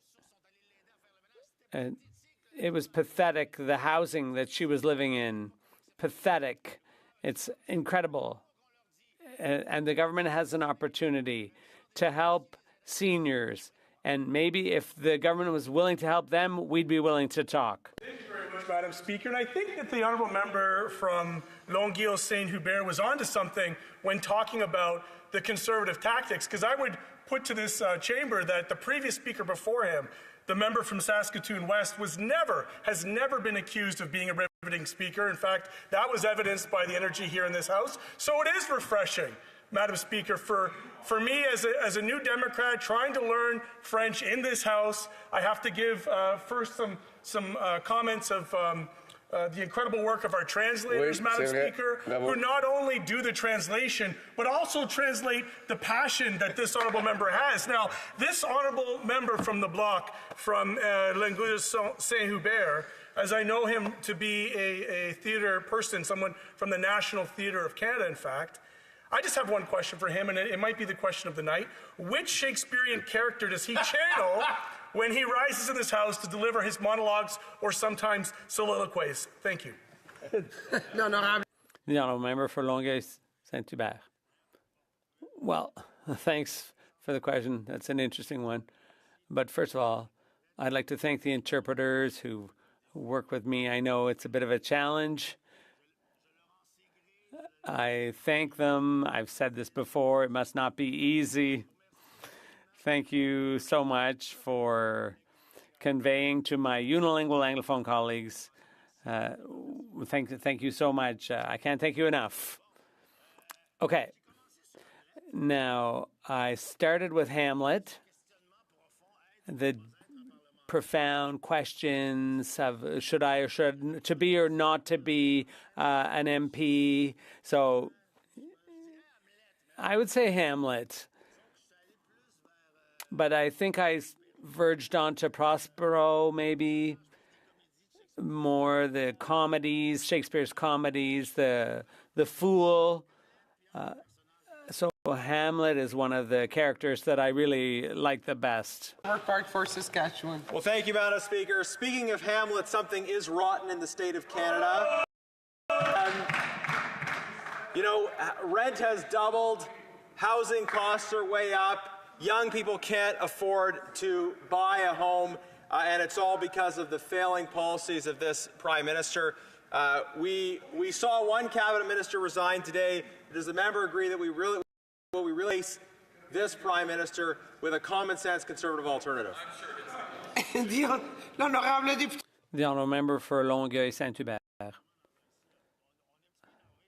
Well, we're a bit excited over here. I'm not sure I quite caught the question, but when there was a Mr. Galliano who was appointed ambassador to Denmark, so talking about corruption and Denmark and so on, maybe there's a connection there. Resuming debate. Resuming debate, the honourable member for Kingston and the Islands. Well, thank you, Madam Speaker, and I will admit from the outset it will be hard to follow that act. That certainly was a very impassioned speech. I always enjoy hearing from my colleague in the bloc when he has thoughts to offer in this place. But he's absolutely right on a number of issues. I agreed completely with him. For starters, with the fact that we have not been able to continue to work on the important legislation that Canadians expect us to work on. I mean, let's be honest. For the preceding 2.5 years before September came along of this year, we were able to be an effective government through an agreement with the NDP. We had the opportunity to work with the NDP on common issues, on some issues that were more important to them, on some issues that were more important to us. We had the ability to work together, and we got a lot done. We got a lot done for Canadians during that time. I think it's hard to argue when we look back at pharmacare, dental care, and a lot of initiatives that, yes, I'll give credit to the NDP. The NDP did at negotiating those and bringing those to the government's attention. Issues that many Liberals had also been fighting for within our caucus for quite a long time, at least as long, if not longer, than I've been around for. But the point is we were able to get work done. We were able to actually do something in here, deliver meaningful things for Canadians. You know, like I already mentioned pharmacare, and I mentioned dental care. The National School Food Program is another one. A $10 a day child care, and making sure that the framework legislation behind that was well established. You know, this is what Canadians have asked us and told us to do by electing us, to come and work on their behalf. And so the member from the bloc is absolutely right when I feel his sense of a defeatist sense of not being able to do anything, of coming here and sitting here and then suddenly realizing it's his time to speak after listening to over 170 Conservatives filibuster 5 sitting days or 28 sitting days of this House. And what are they filibustering? They're filibustering a motion that they introduced into this House. They're filibustering a motion which asks to send a very important issue, and I'm not going to say it's not, a very important issue to committee. But then as soon as they introduce the motion, they say, we have no intention of actually letting this pass. But then why even introduce the motion in the first place? Is this the hill that they're ready to die on? Well, it's easy, because the Conservatives want to give the impression to Canadians that it is impossible to do anything in Ottawa. Things have come to such a standstill that the only option left is to have an election. And they've been betting on this for weeks now.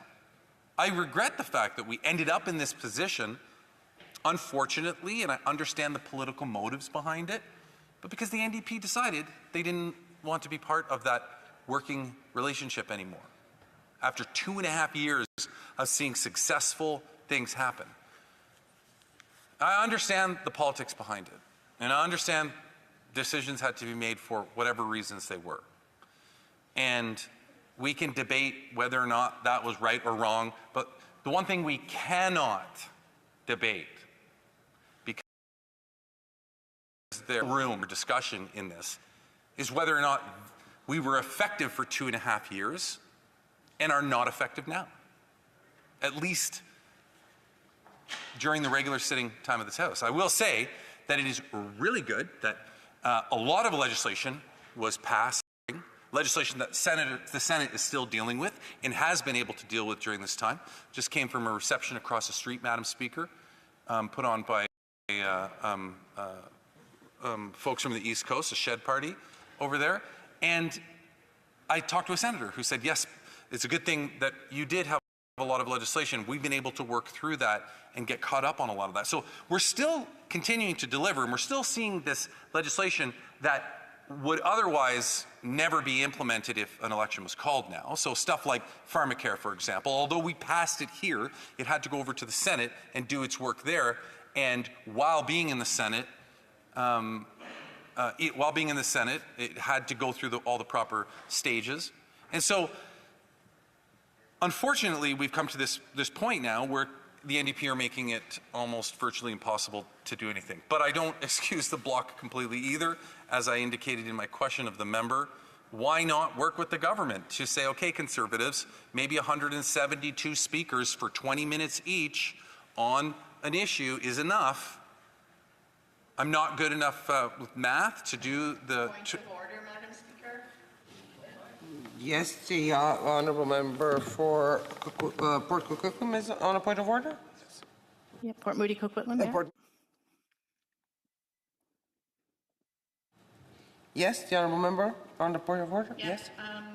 Madam Chair, I'm wondering if the member knows that we're debating the financialization of Well, housing. the honourable member knows that there's a lot of latitude in what members can do, and the honourable member has 20 minutes to come to discuss the point that we are discussing. So I'll give him the time to get there. Thank you. I'm fully aware of the concurrence motion that we're debating today, Madam Speaker. I just wanted to set some of the context in which I find it troubling that we are having to debate these issues through concurrence motions. You know, housing, we should be debating this through government legislation. Through government legislation that the NDP was able to successfully contribute to. That's what we should be debating. We shouldn't be debating concurrence motions and about moving things around and how do we how do we take a committee report and send it back to committee as proposed in the amendment. What we should be doing here is we should be working on actual government legislation that will actually have a meaningful, tangible impact on Canadians' lives. A concurrence report, although coming from committee, is very important in terms of the work that we do here, doesn't have the ability to direct any kind of legislation other than the government in terms of asking the government to bring in a new piece of legislation, thank you, with respect to that issue. So let's talk about this concurrence motion. Let's talk about housing more specifically. The reality is when it comes to housing, we found ourselves once again in such a unique position where we have introduced a program, the Housing Accelerator Fund, a very effective program. Kingston received almost $30 million. And of course, the Leader of the Opposition, because he's great with his two-word slogans that we recently, was recently revealed in a story that the member from Sherwood Park is heckling me right now, so I'll use him as an example. The member from Sherwood Park, for example, the honourable member for Sherwood Park for Saskatchewan on a point of order. We know the Liberals struggle with numbers, but axe the tax. Come on, now we're not going to do that right now. The honourable member knows very well that is not a point of order. The honourable member for Kingston and the Islands. So the Leader of the Opposition will come up with he really likes his slogans, and he knows how to, he's very effective at taking an issue and confusing the issue so that Canadians can't really see what the objectives are. So the Leader of the Opposition will say that the Housing Accelerator Fund is a program that's never produced any housing. Yet 19 of his members, who I'm sure if we went back and looked at everything they've said in this House, at times have been very critical of that program, they themselves have written letters to the Minister of Housing asking for money through that program for their communities. Because they know that although the Leader of the Opposition sits there, it's never built any housing, they know that the $30 million at least that's coming to Kingston is not meant to physically build houses, but instead, before he clips just the first half of that sentence, it's there to unlock other housing developments. So for example, let's take the City of Kingston. The City of Kingston has historically, over time, developed through maybe provincial legislation, maybe through zoning efforts on their own, cumbersome processes to develop housing. Maybe the development charges are too high. maybe permit fees are too high, maybe there's too much red tape. So the federal government says, okay, City of Kingston, we're going to give you this $30 million, but it only has to be aimed at how you remove your red tape, how you figure out ways to encourage more housing built faster in your city. And the funniest part about this is, Madam Speaker, it's something that the Leader of the Opposition himself was talking about before. He was talking about this a couple of years ago. Actually, at the same time that we had introduced the program, before it had been voted on in the budget, he was actually saying, well, you took my idea. And that's what he was saying. But the Leader of the Opposition suddenly decided, you know, no, I'm going to confuse the issue for Canadians so they don't know what's really going on here. I'm just going to say, well, the money that's going to the cities isn't building housing. The money that's going to the cities is intended to encourage them and for them to find ways to reduce red tape and to build faster so that we can get more housing built. The federal government fully knows that there's no way we as society, as the government, can build the amount of housing that is required, and nor do we want to. The government's job is not to build housing, except for in certain circumstances where we're working with organizations to build affordable housing, for example. So I find it really, really rich when I hear Conservatives get up and they talk about the failure of the government and the failure of the Housing Accelerator Fund, when behind the Leader of the Opposition's back, all of these members, or 19 of them, have been secretly writing letters to the Minister of Housing saying, by the way, my mayor or my council really needs some of this Housing Accelerator Fund because they know that it's going to help them build faster. They know that the program is going to work and that we need the money too. So you got an idea that he says, the Leader of the Opposition says, was his idea. He then starts slamming it as being completely ineffective once we also agree and bring forward our very similar idea. And then you have Conservatives, while he's doing that and while they're getting up in this House talking down the Housing Accelerator Fund and saying it's an absolute failure, sending secret letters to the Minister of Housing saying, can we please get some of that money because we know it's effective? And then he finds out that these letters have been sent, and what does he do? What does the Leader of the Opposition do?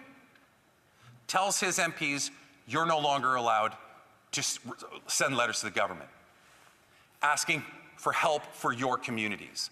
Just think about that for a moment, Madam Speaker.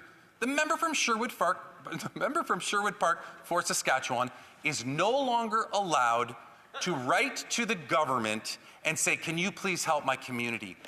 Those are the people that elected him to come here.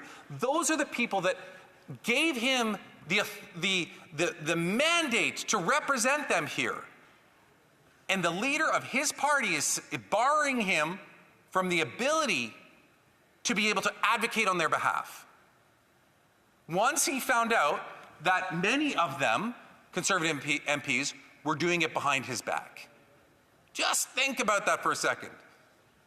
Every day, once a week, you have to go into this room and listen to this leader tell you, this is what we're going to do. This is my 3-word slogan for the week. All of you have to start saying it. This is what we're going to do. But then behind his back, they even say, hold on a second, maybe this guy's got it wrong. This is a good program. I'm going to write a letter to the Minister of Housing, a great program. It is doing it right. And that's where we end up right now. Yeah, that's right.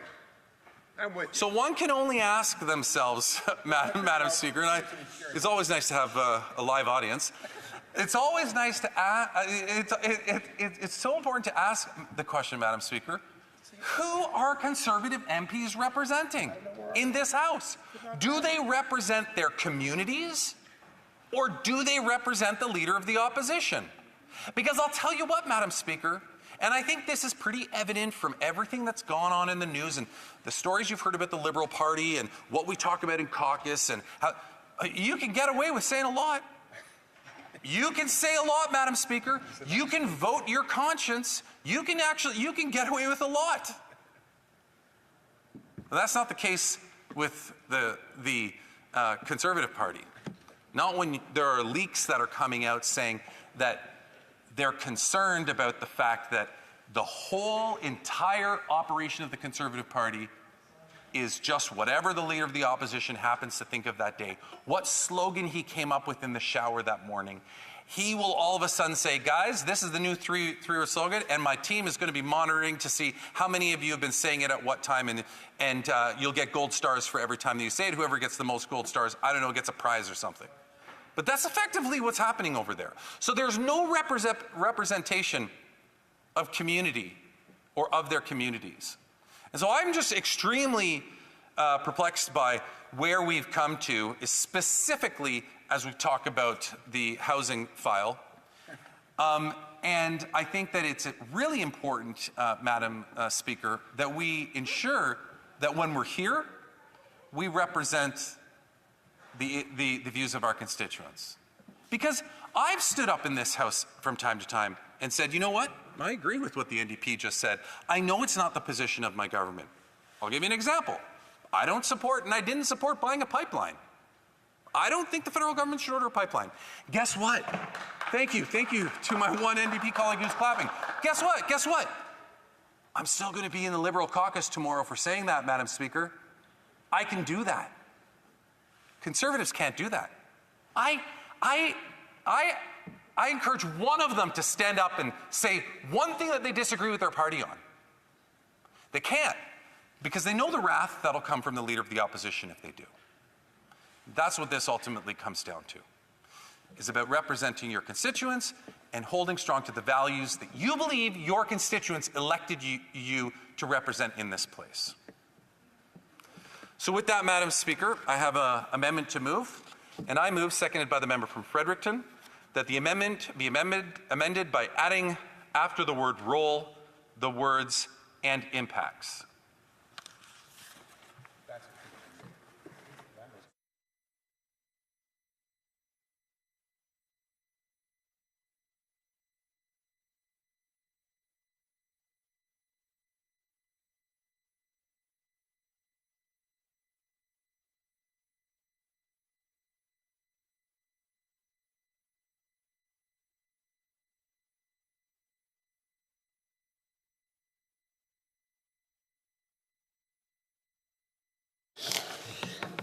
Mr. Garrettson, seconded by Ms. Atwin, moves the following sub-amendment. I move, that the amendment be amended by adding after the word role the words and impacts. The sub-amendment is in order. Questions and comments? The Honourable Member for Sherwood Park, Fort Saskatchewan. Thank you, Madam Speaker. The member opposite, the Parliamentary Secretary, claimed that members of the opposition, members of the Conservative caucus, are no longer able to write letters to the government. That is, in fact, false. And in order to demonstrate the point, I actually wrote a letter to the government while he was speaking. The letter says as follows: Dear government, please help my community by calling a carbon tax election now. And if one of the pages could come over and bring that over to the Parliamentary Secretary, I would greatly appreciate it. Madam Speaker, what my community wants is very clear. They want to replace this government and their failing policies with a government that will actually get housing built. Now, the Parliamentary Secretary talked about a program the government has that is building bureaucracies. And he actually admitted this in his speech. He said the program doesn't actually build homes, it just gives money to municipalities in hopes that they will clean up problems with their permitting process. And the Conservatives have a much better solution. First of all, we're going to make housing more affordable for Canadians by removing the GST off new homes. And then we're also going to say to municipalities that they have to meet certain housing targets in order to receive the same level of federal funding. If they exceed those targets, they're going to get a bonus. And if they don't meet those targets, then they're going to face a clawback. So we're actually paying for results instead of just giving them money and feeding bureaucracies in hopes it's going to change things. Our plan will actually get homes built. And I'll send that letter now. The Honourable Member for Kingston and the Adams. Well, notwithstanding the gimmick of what the member just did, I think that it's very clear that he's not one of the 19. he's a good soldier of the Leader of the Opposition. He does what he's told. But I would encourage him to go talk to the member from St. Albert Edmonton. That member wrote a letter to the housing minister saying, please support my community with the Housing Accelerator Fund specifically. So he can play the games that he wants and haha, it's real funny. We're trying to talk about something serious here. But the reality is, Madam Speaker, is that the member is just here to recite his leader's talking points. And he says this program of his of removing the GST is somehow going to solve all the housing problems. Well, I guess, yeah, it'll solve problems for first-time home buyers, if I got that correctly. Removing the GST from new houses. Well, you only pay GST on a brand new home. So this is only going to be applied to people who are buying a brand new home. And I would love to know how many young Canadians who are first-time home buyers are only buying brand new homes. And you're completely removing everybody else who's not buying a brand new home. So how is that program going to suddenly solve the whole housing crisis? The Honourable Member for Hamilton Centre. Thank you very much, Madam Speaker. And I do appreciate the opportunity to rise and speak on what is a very important issue for the residents of Hamilton Centre, and that is the financialization of housing. And I do want to give the Honourable Member the opportunity to respond, because he did say or suggest that in this current context, it's not the government's role to build housing. But if he would know the Kingston Workers History Project in his own riding, he'd be able to visit that site and see what the history of the CMHC was. Because it wasn't always the case that CMHC was simply an insurance company for big developers. In fact, it started out of the Wartime Homes Project, which in Kingston built 250 homes in his community after World War II. So I want to ask party's policy, but perhaps he could envision a bigger, bolder role for the definancialization of housing, one in which the federal government meets the scale and scope of the crisis to actually go back to its roots, build homes, actually build affordable homes like they did with little strawberry box housings like they have both in Kingston and in Hamilton Centre. So I'm going to ask him to stand up and just dream a little bit bigger today. The Honourable Member for Kingston and the Islands. There is a very important role for the federal government to play in housing. And I want to talk specifically about affordable housing. And the reality is, Madam Speaker, is that yes, the federal government was involved in building affordable housing back in the 60s and 70s. Federal government did do that. I think, personally, after all of the experience I've had in affordable housing in Kingston, I sat on the Affordable Housing Development Committee before I was a city councillor.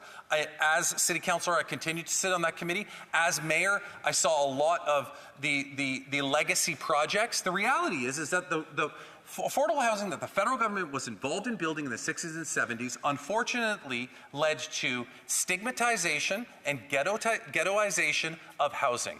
The proper way, if he wants me to dream bigger, and I will do that with him right now, the proper way to build affordable housing is to build it in a way that integrates it into a community. You shouldn't have 100 affordable units all together. What you should have are 10 affordable units in 10 different areas of the city, of the community, because that actually allows the affordable units to be integrated throughout the community. You decrease the stigmatization, not only on the affordable housing that's being offered, in particular the style that was being offered, affordable housing back in the 60s and 70s, but you also decrease the stigmatization of those who live in the housing and the way that they interact with folks that aren't living in affordable housing. I think there is an incredible amount of work that can be done here, and I think that there is a role for the government to play in this, and I've always supported what I've said in terms of what that role is.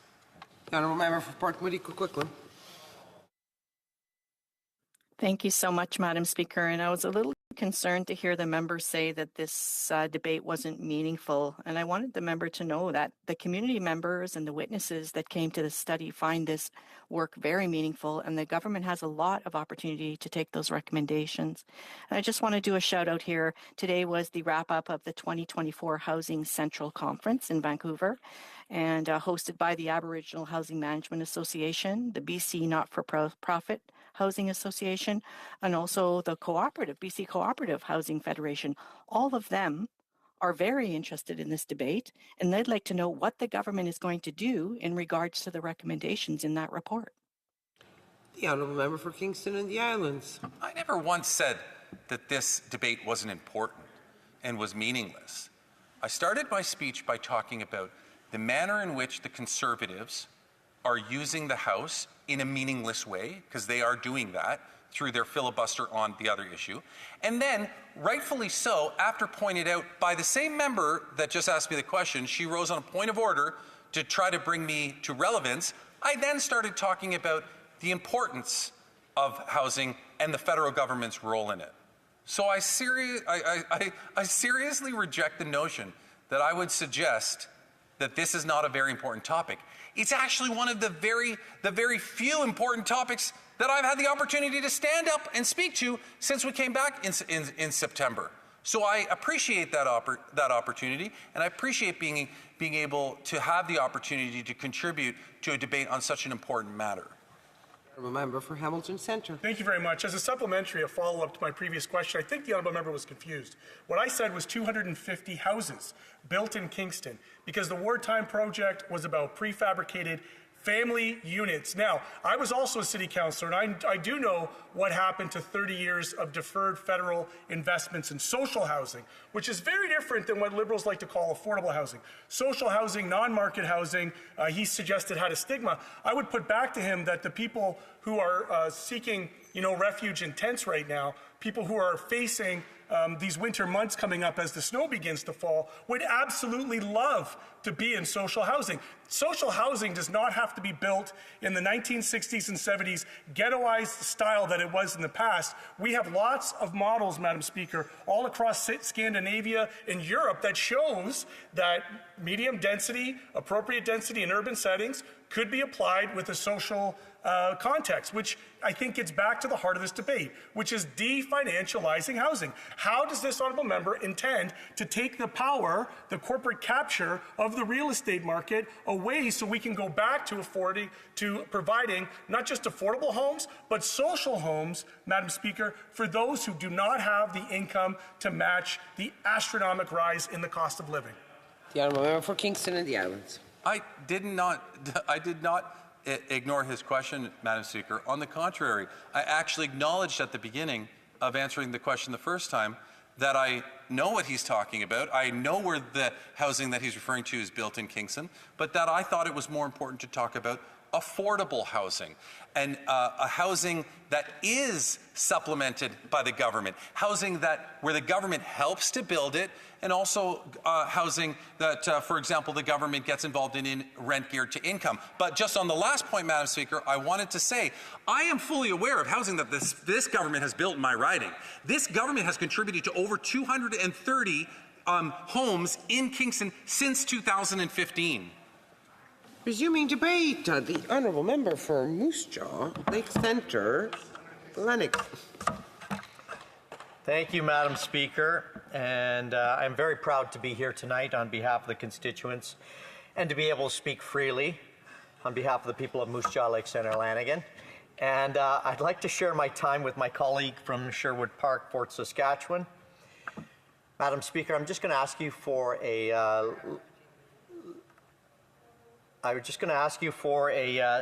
certain amount of latitude before speaking on this important subject of homelessness, to recognize the passing of my mother, Caroline Tolmie, on October 8th, and my father, Robert Walls Tolmie, 3 weeks later on October 30th. Both of my parents were born in Glasgow, Scotland, and as a result, I have shared on numerous occasions that having both parents who are Scottish, one half of me likes to drink scotch, the other half of me hates paying for it, but both halves of me like to fight. My grandfather was a sniper on the offensive in World War II, and during the campaign to liberate Northern Europe, he and his fellow soldiers were drinking in a cafe. Canadian soldiers came running in, sounding the retreat as the enemy was on a counteroffensive with more firepower, and the British soldiers scrambled to get their gear on together, and the Canadian soldiers, while waiting, started shooting at the bottles of liquor that were left on the shelf. In horror, my grandfather yelled, "Cease fire, cease fire." And he asked the Canadian soldier, and I'm going to not use the exact language he used, but what were they doing? And the Canadian replied, "If we're not drinking it, they're not drinking it." My grandfather befriended the Canadian soldiers, and he wanted to move to Canada. He was never able to, but his dream was realized when my mother and father immigrated to Canada in the late 50s and early 60s. They moved to Canada when Prime Minister Diefenbaker was the Prime Minister of Canada, and I am proud to share the boundary riding lines with the former Prime Minister as I serve in this capacity. My family came here with the hope and dreams of owning property, wanting to bring home powerful paychecks, to provide for their family, and believe that Canada was a place where they could raise a family and that their children and grandchildren could prosper. Madam Speaker, I believe in that dream. But people these days have lost hope and don't. My grandfather and my parents would be horrified knowing that many people experiencing homelessness are the brave sailors, soldiers, airmen, and airwomen who are willing to put their lives on the line for the freedoms we enjoy today. This tragic state of affairs where homelessness is on the rise, food banks are having to shut because of the inflationary increase on food and other essentials such as clothing, is directly impacting veterans who are finding it hard to survive under this NDP Liberal regime. Madam Speaker, when you struggle with the everyday essentials, with homelessness, you lose hope. And you lose hope. When you lose hope, it can directly impact your mental health. I recently witnessed in our veterans when my colleague from Banff Airdrie, while interviewing a witness, revealed a horrific testimony which has impacted me. And I want to quote my colleague. Mr. Blackwolf referenced the Triple D policy that we often hear about from veterans. This is a question I have for you, Marie. Mr. Blackwolf mentioned the Triple D policy that we often hear about from veterans. He mentioned it is delay, deny, discouragement. I kind of like that because usually we hear it as delay, deny, and die. My colleague went on to ask the witness, "Marie, you told me a story when I visited you recently that illustrates the delay, deny, die, Triple D policy. Would you mind sharing with this committee for the benefit of everyone?" And Miss Marie Blackburn said in her testimony, "Yes, I can. It was a hot summer day last year, and the air conditioning went out in the building, and I thought, you know what? I'm going to scoot out of here early and go home with some gin and tonics on my deck and just cool down. I'd seen this car in the parking lot all day long. He'd come, he'd go, he'd come, he'd go, and then he was just sitting there. When I was leaving, he came and he tapped me on the shoulder and asked, 'Are you able to help me?' I said, 'What is it you need?' You could tell he was very stressed out and nervous, and he said that he just needed some help with some family bills. We went back into that sweltering hot building on him. He needed to pay his mortgage. He had no food for his family. He was behind on all of his bills. I said, 'It's not a problem. We can pay all of that for you.' Off he went, and off I went. About 2 months later, and he thanked me because his family unit was back together. His wife and he had sorted out things. The kids were back in their soccer games. Whatever the case may be, he said to me, 'I just want you to know that would have been my last day on earth had you not helped me. Because I had a gun under my seat, and if you would have had said no, I would have blown my brains out in your parking lot. This is just another example of how long people are waiting to get these benefits that they're eligible for. It's ridiculous, she said. It is. This is why we say that our mandate is to ultimately prevent veteran suicide. We are sort of between Veterans Affairs and the client to make sure that we can pay their bills, we can help with their kids, or we can put food on their table.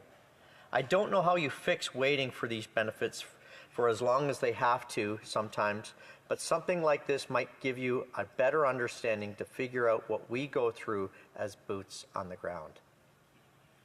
Madam Speaker is as lucky to have someone dedicated as Marie to help them out. According to Homelessness Hub State of Homelessness in Canada, I quote, "In recent years, there has been an increased focus on the plight of armed force veterans who experience homelessness. Research has shown that approximately 2,950 veterans are experiencing homelessness, representing 2.2% of the homeless population in Canada. Alcohol and drug addiction are key drivers of veteran homelessness, followed by mental health challenges, including post-traumatic stress disorder and difficulty transitioning to civilian life. Madam Speaker, Veterans Affairs Committee just submitted a report to the House on the transition to civilian life. As conservatives, we submitted our own report and comments, and I'd like to quote that. Common sense conservatives supporting veterans in their transition to civilian life. Once again, the Liberal government and the latest report from the Standing Committee on Veterans Affairs fails veterans by completely missing the mark and ignoring the real concerns brought forward by the men and women who selflessly served Canada.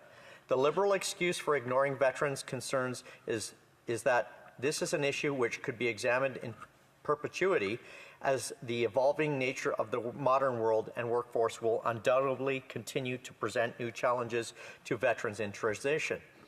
Therefore, the Liberal DP bloc partners have attempted to absolve themselves of any responsibility to veterans, but Conservatives wholeheartedly reject that Liberal premise and table the dissenting report for a voice. Madam Speaker, in closing, it must be recognized the damage that this NDP Liberal government has done to every single person that is struggling with homelessness. My family came here with a dream to own property, and they struggled. They struggled under a previous Liberal government in the 70s. Another Prime Minister with the same last name was in charge. Things have not got better. We need to do better for the people of this country and for the veterans. Thank you. Questions and comments? Questions et commentaires? Resuming debate, the honourable member for Sherwood Park for Saskatchewan. Well, thank you very much, Madam Speaker, and I apologize to my children for abruptly hanging up on them. But pleased to be back in the House and be able to speak about this important report on. And I want to start by following up on comments that were made by the Parliamentary Secretary, the member for Kingston the Islands, who actually admitted what the government's so-called Housing Accelerator program does. He admitted homes. And let's be clear, that's not just something we say to criticize the program. That is what the government acknowledges about their Housing Accelerator program, that it does not have as its purpose the construction of homes. Their approach is to, in some sense, even recognize, as the member said, that there are some significant problems with red tape and the cost of government at various levels limiting housing construction.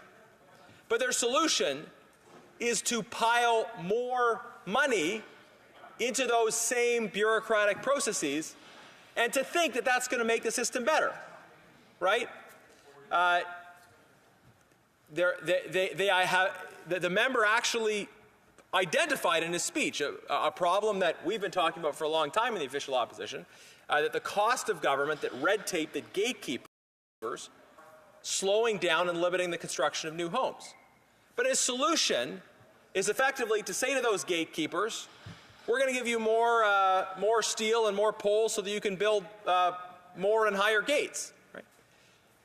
The response should instead be to relief to Canadians who are trying to buy homes, lowering their taxes, making it easier for Canadians to buy homes, but also to say to municipalities that we're actually not going to pump more dollars into ineffective bureaucracies. We are going to results in terms of housing construction. We're going to say to municipalities, you have to meet targets for new home construction. And if you meet those targets, you are able to continue to receive transfers from the federal government. You'll receive a bonus, actually, if you exceed that target. But there will be a clawback, a fiscal implication, if you fail to meet those targets. So instead of simply giving more money into bureaucracies that the government has just acknowledged have some problems in them, our approach is going to say to those same bureaucracies that we expect results and we want to incentivize results by tying federal transfers to results in terms of new housing construction. And it fundamentally reflects just a different attitude towards policymaking. In the official opposition, we care about results. We think the measure of the effectiveness of your housing policy is whether or not people are housed. And the government seems to think that the measure of an effective housing policy is not the results, but it's the intention demonstrated by the expenditure. We care about the results. They want to be assessed on the basis of their intentions measured by their expenditures. So they create a program and they say it has a good intention and we're going to put money behind it, even though it doesn't actually get homes built. In the official opposition, we say we're going to take all that money that they're feeding into already bloated bureau. We're going to use those resources to take the GST off new homes for Canadians. So we're going to lower the taxes Canadians that pay. We're going to give that money directly to Canadians instead of putting it into bureaucracies. And we are also going to say to municipalities, you have to achieve certain results in terms of new home construction. I think that's clearly a much better, much more effective approach because we're focused on incentivizing and pushing those results. If you don't produce those results, you're going to face a clawback of federal transfers.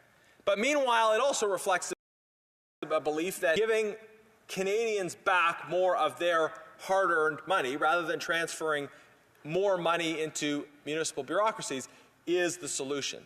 Giving Canadians the ability to afford their homes. We have a clear plan, Madam Speaker. It is to axe the tax and stop the crime. And of course, tonight we're talking about that point about building the homes. And the Liberals always act triggered, and the member for Mississauga seems to be triggered by these lines. Axe the tax, build the homes, fix the budget, and stop the crime. But as you've seen, we have clear, robust plans behind each of those identified priorities. And they reflect a commitment to Canadians to actually deliver results, not just to talk about things or taxpayer-funded expenditures. But our proposals are to achieve concrete results. We will axe the tax. We will build the homes. We will fix the budget. We will stop the crime.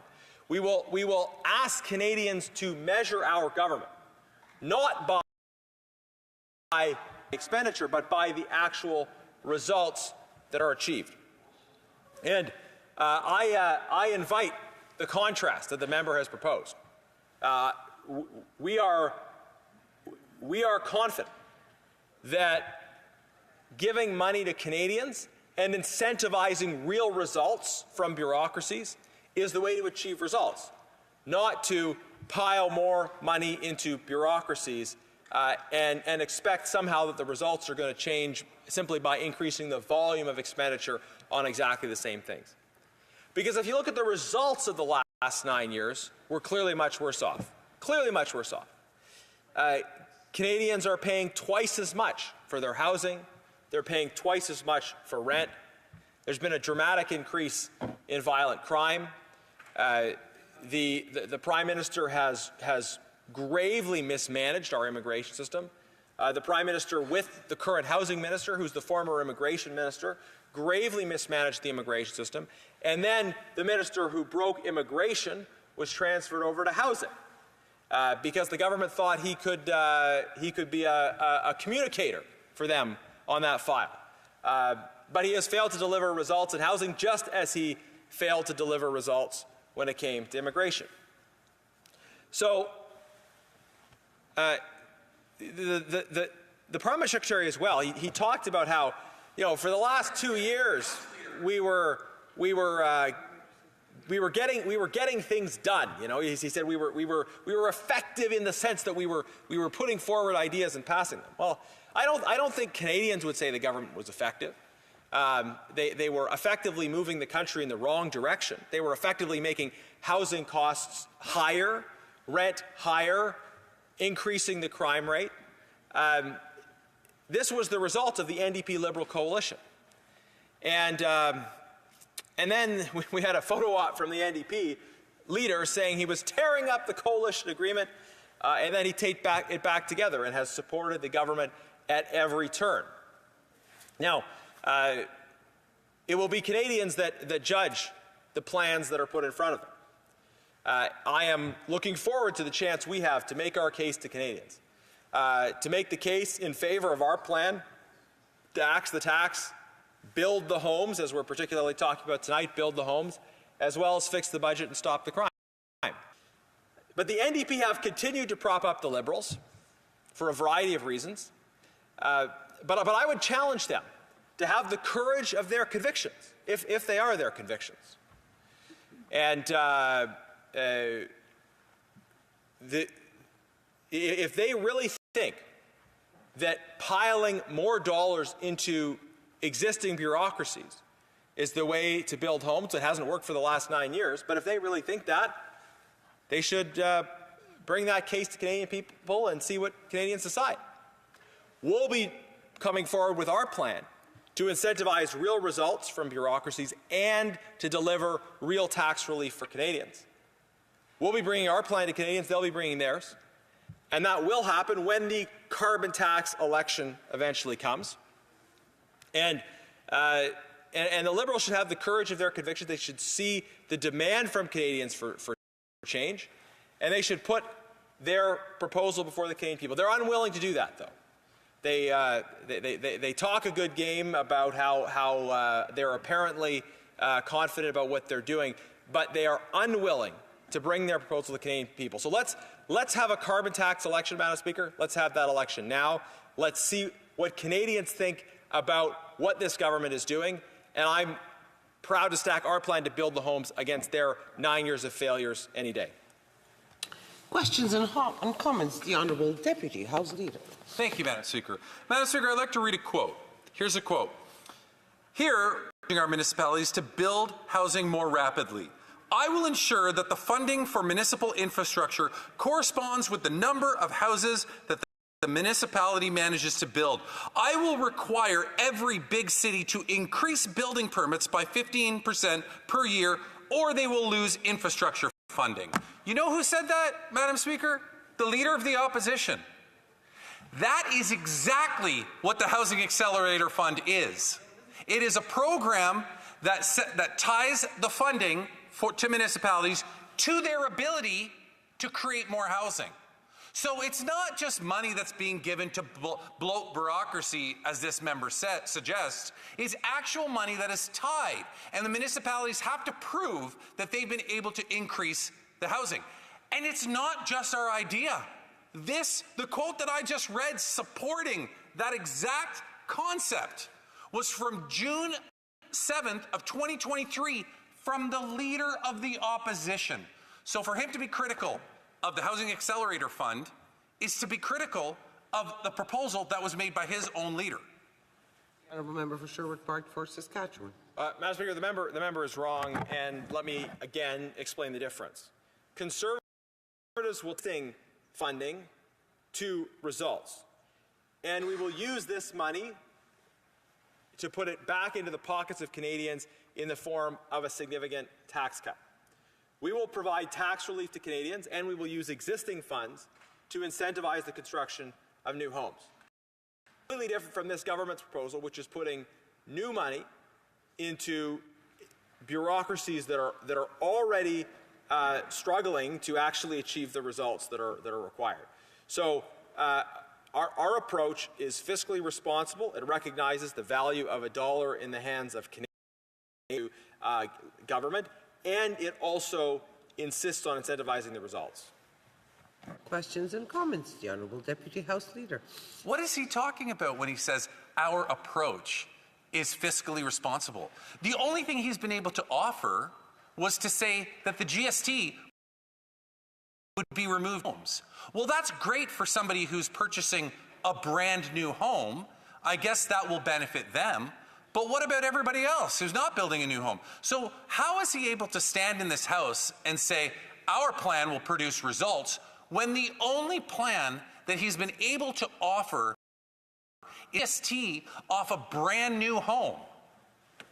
The Honourable member for Sherwood Park, Fort Saskatchewan. Madam Speaker, this is clearly the choice. These Liberals have had 9 years. They have failed to build homes. Objectively, we're not building homes at nearly the rate we need to. That housing costs are dramatically up for all Canadians. It's been 9 years of failure under this government. And they believe that announcing additional funding for existing bureaucracies is going to change that. Canadians, again, aren't going to judge this government by their intentions or their expenditures. They're going to judge this government by the results. Meanwhile, Conservatives, we have a record in government of much better performance when it comes to actual housing affordability for Canadians. And we're putting forward specific proposals that will cut taxes for Canadians, incentivize the construction of new homes, and will achieve results. And certainly Canadians judge the results just as they will judge this government by the results. But eliminating the GST on new homes will provide a significant benefit for Canadians. It will increase home construction. It will help to achieve the results that this government has failed to achieve for 9 years. And essentially what you're hearing from the Parliamentary Secretary is an admission of failure up to this point, I think, maybe, partially. But he's saying, okay, well now we're suddenly going to change things. Look, it hasn't worked. 9 years of failure, we're worse off. We need a new government, and we need a common sense carbon tax election so Canadians can decide. Very brief question from the Honourable Deputy House Leader. He didn't answer my question, but notwithstanding that, I'll take the bait. Tell us, please, about all this housing that the former Conservative government built. Because what they want to do is they want to take credit for all the housing that the market built back when they were in government before. But the reality is, when it comes to actual affordable housing units, and I know this not just from hearing it in this House a lot, but because I was a mayor in an Ontario city at the time, and we received the Harper government. This leader, when he was housing minister, built 6 houses in the entire country. Please, tell us more about the Conservative record. Brief comment from the Honourable member for Sherwood Park for Saskatchewan. Yeah, this is unbelievable if you listen to this member. He says, well, when Conservatives were in power, but, you know, it wasn't because the Conservatives were doing a good job. And then he's saying, now things are going poorly for Canadians. After 9 years, things are going poorly. But it's not the government's fault. This member would have you believe that these dynamics had... We have to resume debate. For Port Moody, Coquitlam. Thank you so much, Madam Speaker. And I always find it interesting to be in this House and to listen to the Conservatives and the Liberals fight about who did housing worse. And as the NDP, we can tell you that they both did it terrible. Both of them decided that they were going to walk away from their responsibility to offer housing, safe, human right housing in Canada, and give it to the market. And now they're seeing the fruits of their misguided in communities across this country. In the fact that people in my community and other communities across this country are living rough, in tents, in parks, on benches. And meanwhile, right beside them are 20, 30, 40, 50-story luxury towers. And you only have to go down to Vancouver and see the chandelier that is hanging under a bridge as public steps away from Canadians who are having their housing removed. They're living in tents. They can't afford to get into these luxury towers, and they're having their housing removed. So I would ask the Conservatives and the Liberals, as they come to this, what the Liberals called a meaningless debate today, to think about what they've done and how it's manifested. And I want to say a big thank you and really recognize the member from Vancouver East, my colleague in the NDP, who was years ahead on this financialization of housing and the role and impact it was having on people. And I say to the member from the Liberal side that, you know, the amendment of adding impact, important, because there has been an impact. And if we think about this study, and if we think about what my colleague, the member from Vancouver East, saw in her community in Vancouver, more people finding housing out of reach. Well, luxury condo after luxury condo was being built. I can say I saw the same thing in my community of Port Moody Coquitlam, where purpose-built rental, affordable rental, was bought up by wealthy developers and these financialization landlords to create more housing for people that they couldn't, the people that they were displacing couldn't afford to get into. So I think about one of the very first, back in 2014, 2015, when one of the very first luxury condo projects of Port Moody Coquitlam, and the developer came and said, we're going to do a rental housing beside it. We're going to do 2 towers and we're going to do a rental housing. And back in 2014 and 15, we thought, well, that would be great. Well, what they did was they did a luxury building. When it got built, it was a luxury accessible for the people that they displaced when they bought up the old, affordable, purpose-built rental housing and built their 2 luxury towers. So I want this government to know, I want them to know that what their decisions and the Conservatives before them have made people homeless. And it's not just me saying that the aim of these these people that are financializing houses, these corporations, they're maximizing their profit by increasing rent and cutting services for tenants. They're doing it on purpose, Madam Speaker. And I'll go back to my colleague from Vancouver East who put a dissenting report together in this financialization of housing report to say that that the government needed to stop this loss of affordable purpose-built rental and that they needed to start protecting these buildings. And I want to give credit to the BC NDP government, David Eby, and the Housing Minister, Ravi Kahlon. They awarded a $500 million fund to protect affordable purpose-built rental housing in our communities across BC. What did the federal government do? Nothing. They were asked over and over again to protect this affordable rental housing. They let it ride. They let it ride with the market. It's totally acceptable, and it is why we are in this position that we're in today. The government is missing in relation to protecting affordable housing and creating affordable housing. And you know why?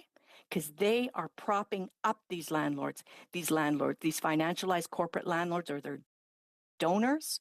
They are their friends. They know them personally.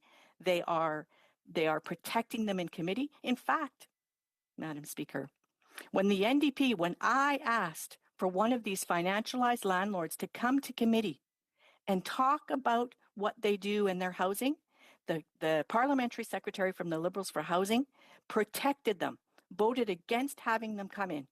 Same with the Conservatives. We have not heard from these landlords that are financializing housing because they've been protected by the Conservatives and the Liberals. And I'll add to that, Madam Speaker, that the Starlight Investments, one of the landlords, was invited twice to committee to testify, and twice they refused. And instead of the Liberal government saying, that's not acceptable, they're accountable to Canadians, they said, okay, that's fine. That's fine. And in fact, during the summer, the chair of that committee said, oh, that's fine. We'll just let them write a response in. No, Madam Speaker, they need to come to committee and they need to talk about their business practices and they need to talk about what they're doing. And I also want them to talk about their partnerships with the federal government, because the federal government has connections to these financialized landlords through asset management. The financialization of housing is not just happening out there in the market with these landlords, it's happening right inside of our pension funds with choices being made by this Liberal government. So there's a lot of work to do here, Madam Speaker. There is a lot of work to do. And who's suffering? The most vulnerable people in Canada. I want to talk about seniors. Seniors are some of the longest holding purpose-built rental tenants. 10, 15, 20, even 25 years they've been in those apartments. They are the ones that are being targeted by these landlords who want to financialize. They want to get them out so that they can jack up those rents. It's absolutely disgraceful, Madam Speaker. And in BC, for the first time ever, people over 55 are finding themselves homeless. This is absolutely unacceptable. So I go back to the Liberal member that was made a speech earlier and said, this debate is meaningless and it doesn't do anything. That's their choice.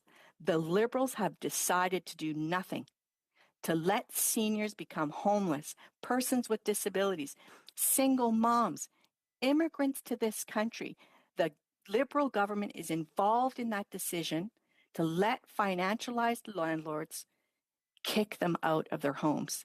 Now, there was recently some research on this, Madam Speaker. It came through the CBC, and there's some very strong research that proves that these financialized landlords raise rents through these above guidelines more than any other type of landlord. And not just that, Madam Speaker, they evict at a higher rate. Federal government to stop this exploitation and pushing people on the street. They're nowhere. They don't even want to have a discussion about it in committee. They're protecting their financialization landlords. They're not taking this crisis seriously. And I ask the government, how many more seniors, persons with disabilities, single mothers, Indigenous women having to give